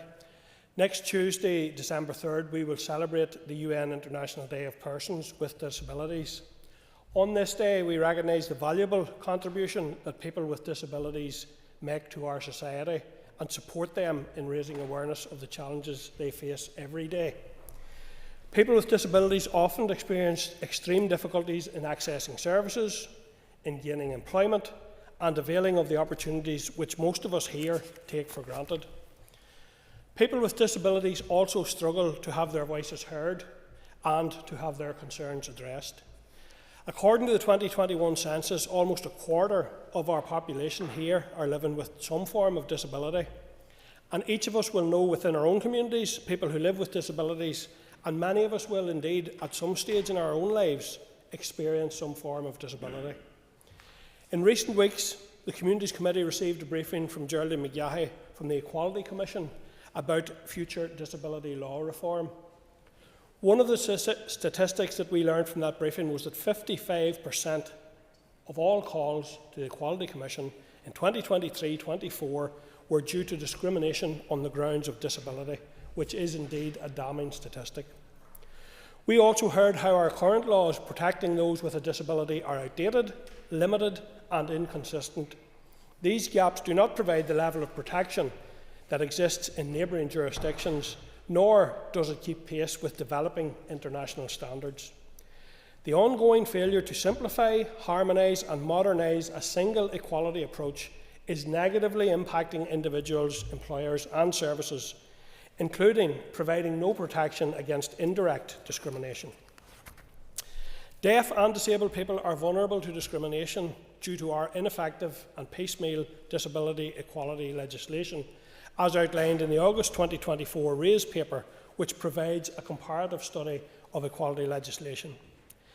It is fundamentally unfair, members, that different equality groups have different protections without any justifiable reason. Next week, I will join alongside Disability Action and Belfast City Council a conference organised to celebrate and to consider ways to further improve access to employment, to educational opportunities, alongside public and political life. The UN Convention on the Rights of Persons with Disabilities is the basis upon which disabled persons' rights should be enshrined in our laws going forward. We must have laws which are based on the principles of inclusion, equality of opportunity and respect for difference. The previous Minister for Communities, Deirdre Hargey, began the work of creating a new disability strategy, and a key component of this work was the input of the co-design group, which gave people with disabilities a direct role in producing this important strategy. The Disability Co-Design Group must continue to have a direct input into the disability strategy going forward, and the Minister should re-engage with them at the earliest opportunity. Members, 4 years have passed since the work on the disability strategy commenced, and it has long since passed the time when this strategy should be published. In closing, Lascian Corlia, Agus Icardia, the Minister needs to urgently publish the disability strategy with a time-bound implementation plan and take whatever legislative steps are required to ensure our laws are fit for purpose when it comes to protecting the rights of all disabled people here.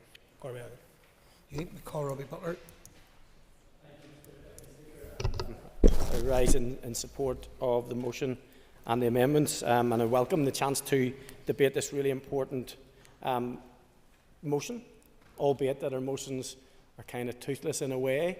And I do agree with the Leader of the Opposition in that regard, that we do move at pace, that we're actually seeing these things materialise. But it is right, and has been pointed out, that 25% of our population lives with a disability or a long-term health condition. But behind those statistics, Mr Deputy Speaker, we are talking about individuals, children, parents, colleagues and neighbours who face on a daily basis inequalities and barriers that many of us cannot fully comprehend. From physical inaccessibility to digital exclusion, from discrimination in the workplace to gaps in public service provision, the challenges they face is profound. And if any of you have been watching my colleague Andy Allen's recent Twitter and you'll know Andy's he's indestructible. He'll face any wall. He'll just keep going. But even on a regular trip across the water, we see that the big airlines are not actually making their journeys accessible, which can be quite humiliating, actually, and it's not acceptable. But what I will say about our disabled community is that they have incredible resilience. Their contribution to society is immeasurable. However, we need to do better and ensure that they have their rightful demand for equity and inclusion is absolutely met. But as chair of the All-Party Group on Disability, I've had the privilege of working alongside some tireless advocates. One or two of them have already been mentioned. I'm going to read them into the Hansard, if that's okay, and that is Joanne Sampson, young Andrew Hamilton, Sean Fitzsimmons and Patrick Malone. I'm sure you will have come across some of those guys, and I know there are more. But their dedication has been relentless, their advocacy persuasive, and their impact invaluable. And together we've made strides, but together we're reminded that we must go much further.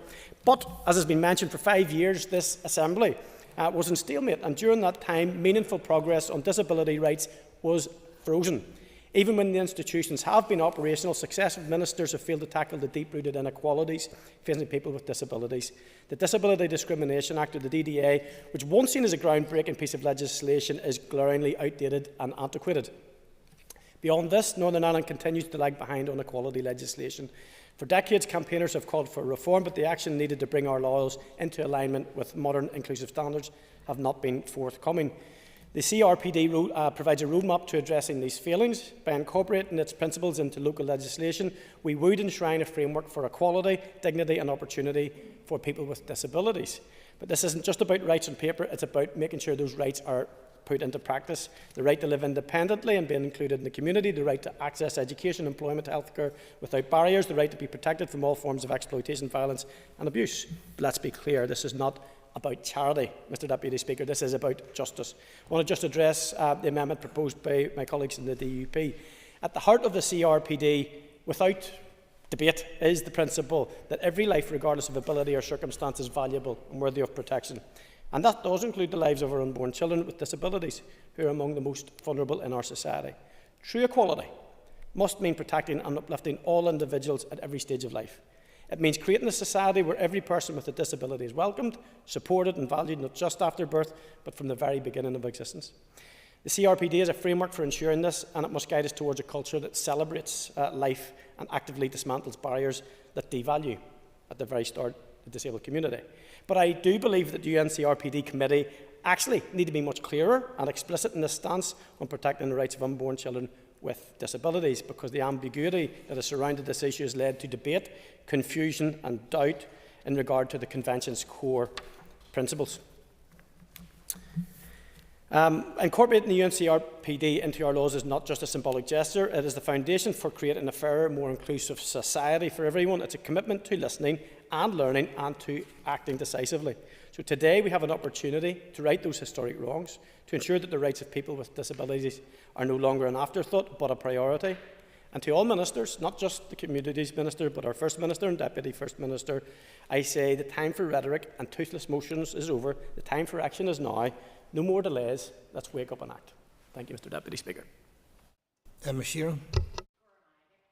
Concordia. I rise today in support of this motion and commend the proposers for bringing it before the House. I believe this is a valuable debate to have, and incorporating the UNCRPD is a practical step that we can take in supporting those across society who live with a disability. And it's something that came up quite a lot during the Bill of Rights process that we had during the last mandate, when we took presentations from a number of vulnerable groups across society, and I know other members of that committee are in the chamber here and will concur with me that we heard time and again that the experiences of those who live with a disability are negative because of their lack of access to rights, our punitive benefit system and how it punishes people who cannot complete the daily tasks that an awful lot of us take for granted, and how humiliating and demoralising the process for applying for PIP and, in the case of children, DLA is, and something that we would like to change. And obviously that's a benefit system that we have inherited from 14 years of the Tories in power.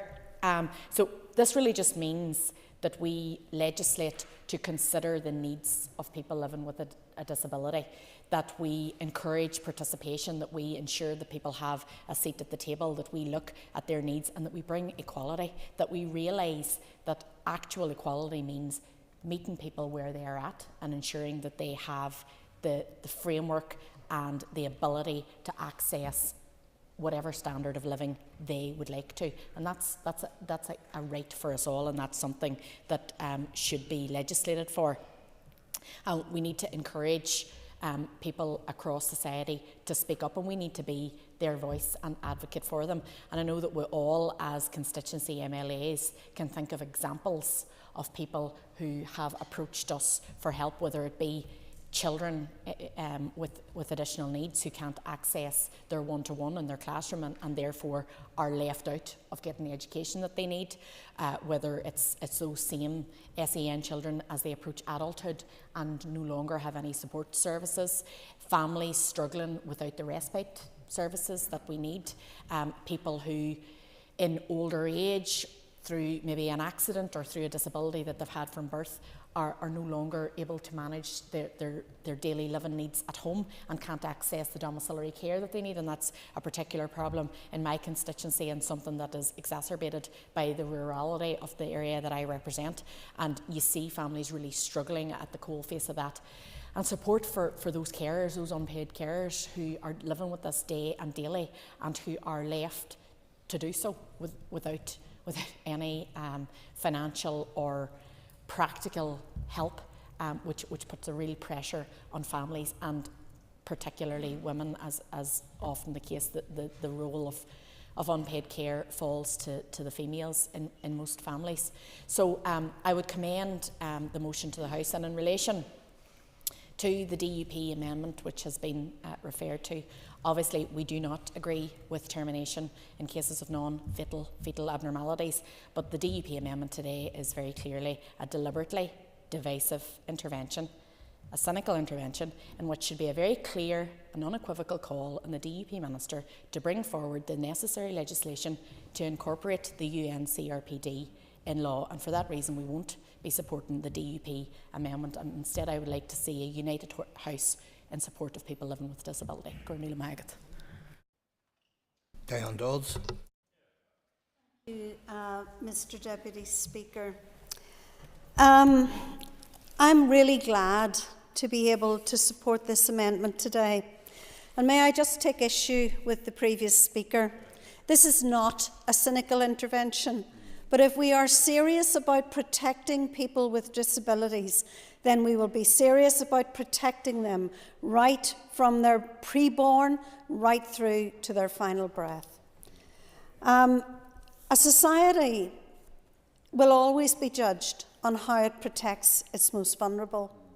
And I am glad that in the DUP we are a pro-life party and we take a view on issues regarding life and the sanctity of life. And we are supporting the right to life from the womb right to the final breath. So therefore, this conversation in this chamber today is important. And this amendment in the context of this debate is equally important and clearly outlines our view that all life is important, and that includes those who have a disability. Our amendment focuses on the issue of selective abortion on the grounds of fetal impairment, and it vexes me greatly that Northern Ireland, once the safest place for the preborn, is now one of the most dangerous places for the preborn in Europe. That vexes me very, very greatly. The Committee on the Rights of Persons with Disabilities of the United Nations has stated that the abortion of children because of a disability violates the Convention on the Rights of Persons with Disabilities. The Committee declared that laws which explicitly allow, and I quote, laws which explicitly allow for abortion on the grounds of impairment violate the Convention on the Rights of Persons with Disabilities, Articles 4, 5 and 8.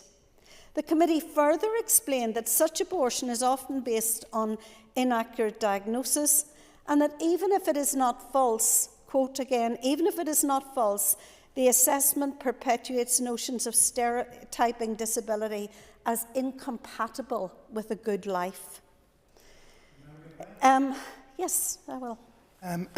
Is the member aware of the 2008 joint statement between the UN Committee on the Elimination of Discrimination Against Violence Against Women, the CEDAW group, and the Committee on the Rights of Persons with Disabilities, which states that access to safe and legal abortion, as well as related services, are essential aspects of women's reproductive health? An extra minute. I understand that the member is pro-choice, and that's your right and your choice to make that.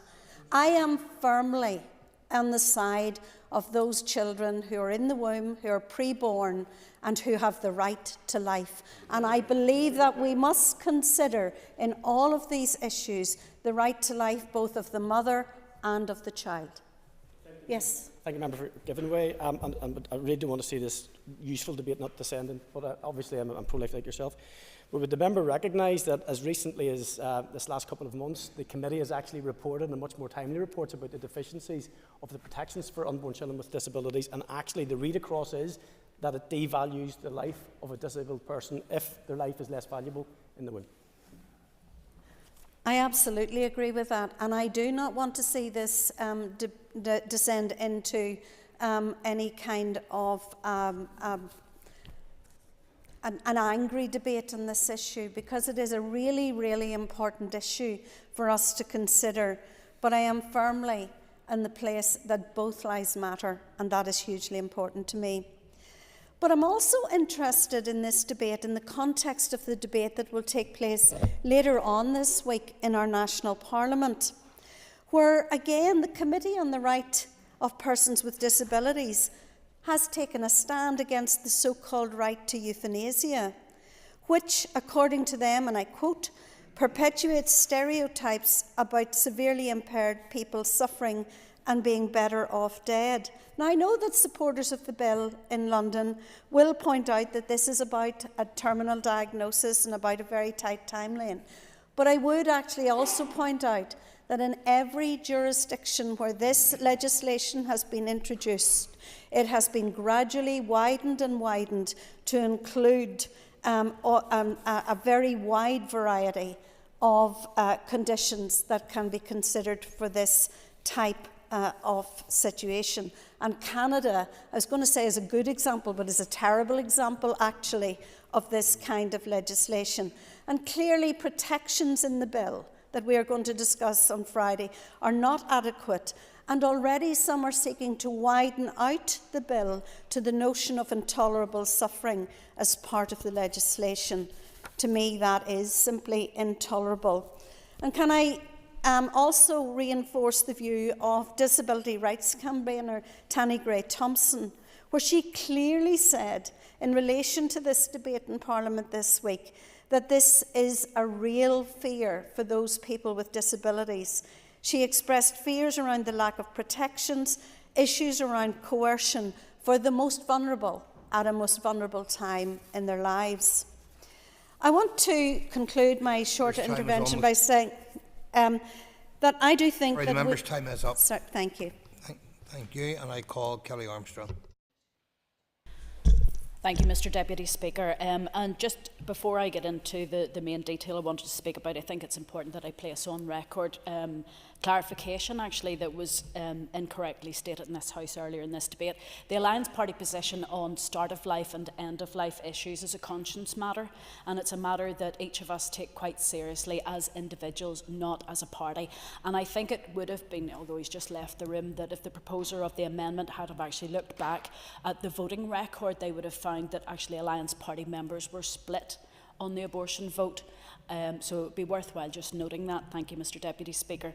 But getting back to what is the actual motion today, to quote from the 2022 report, Progress Towards the Implementation of the UNCRPD in Northern Ireland, a contributor sums up the feelings of people with disabilities when they said, "Enough with lip service and nods to what should be done. Try doing something to the benefit of disabled people."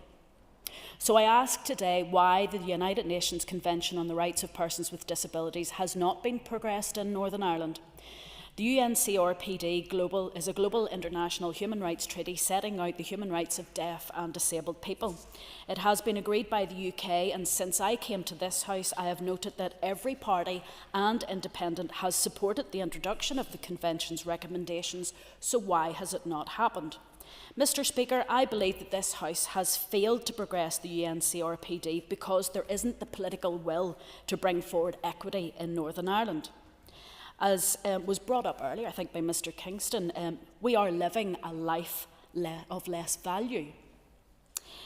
Parties can prove me wrong by prioritising the rights of people with disabilities in the programme for government and ensuring the budget is invested in positive and targeted actions.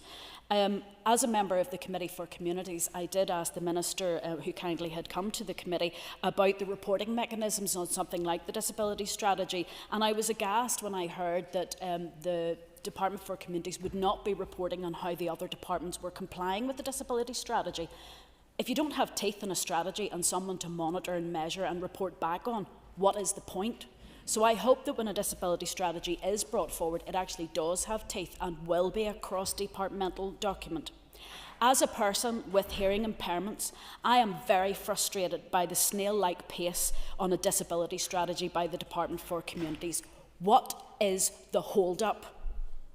As a person with disabilities, I am affronted by the fact that it still hasn't been brought forward. The lack of transparent awareness by the Executive on the necessity for improvements to reduce discriminations for persons with disabilities across Northern Ireland is a disgrace. It's as if the Executive has chosen to ignore the rights of citizens. Every Executive department must do better to ensure that the deaf and disabled people have the same rights as non-disabled people. This includes access to health. For example, why is finding a sign language interpreter so different for a patient who is deaf? Some of you may have received the communications about a lady who was deaf who had to go through birth without a sign language interpreter to help her. How isolating was that? Why were do not resuscitate orders issued for people with disabilities, especially people with learning disabilities during COVID? And I would ask the members who are pro-life, when did you cry out against that? Because I am disgusted that people with learning difficulties their lives were going to be ended purely because they had learning difficulties and they had COVID and they were in a hospital, honestly. And although the Health and Social Care Council Hospital Passport scheme has been developed, why do no frontline people know anything about that? This is something that could help people with learning disabilities who are non-verbal. Why do people with disabilities and their families have to fight for appropriate access to health all the time? Mr. Speaker, I can go on. It's about access to transport, why people with mobility issues or wheelchair users have to book 24 hours in advance when nobody else has to. Education, why are so many people with special education needs left without a school place? And why almost every year do we have a child left abandoned on a school bus? When adopted, the UNCRPD actions would enable access to an appropriate home, yet the design and provision of accessible accommodation has some of the social housing's longest waiting lists. Access to employment. Why is it all part-time and short-term contracts? Why can't we have permanent support for permanent employment? Mr. Deputy Speaker, by adopting UNCRPD recommendations into legislation, Northern Ireland can move from one of the most exclusive places for people with disabilities into one of the most progressive. I want Northern Ireland to be more equitable. To be equitable, there needs to be positive action taken to enable every citizen to have equal inclusion and access. Thank you. Thank you. Call Paula Bradshaw. Thank you, Deputy Speaker. I wasn't going to speak in this debate, but some of the comments from Mr Kingston I felt really did need to be challenged. I'm very pleased that my party colleague Kelly Armstrong has addressed the majority of them, and I would very much agree with Diane Dodds in her assertion that she didn't want this debate to descend into one around abortion. But I did take great exception to the commentary around our position of the severe fatal impairment bill at the time.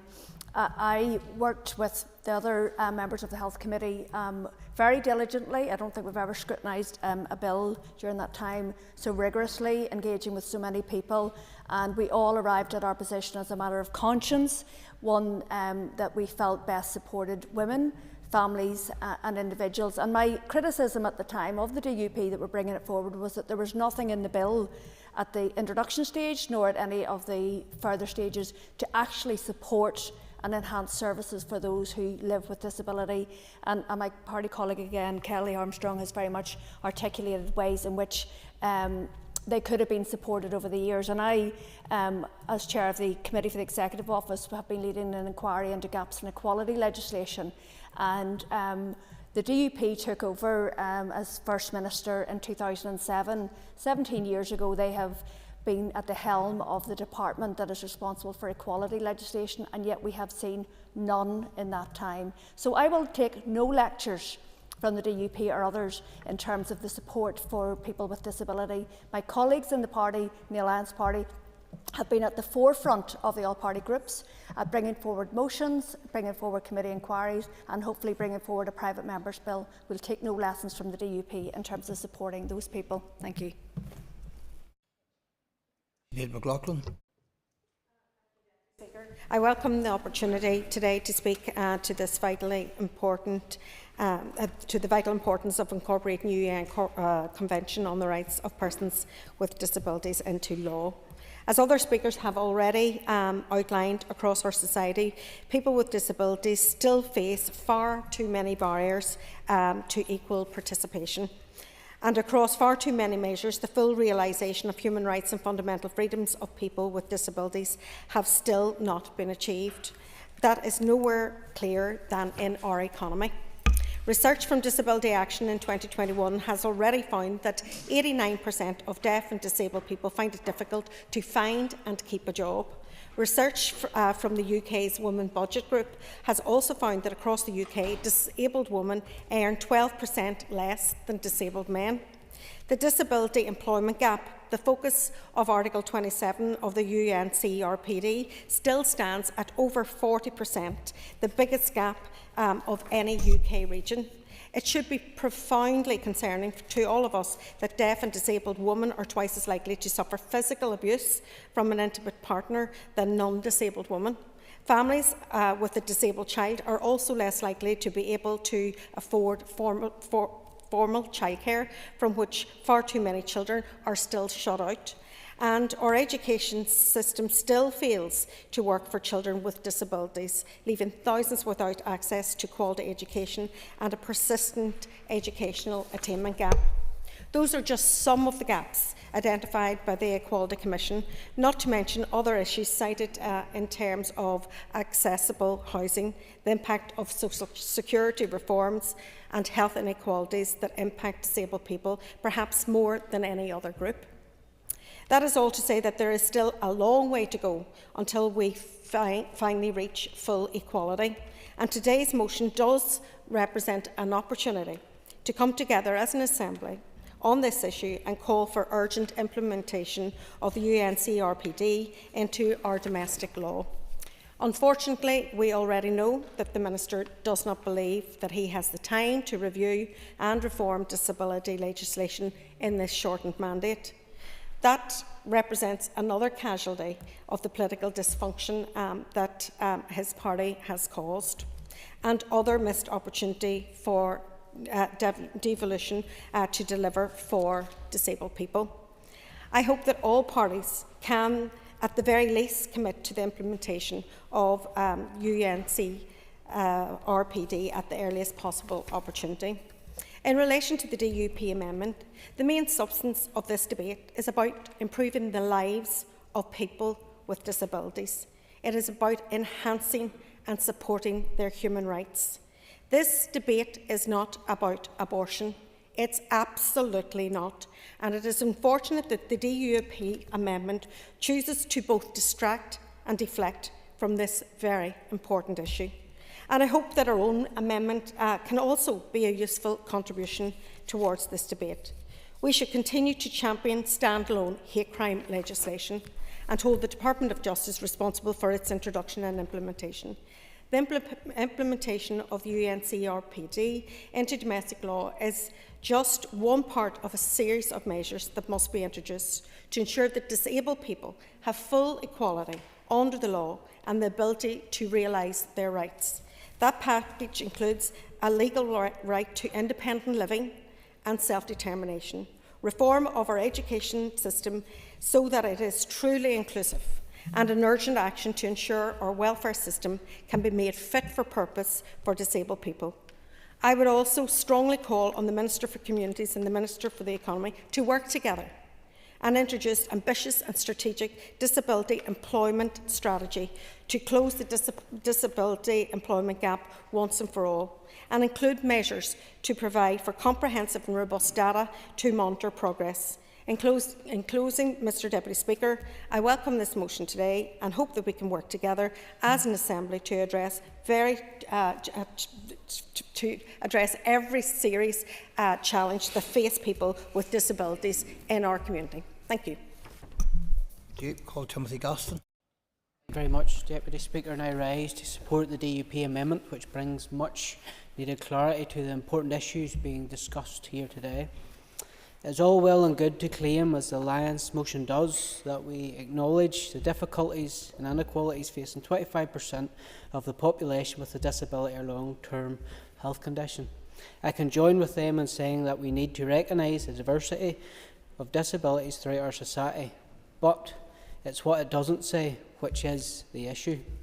There is no acknowledgement of the fact that in Northern Ireland we have the most brutal of assaults on people with disabilities, and that when legislation came before this House to address it, the Alliance Party in the main opposed it. How loving, how compassionate does one have to be to believe that people with a disability or long-term health condition would be better off never being born? How can you, on the one hand, say we need to recognise the diversity of disabilities in society and ignore the fact that fewer people are being born with disabilities expressly because of the abortion laws in our province? Yep, go on ahead. As someone who actually did vote with the Alliance, or with the DUP, sorry, in the last debate on abortion, because I too believe that people with disabilities, they shouldn't be used, or as unborn babies that have disabilities shouldn't be used as a reason for abortion. Does the member then agree with me that a woman should not be asked to have to justify her request for an abortion by giving a reason? It's up to her and her medical profession, whoever her doctor is, to help make that decision. Members, an extra minute. I welcome the intervention. It gives me the opportunity to say that I'm pro-life and always will be. We shouldn't be taking the decision to end the life of a child. It's not the child's fault, and I'm unashamedly pro-life and will remain to be so. When my predecessor, Jim Allister, asked the Minister of Health what happened to bodies of aborted babies, he didn't get a straight answer. Why isn't there concern for them? One thing we do know is that since the change in the law, somewhere in the region of 8,500 children have never got a chance to live in Northern Ireland. Members, that's a disgrace. But I would also like to touch on something else. The fact that I will judge the sincerity of how much of the members of this House value the lives of the disabled by how their MPs will vote in the assisted suicide bill when it comes before the Commons. If the law is changed in this issue, it will send a chilling message to those with disabilities. Such legislation has the potential to change the culture of society so that the elderly see themselves as a burden. There's a very real risk that what was introduced supposedly as providing people with a choice will become an expectation. Tellingly, even co-sponsors of the bill are unable to tell us how a judgment can be made on whether someone has been coerced into availing of the provisions of the bill. In light of the significant financial windfall that death brings to some people, this is a most serious issue. So, it's all well and good to bring a motion telling us how you value the disabled. Regardless of the result today, nothing will change. But there's another debate this week on legislation which is a direct threat to those with disabilities, the assisted suicide bill in Westminster. One has to only look at what happened in Canada, where there is already provision for this. Disabled people recount how they have been offered euthanasia multiple times, how they have been traumatised, how they have felt devalued. One disabled person expressed it this way: they look at people with disabilities and see us as just better off dead. There is nothing loving or compassionate about such an outlook, whether one is talking about pre or post-born.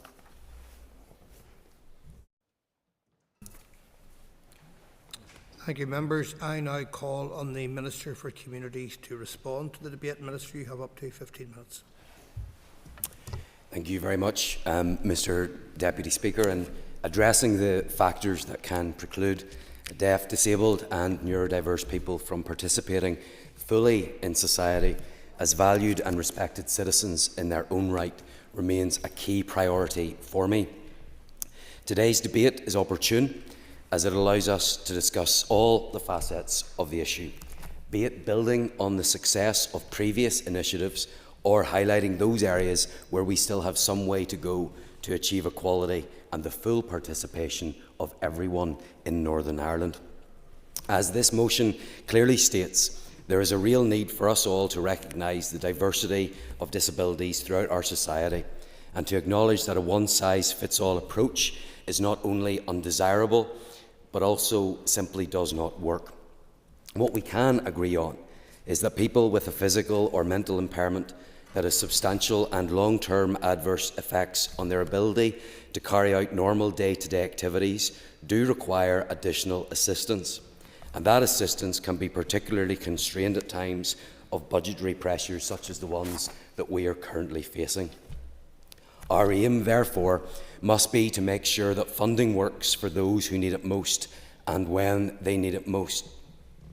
The initiatives we deliver, therefore, need to be effective and, just as importantly, to be sustainable in order to deliver lasting positive change.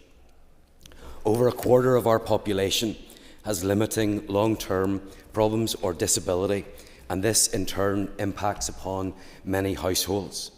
A robust portfolio of targeted strategies is pivotal to addressing these issues and to coordinating the work needed to be done. Hopefully, all members will be aware that my department is presently leading on progressing the Executive's disability strategy, as well as a disability and work strategy, and I have tasked my officials with progressing this work at pace. In the course of this work, I have listened to many people in the disability sector, and I want to thank those who have engaged with me so far, and I will continue with these helpful meetings moving forward. Inclusion and accessibility are the preconditions for deaf, disabled and neurodiverse people to live independently and to participate fully in society on an equal basis to others. We know this because they have told us. Therefore, one of my key objectives as Minister is to move beyond a disability strategy that sets out visions for improving the lives of deaf and disabled people to a strategy with a focus on delivering clear, tangible results. I am pleased to say that the ongoing development and co-design of the Executive's Northern Ireland Disability Strategy has provided an opportunity for the views of many deaf and disabled people within our community to be heard, and an opportunity for them to actively participate in that strategy co-design. This will continue through a further stakeholder engagement process. And I want to pay tribute to the valuable progress made to date, and I want to take this opportunity to reiterate the overriding principle of such work: nothing about us without us. Now, at times, progress is slower than what we would all hope for. However, we cannot lose sight of the fact that all of our people deserve to live happy and enriching lives.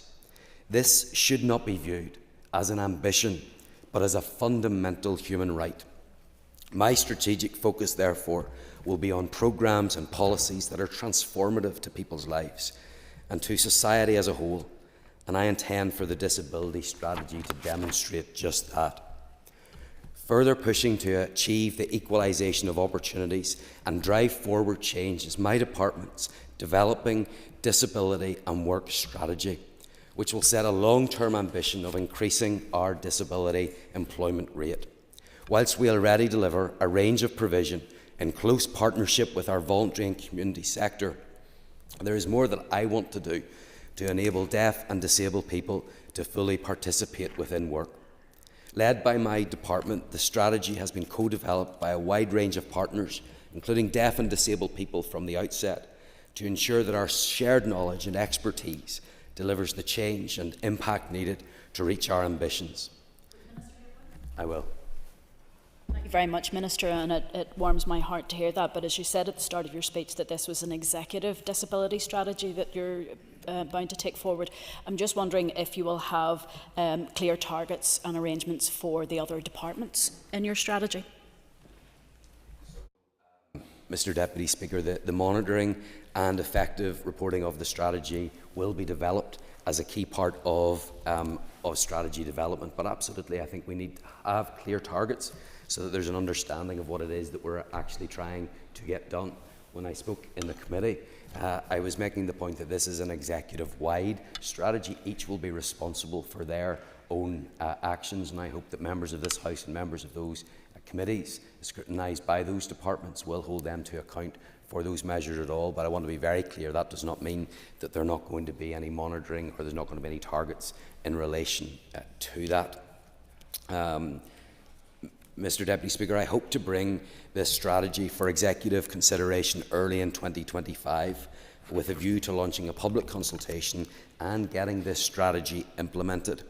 There has been a call from members today and from the disability sector for the United Nations Convention on the Rights of Persons with Disabilities to be incorporated into local legislation, and the motion today calls for this very thing.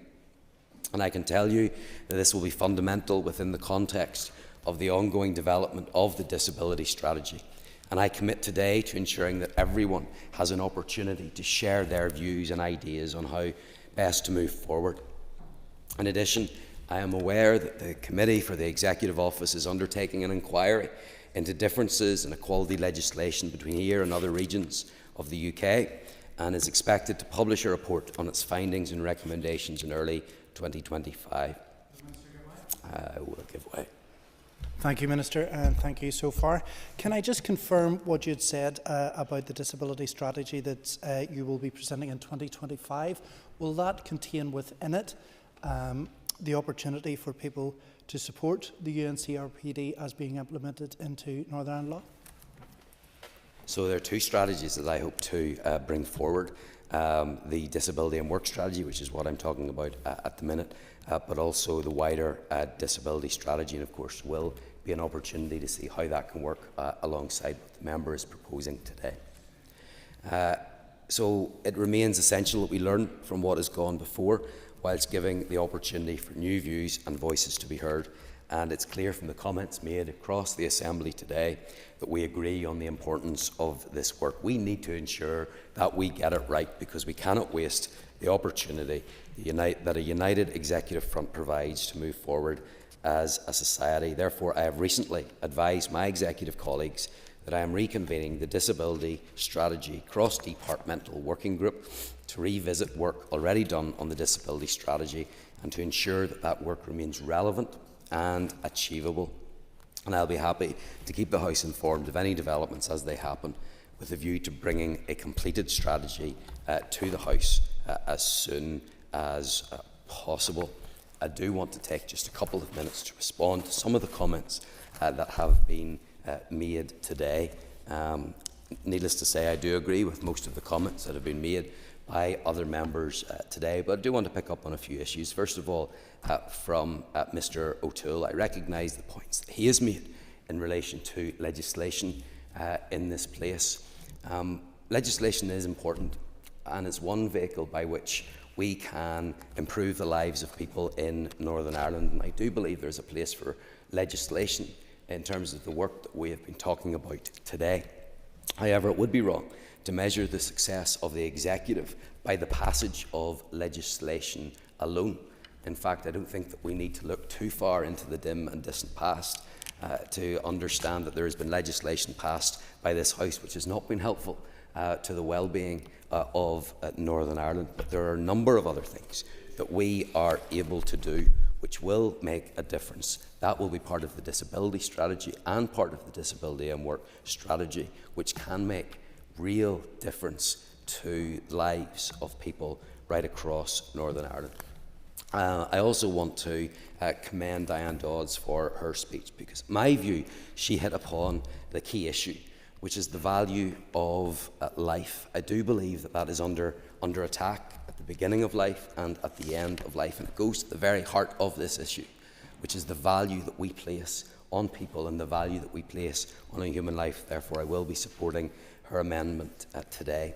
Can I also refer to remarks that Kelly Armstrong has made? And first of all, can I commend her for her work on this issue? Can I commend her for the passion as well that she has shown in the debate today? And I agree with much of what she has said, and in particular in relation to sign language and the lack of interpreters in particular. she will understand that this has been an issue for me for many years. This is something that I want to move forward with very quickly.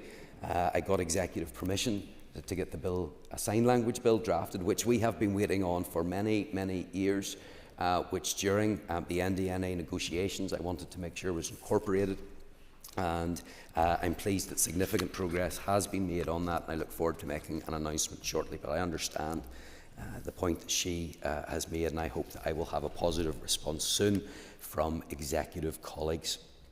And just to pick up on the point that she had made, yes, those do not resuscitate orders.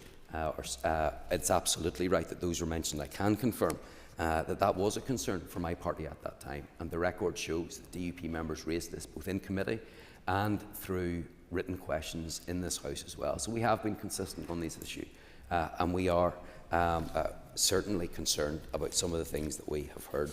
Finally, I want to just address a comment that Sinead McLaughlin made in relation for the need to work together with DFE. That's absolutely something that I am committed to doing, and something that she will see within the disability and work strategy as well. Because quite frankly, Mr. Deputy Speaker, I think it's shameful that we have so many people who are disabled, who want to work, but who cannot break down those barriers to getting into work, and we need to help them to do that. It is shocking the gap for those who are disabled in Northern Ireland in terms of work. It is a disgrace that there's such a large gap between disabled people in Northern Ireland and the rest of the UK. That's something that I want to do something about, and I absolutely will work with the Department for the Economy and all other colleagues to make sure that those barriers are broken down as much as we can. So, Mr. Deputy Speaker, I am encouraged by the mostly positive views that have been shared today, and I believe that it demonstrates that we all have a common purpose here. I look forward to working with my executive colleagues, with members right across this House, and with our partners in the disability sector and beyond in a coordinated and effective way.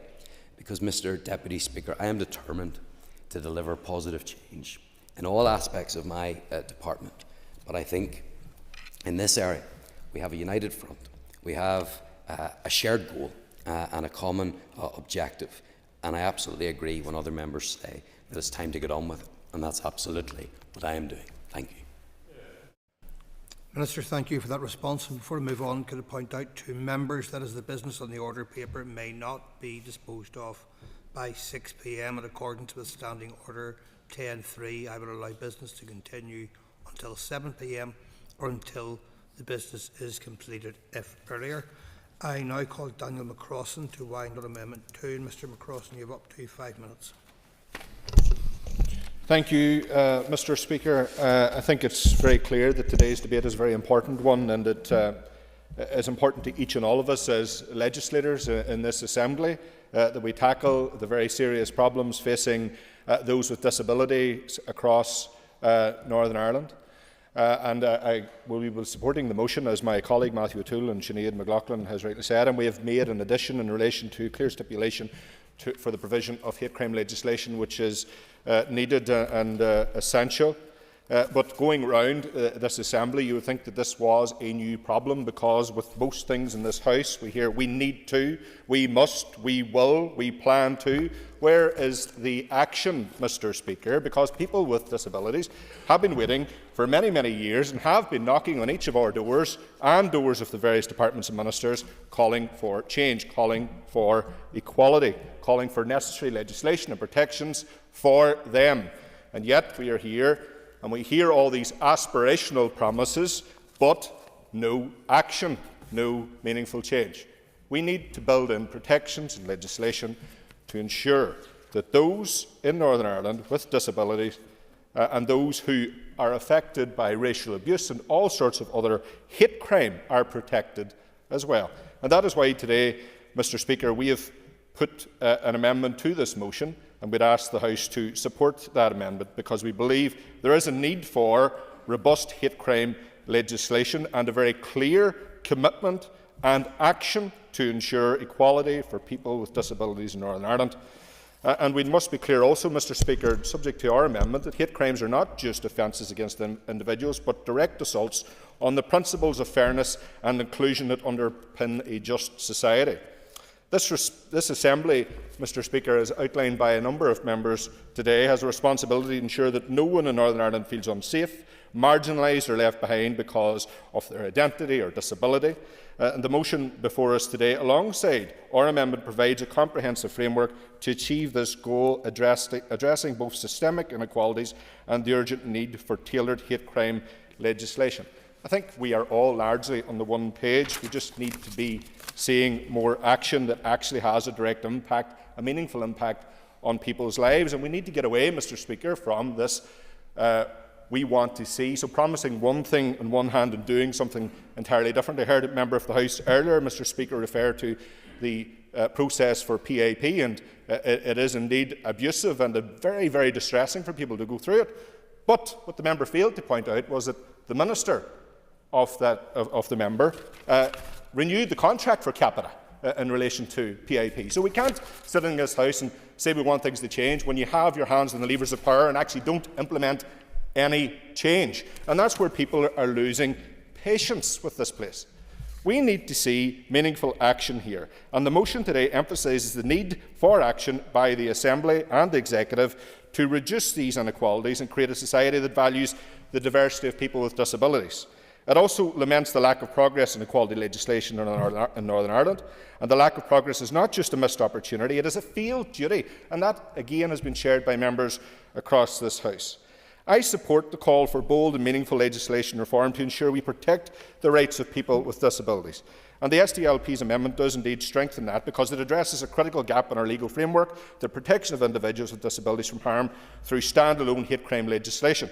Again, many parties have very clearly put their commitment and support to that. While the motion recognises systemic inequalities, our amendment goes further to confront the hostility and prejudice that too many people with disabilities face on a daily basis. Stand-alone hate crime legislation is essential to protect those who are often targeted not just because of their identity but also because they are perceived to be vulnerable due to their disabilities. This amendment sends a clear message that we will not tolerate hate or harm directed at any member of our community. And by introducing tailored laws, we ensure that these crimes are taken seriously and met with appropriate legal consequences.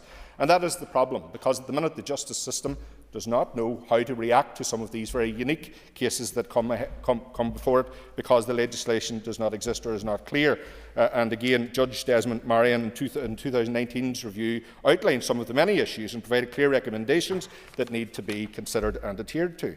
And also, we need to, in relation to the Alliance Party, and I'm glad they brought forward the motion and we will be supporting it, but attempts to fold hate crime provisions into broader justice legislation, as proposed by the Alliance Party, dilute the focus and undermine the effectiveness. This is a piecemeal approach and will not deliver the robust protections for our citizens and which they need. So I thank you, Mr Speaker. Thank you. I now call Maurice Bradley to wind on Amendment 1. Mr Bradley, you too have up to 5 minutes.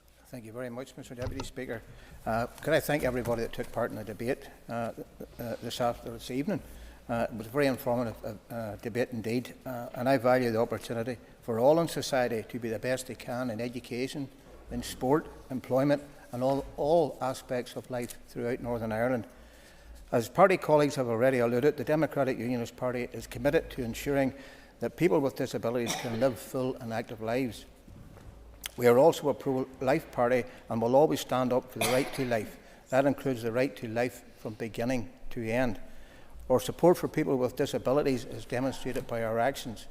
You have heard the Minister commit to a disability strategy, and also the Minister has committed to ensuring that members of the deaf community have the same rights and opportunities as those in the hearing community, and plans to introduce a sign language bill to the Assembly, a commitment in our manifesto. The Democratic Unionist Party has championed and delivered on more accessible play facilities for children and young people with disabilities across Northern Ireland's local councils, and have supported better changing facilities for all with disabilities. In the other House, our MPs have been a committed voice for people with disabilities, co-signing the Down Syndrome Act 2022, which was the world's first piece of legislation recognising people with Down syndrome as a specific minority group. And our MPs will vote against the assisted death legislation when it comes on at the weekend. We want to see a society that fully values those with disabilities. Education Minister Paul Gibbon has also made clear his commitment to supporting children with special educational needs, including those with disabilities. In April 24, the Minister announced investment in SEN Capital Programme. Over $51 million of capital funding has been invested through the SEN Capital Programme this year. As a party, we are in the business of delivery, and we will continue to deliver for those living with a disability. I would like to point out some of the things that was raised today.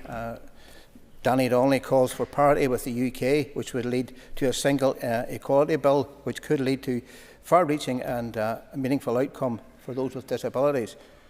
Brian Kingston highlights 1 in 5 have a disability in some form and calls for the executive to form a disability strategy group to ensure that the UNC RPD requirements are implemented. Can't read my own writing. Mr O'Toole prefers to debate legislation on disability strategy rather than a motion, a sentiment agreed by Robbie Butler and a sentiment that I would agree with myself, that the most important thing that we can do in here is debate legislation. The most important work we have to do in here is in the committees, yet Monday and Tuesday is taken up in motions.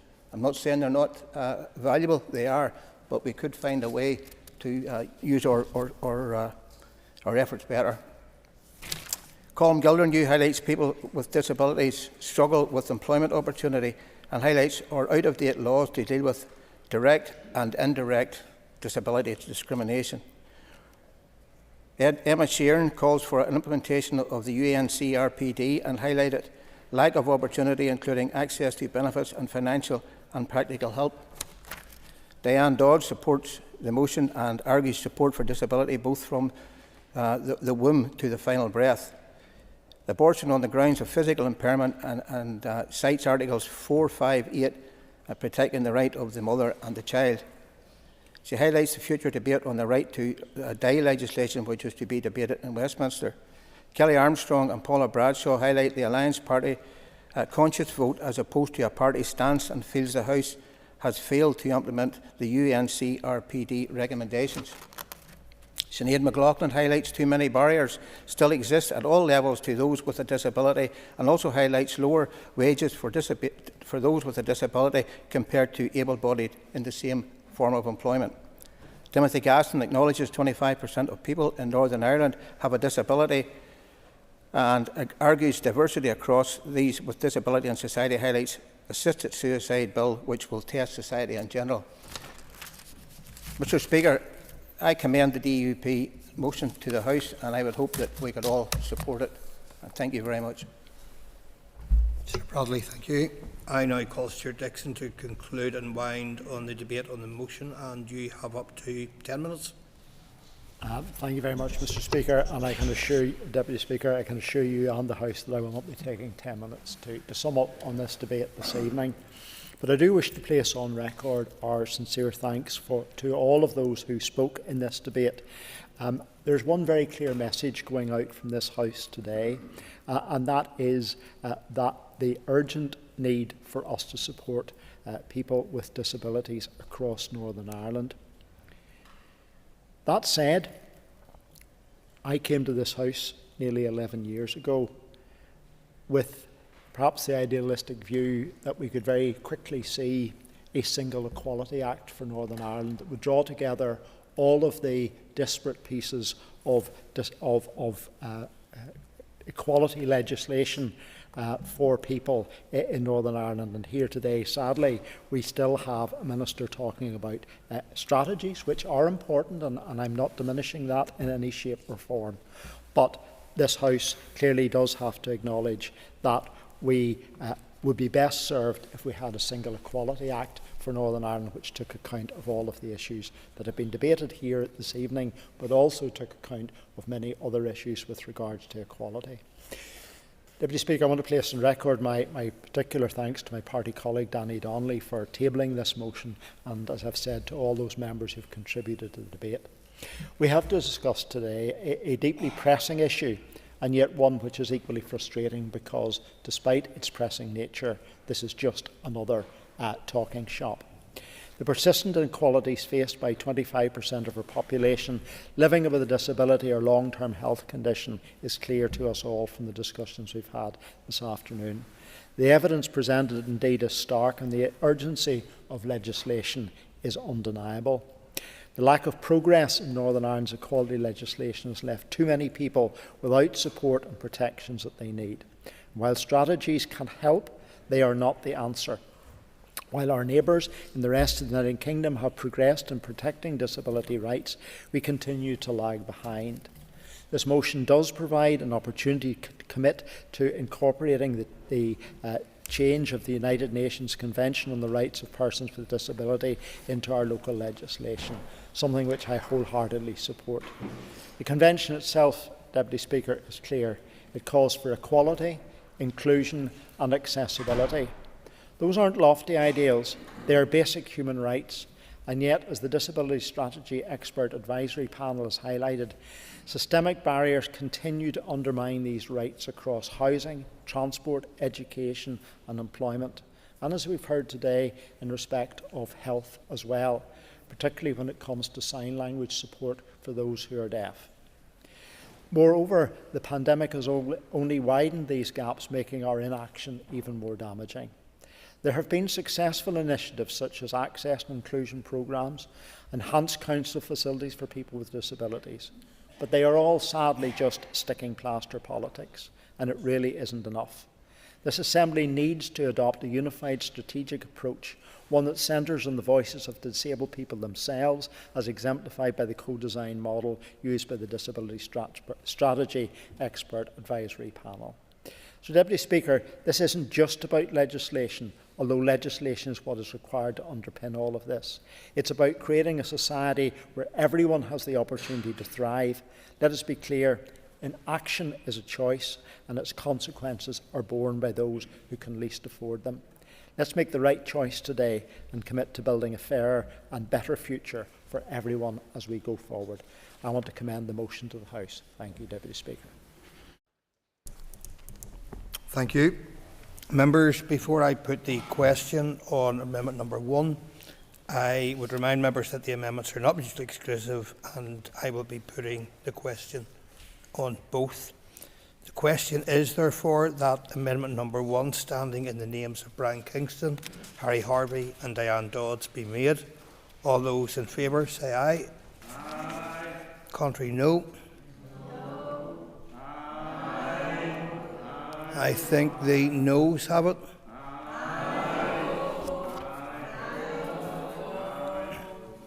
Clear the lobbies. The question will be put in 3 minutes.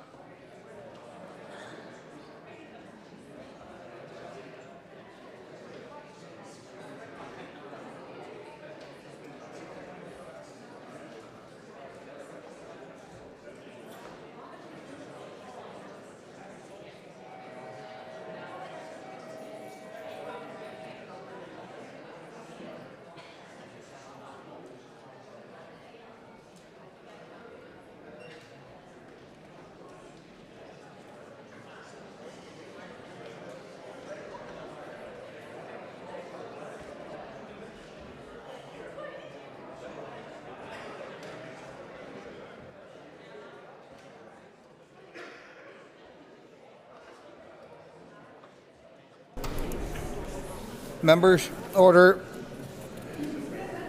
Order, members. Members resume their seats over on my right. Mr. Kearney. Members, resume your seats, please. Members, the question is that Amendment Number 1, standing in the names of Brian Kingston, Harry Harvey and Diane Dodds, be made. All those in favour say aye. Aye. Contrary, no. No.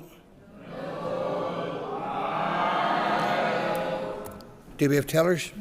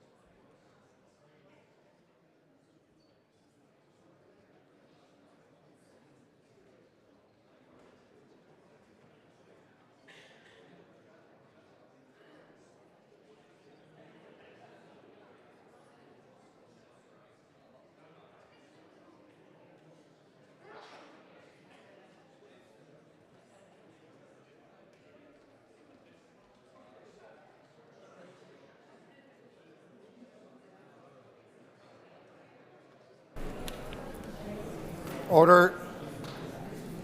Order. Tellers. Order. Tellers have been appointed as follows. Tellers for the ayes are Maurice Bradley and Brian Kingston. Tellers for the noes, Paula Bradshaw and Linda Dillon. Clear the lobbies. The Assembly will divide ayes to my right and noes to my left.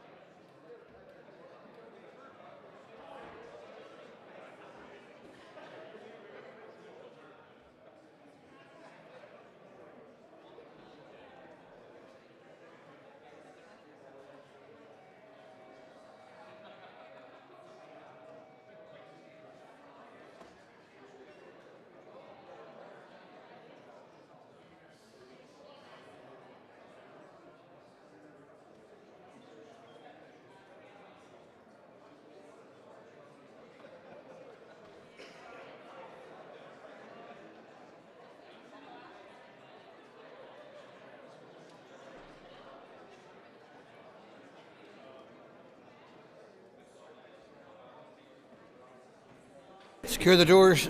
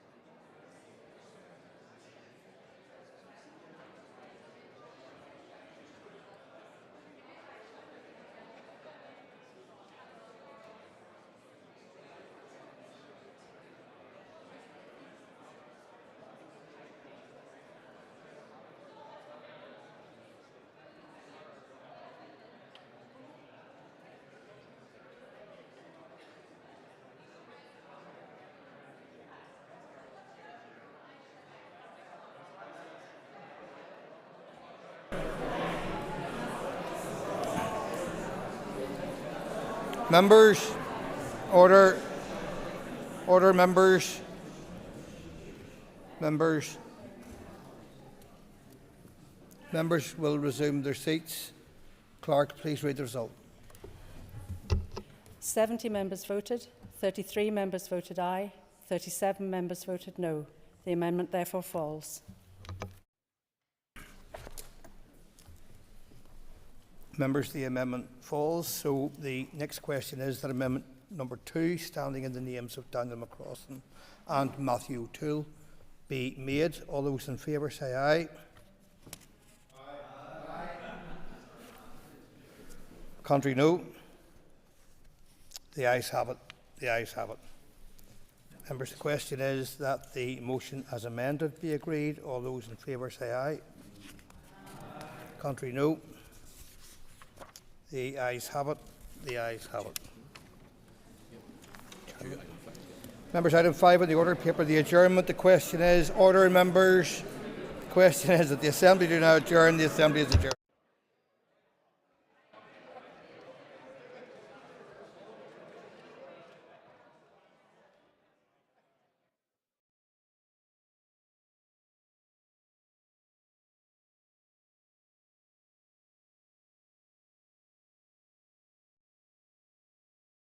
Assembly Chamber. Sound.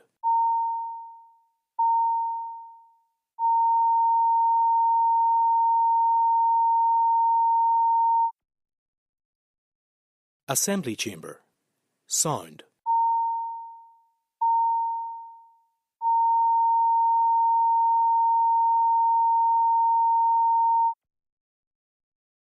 Assembly Chamber. Sound.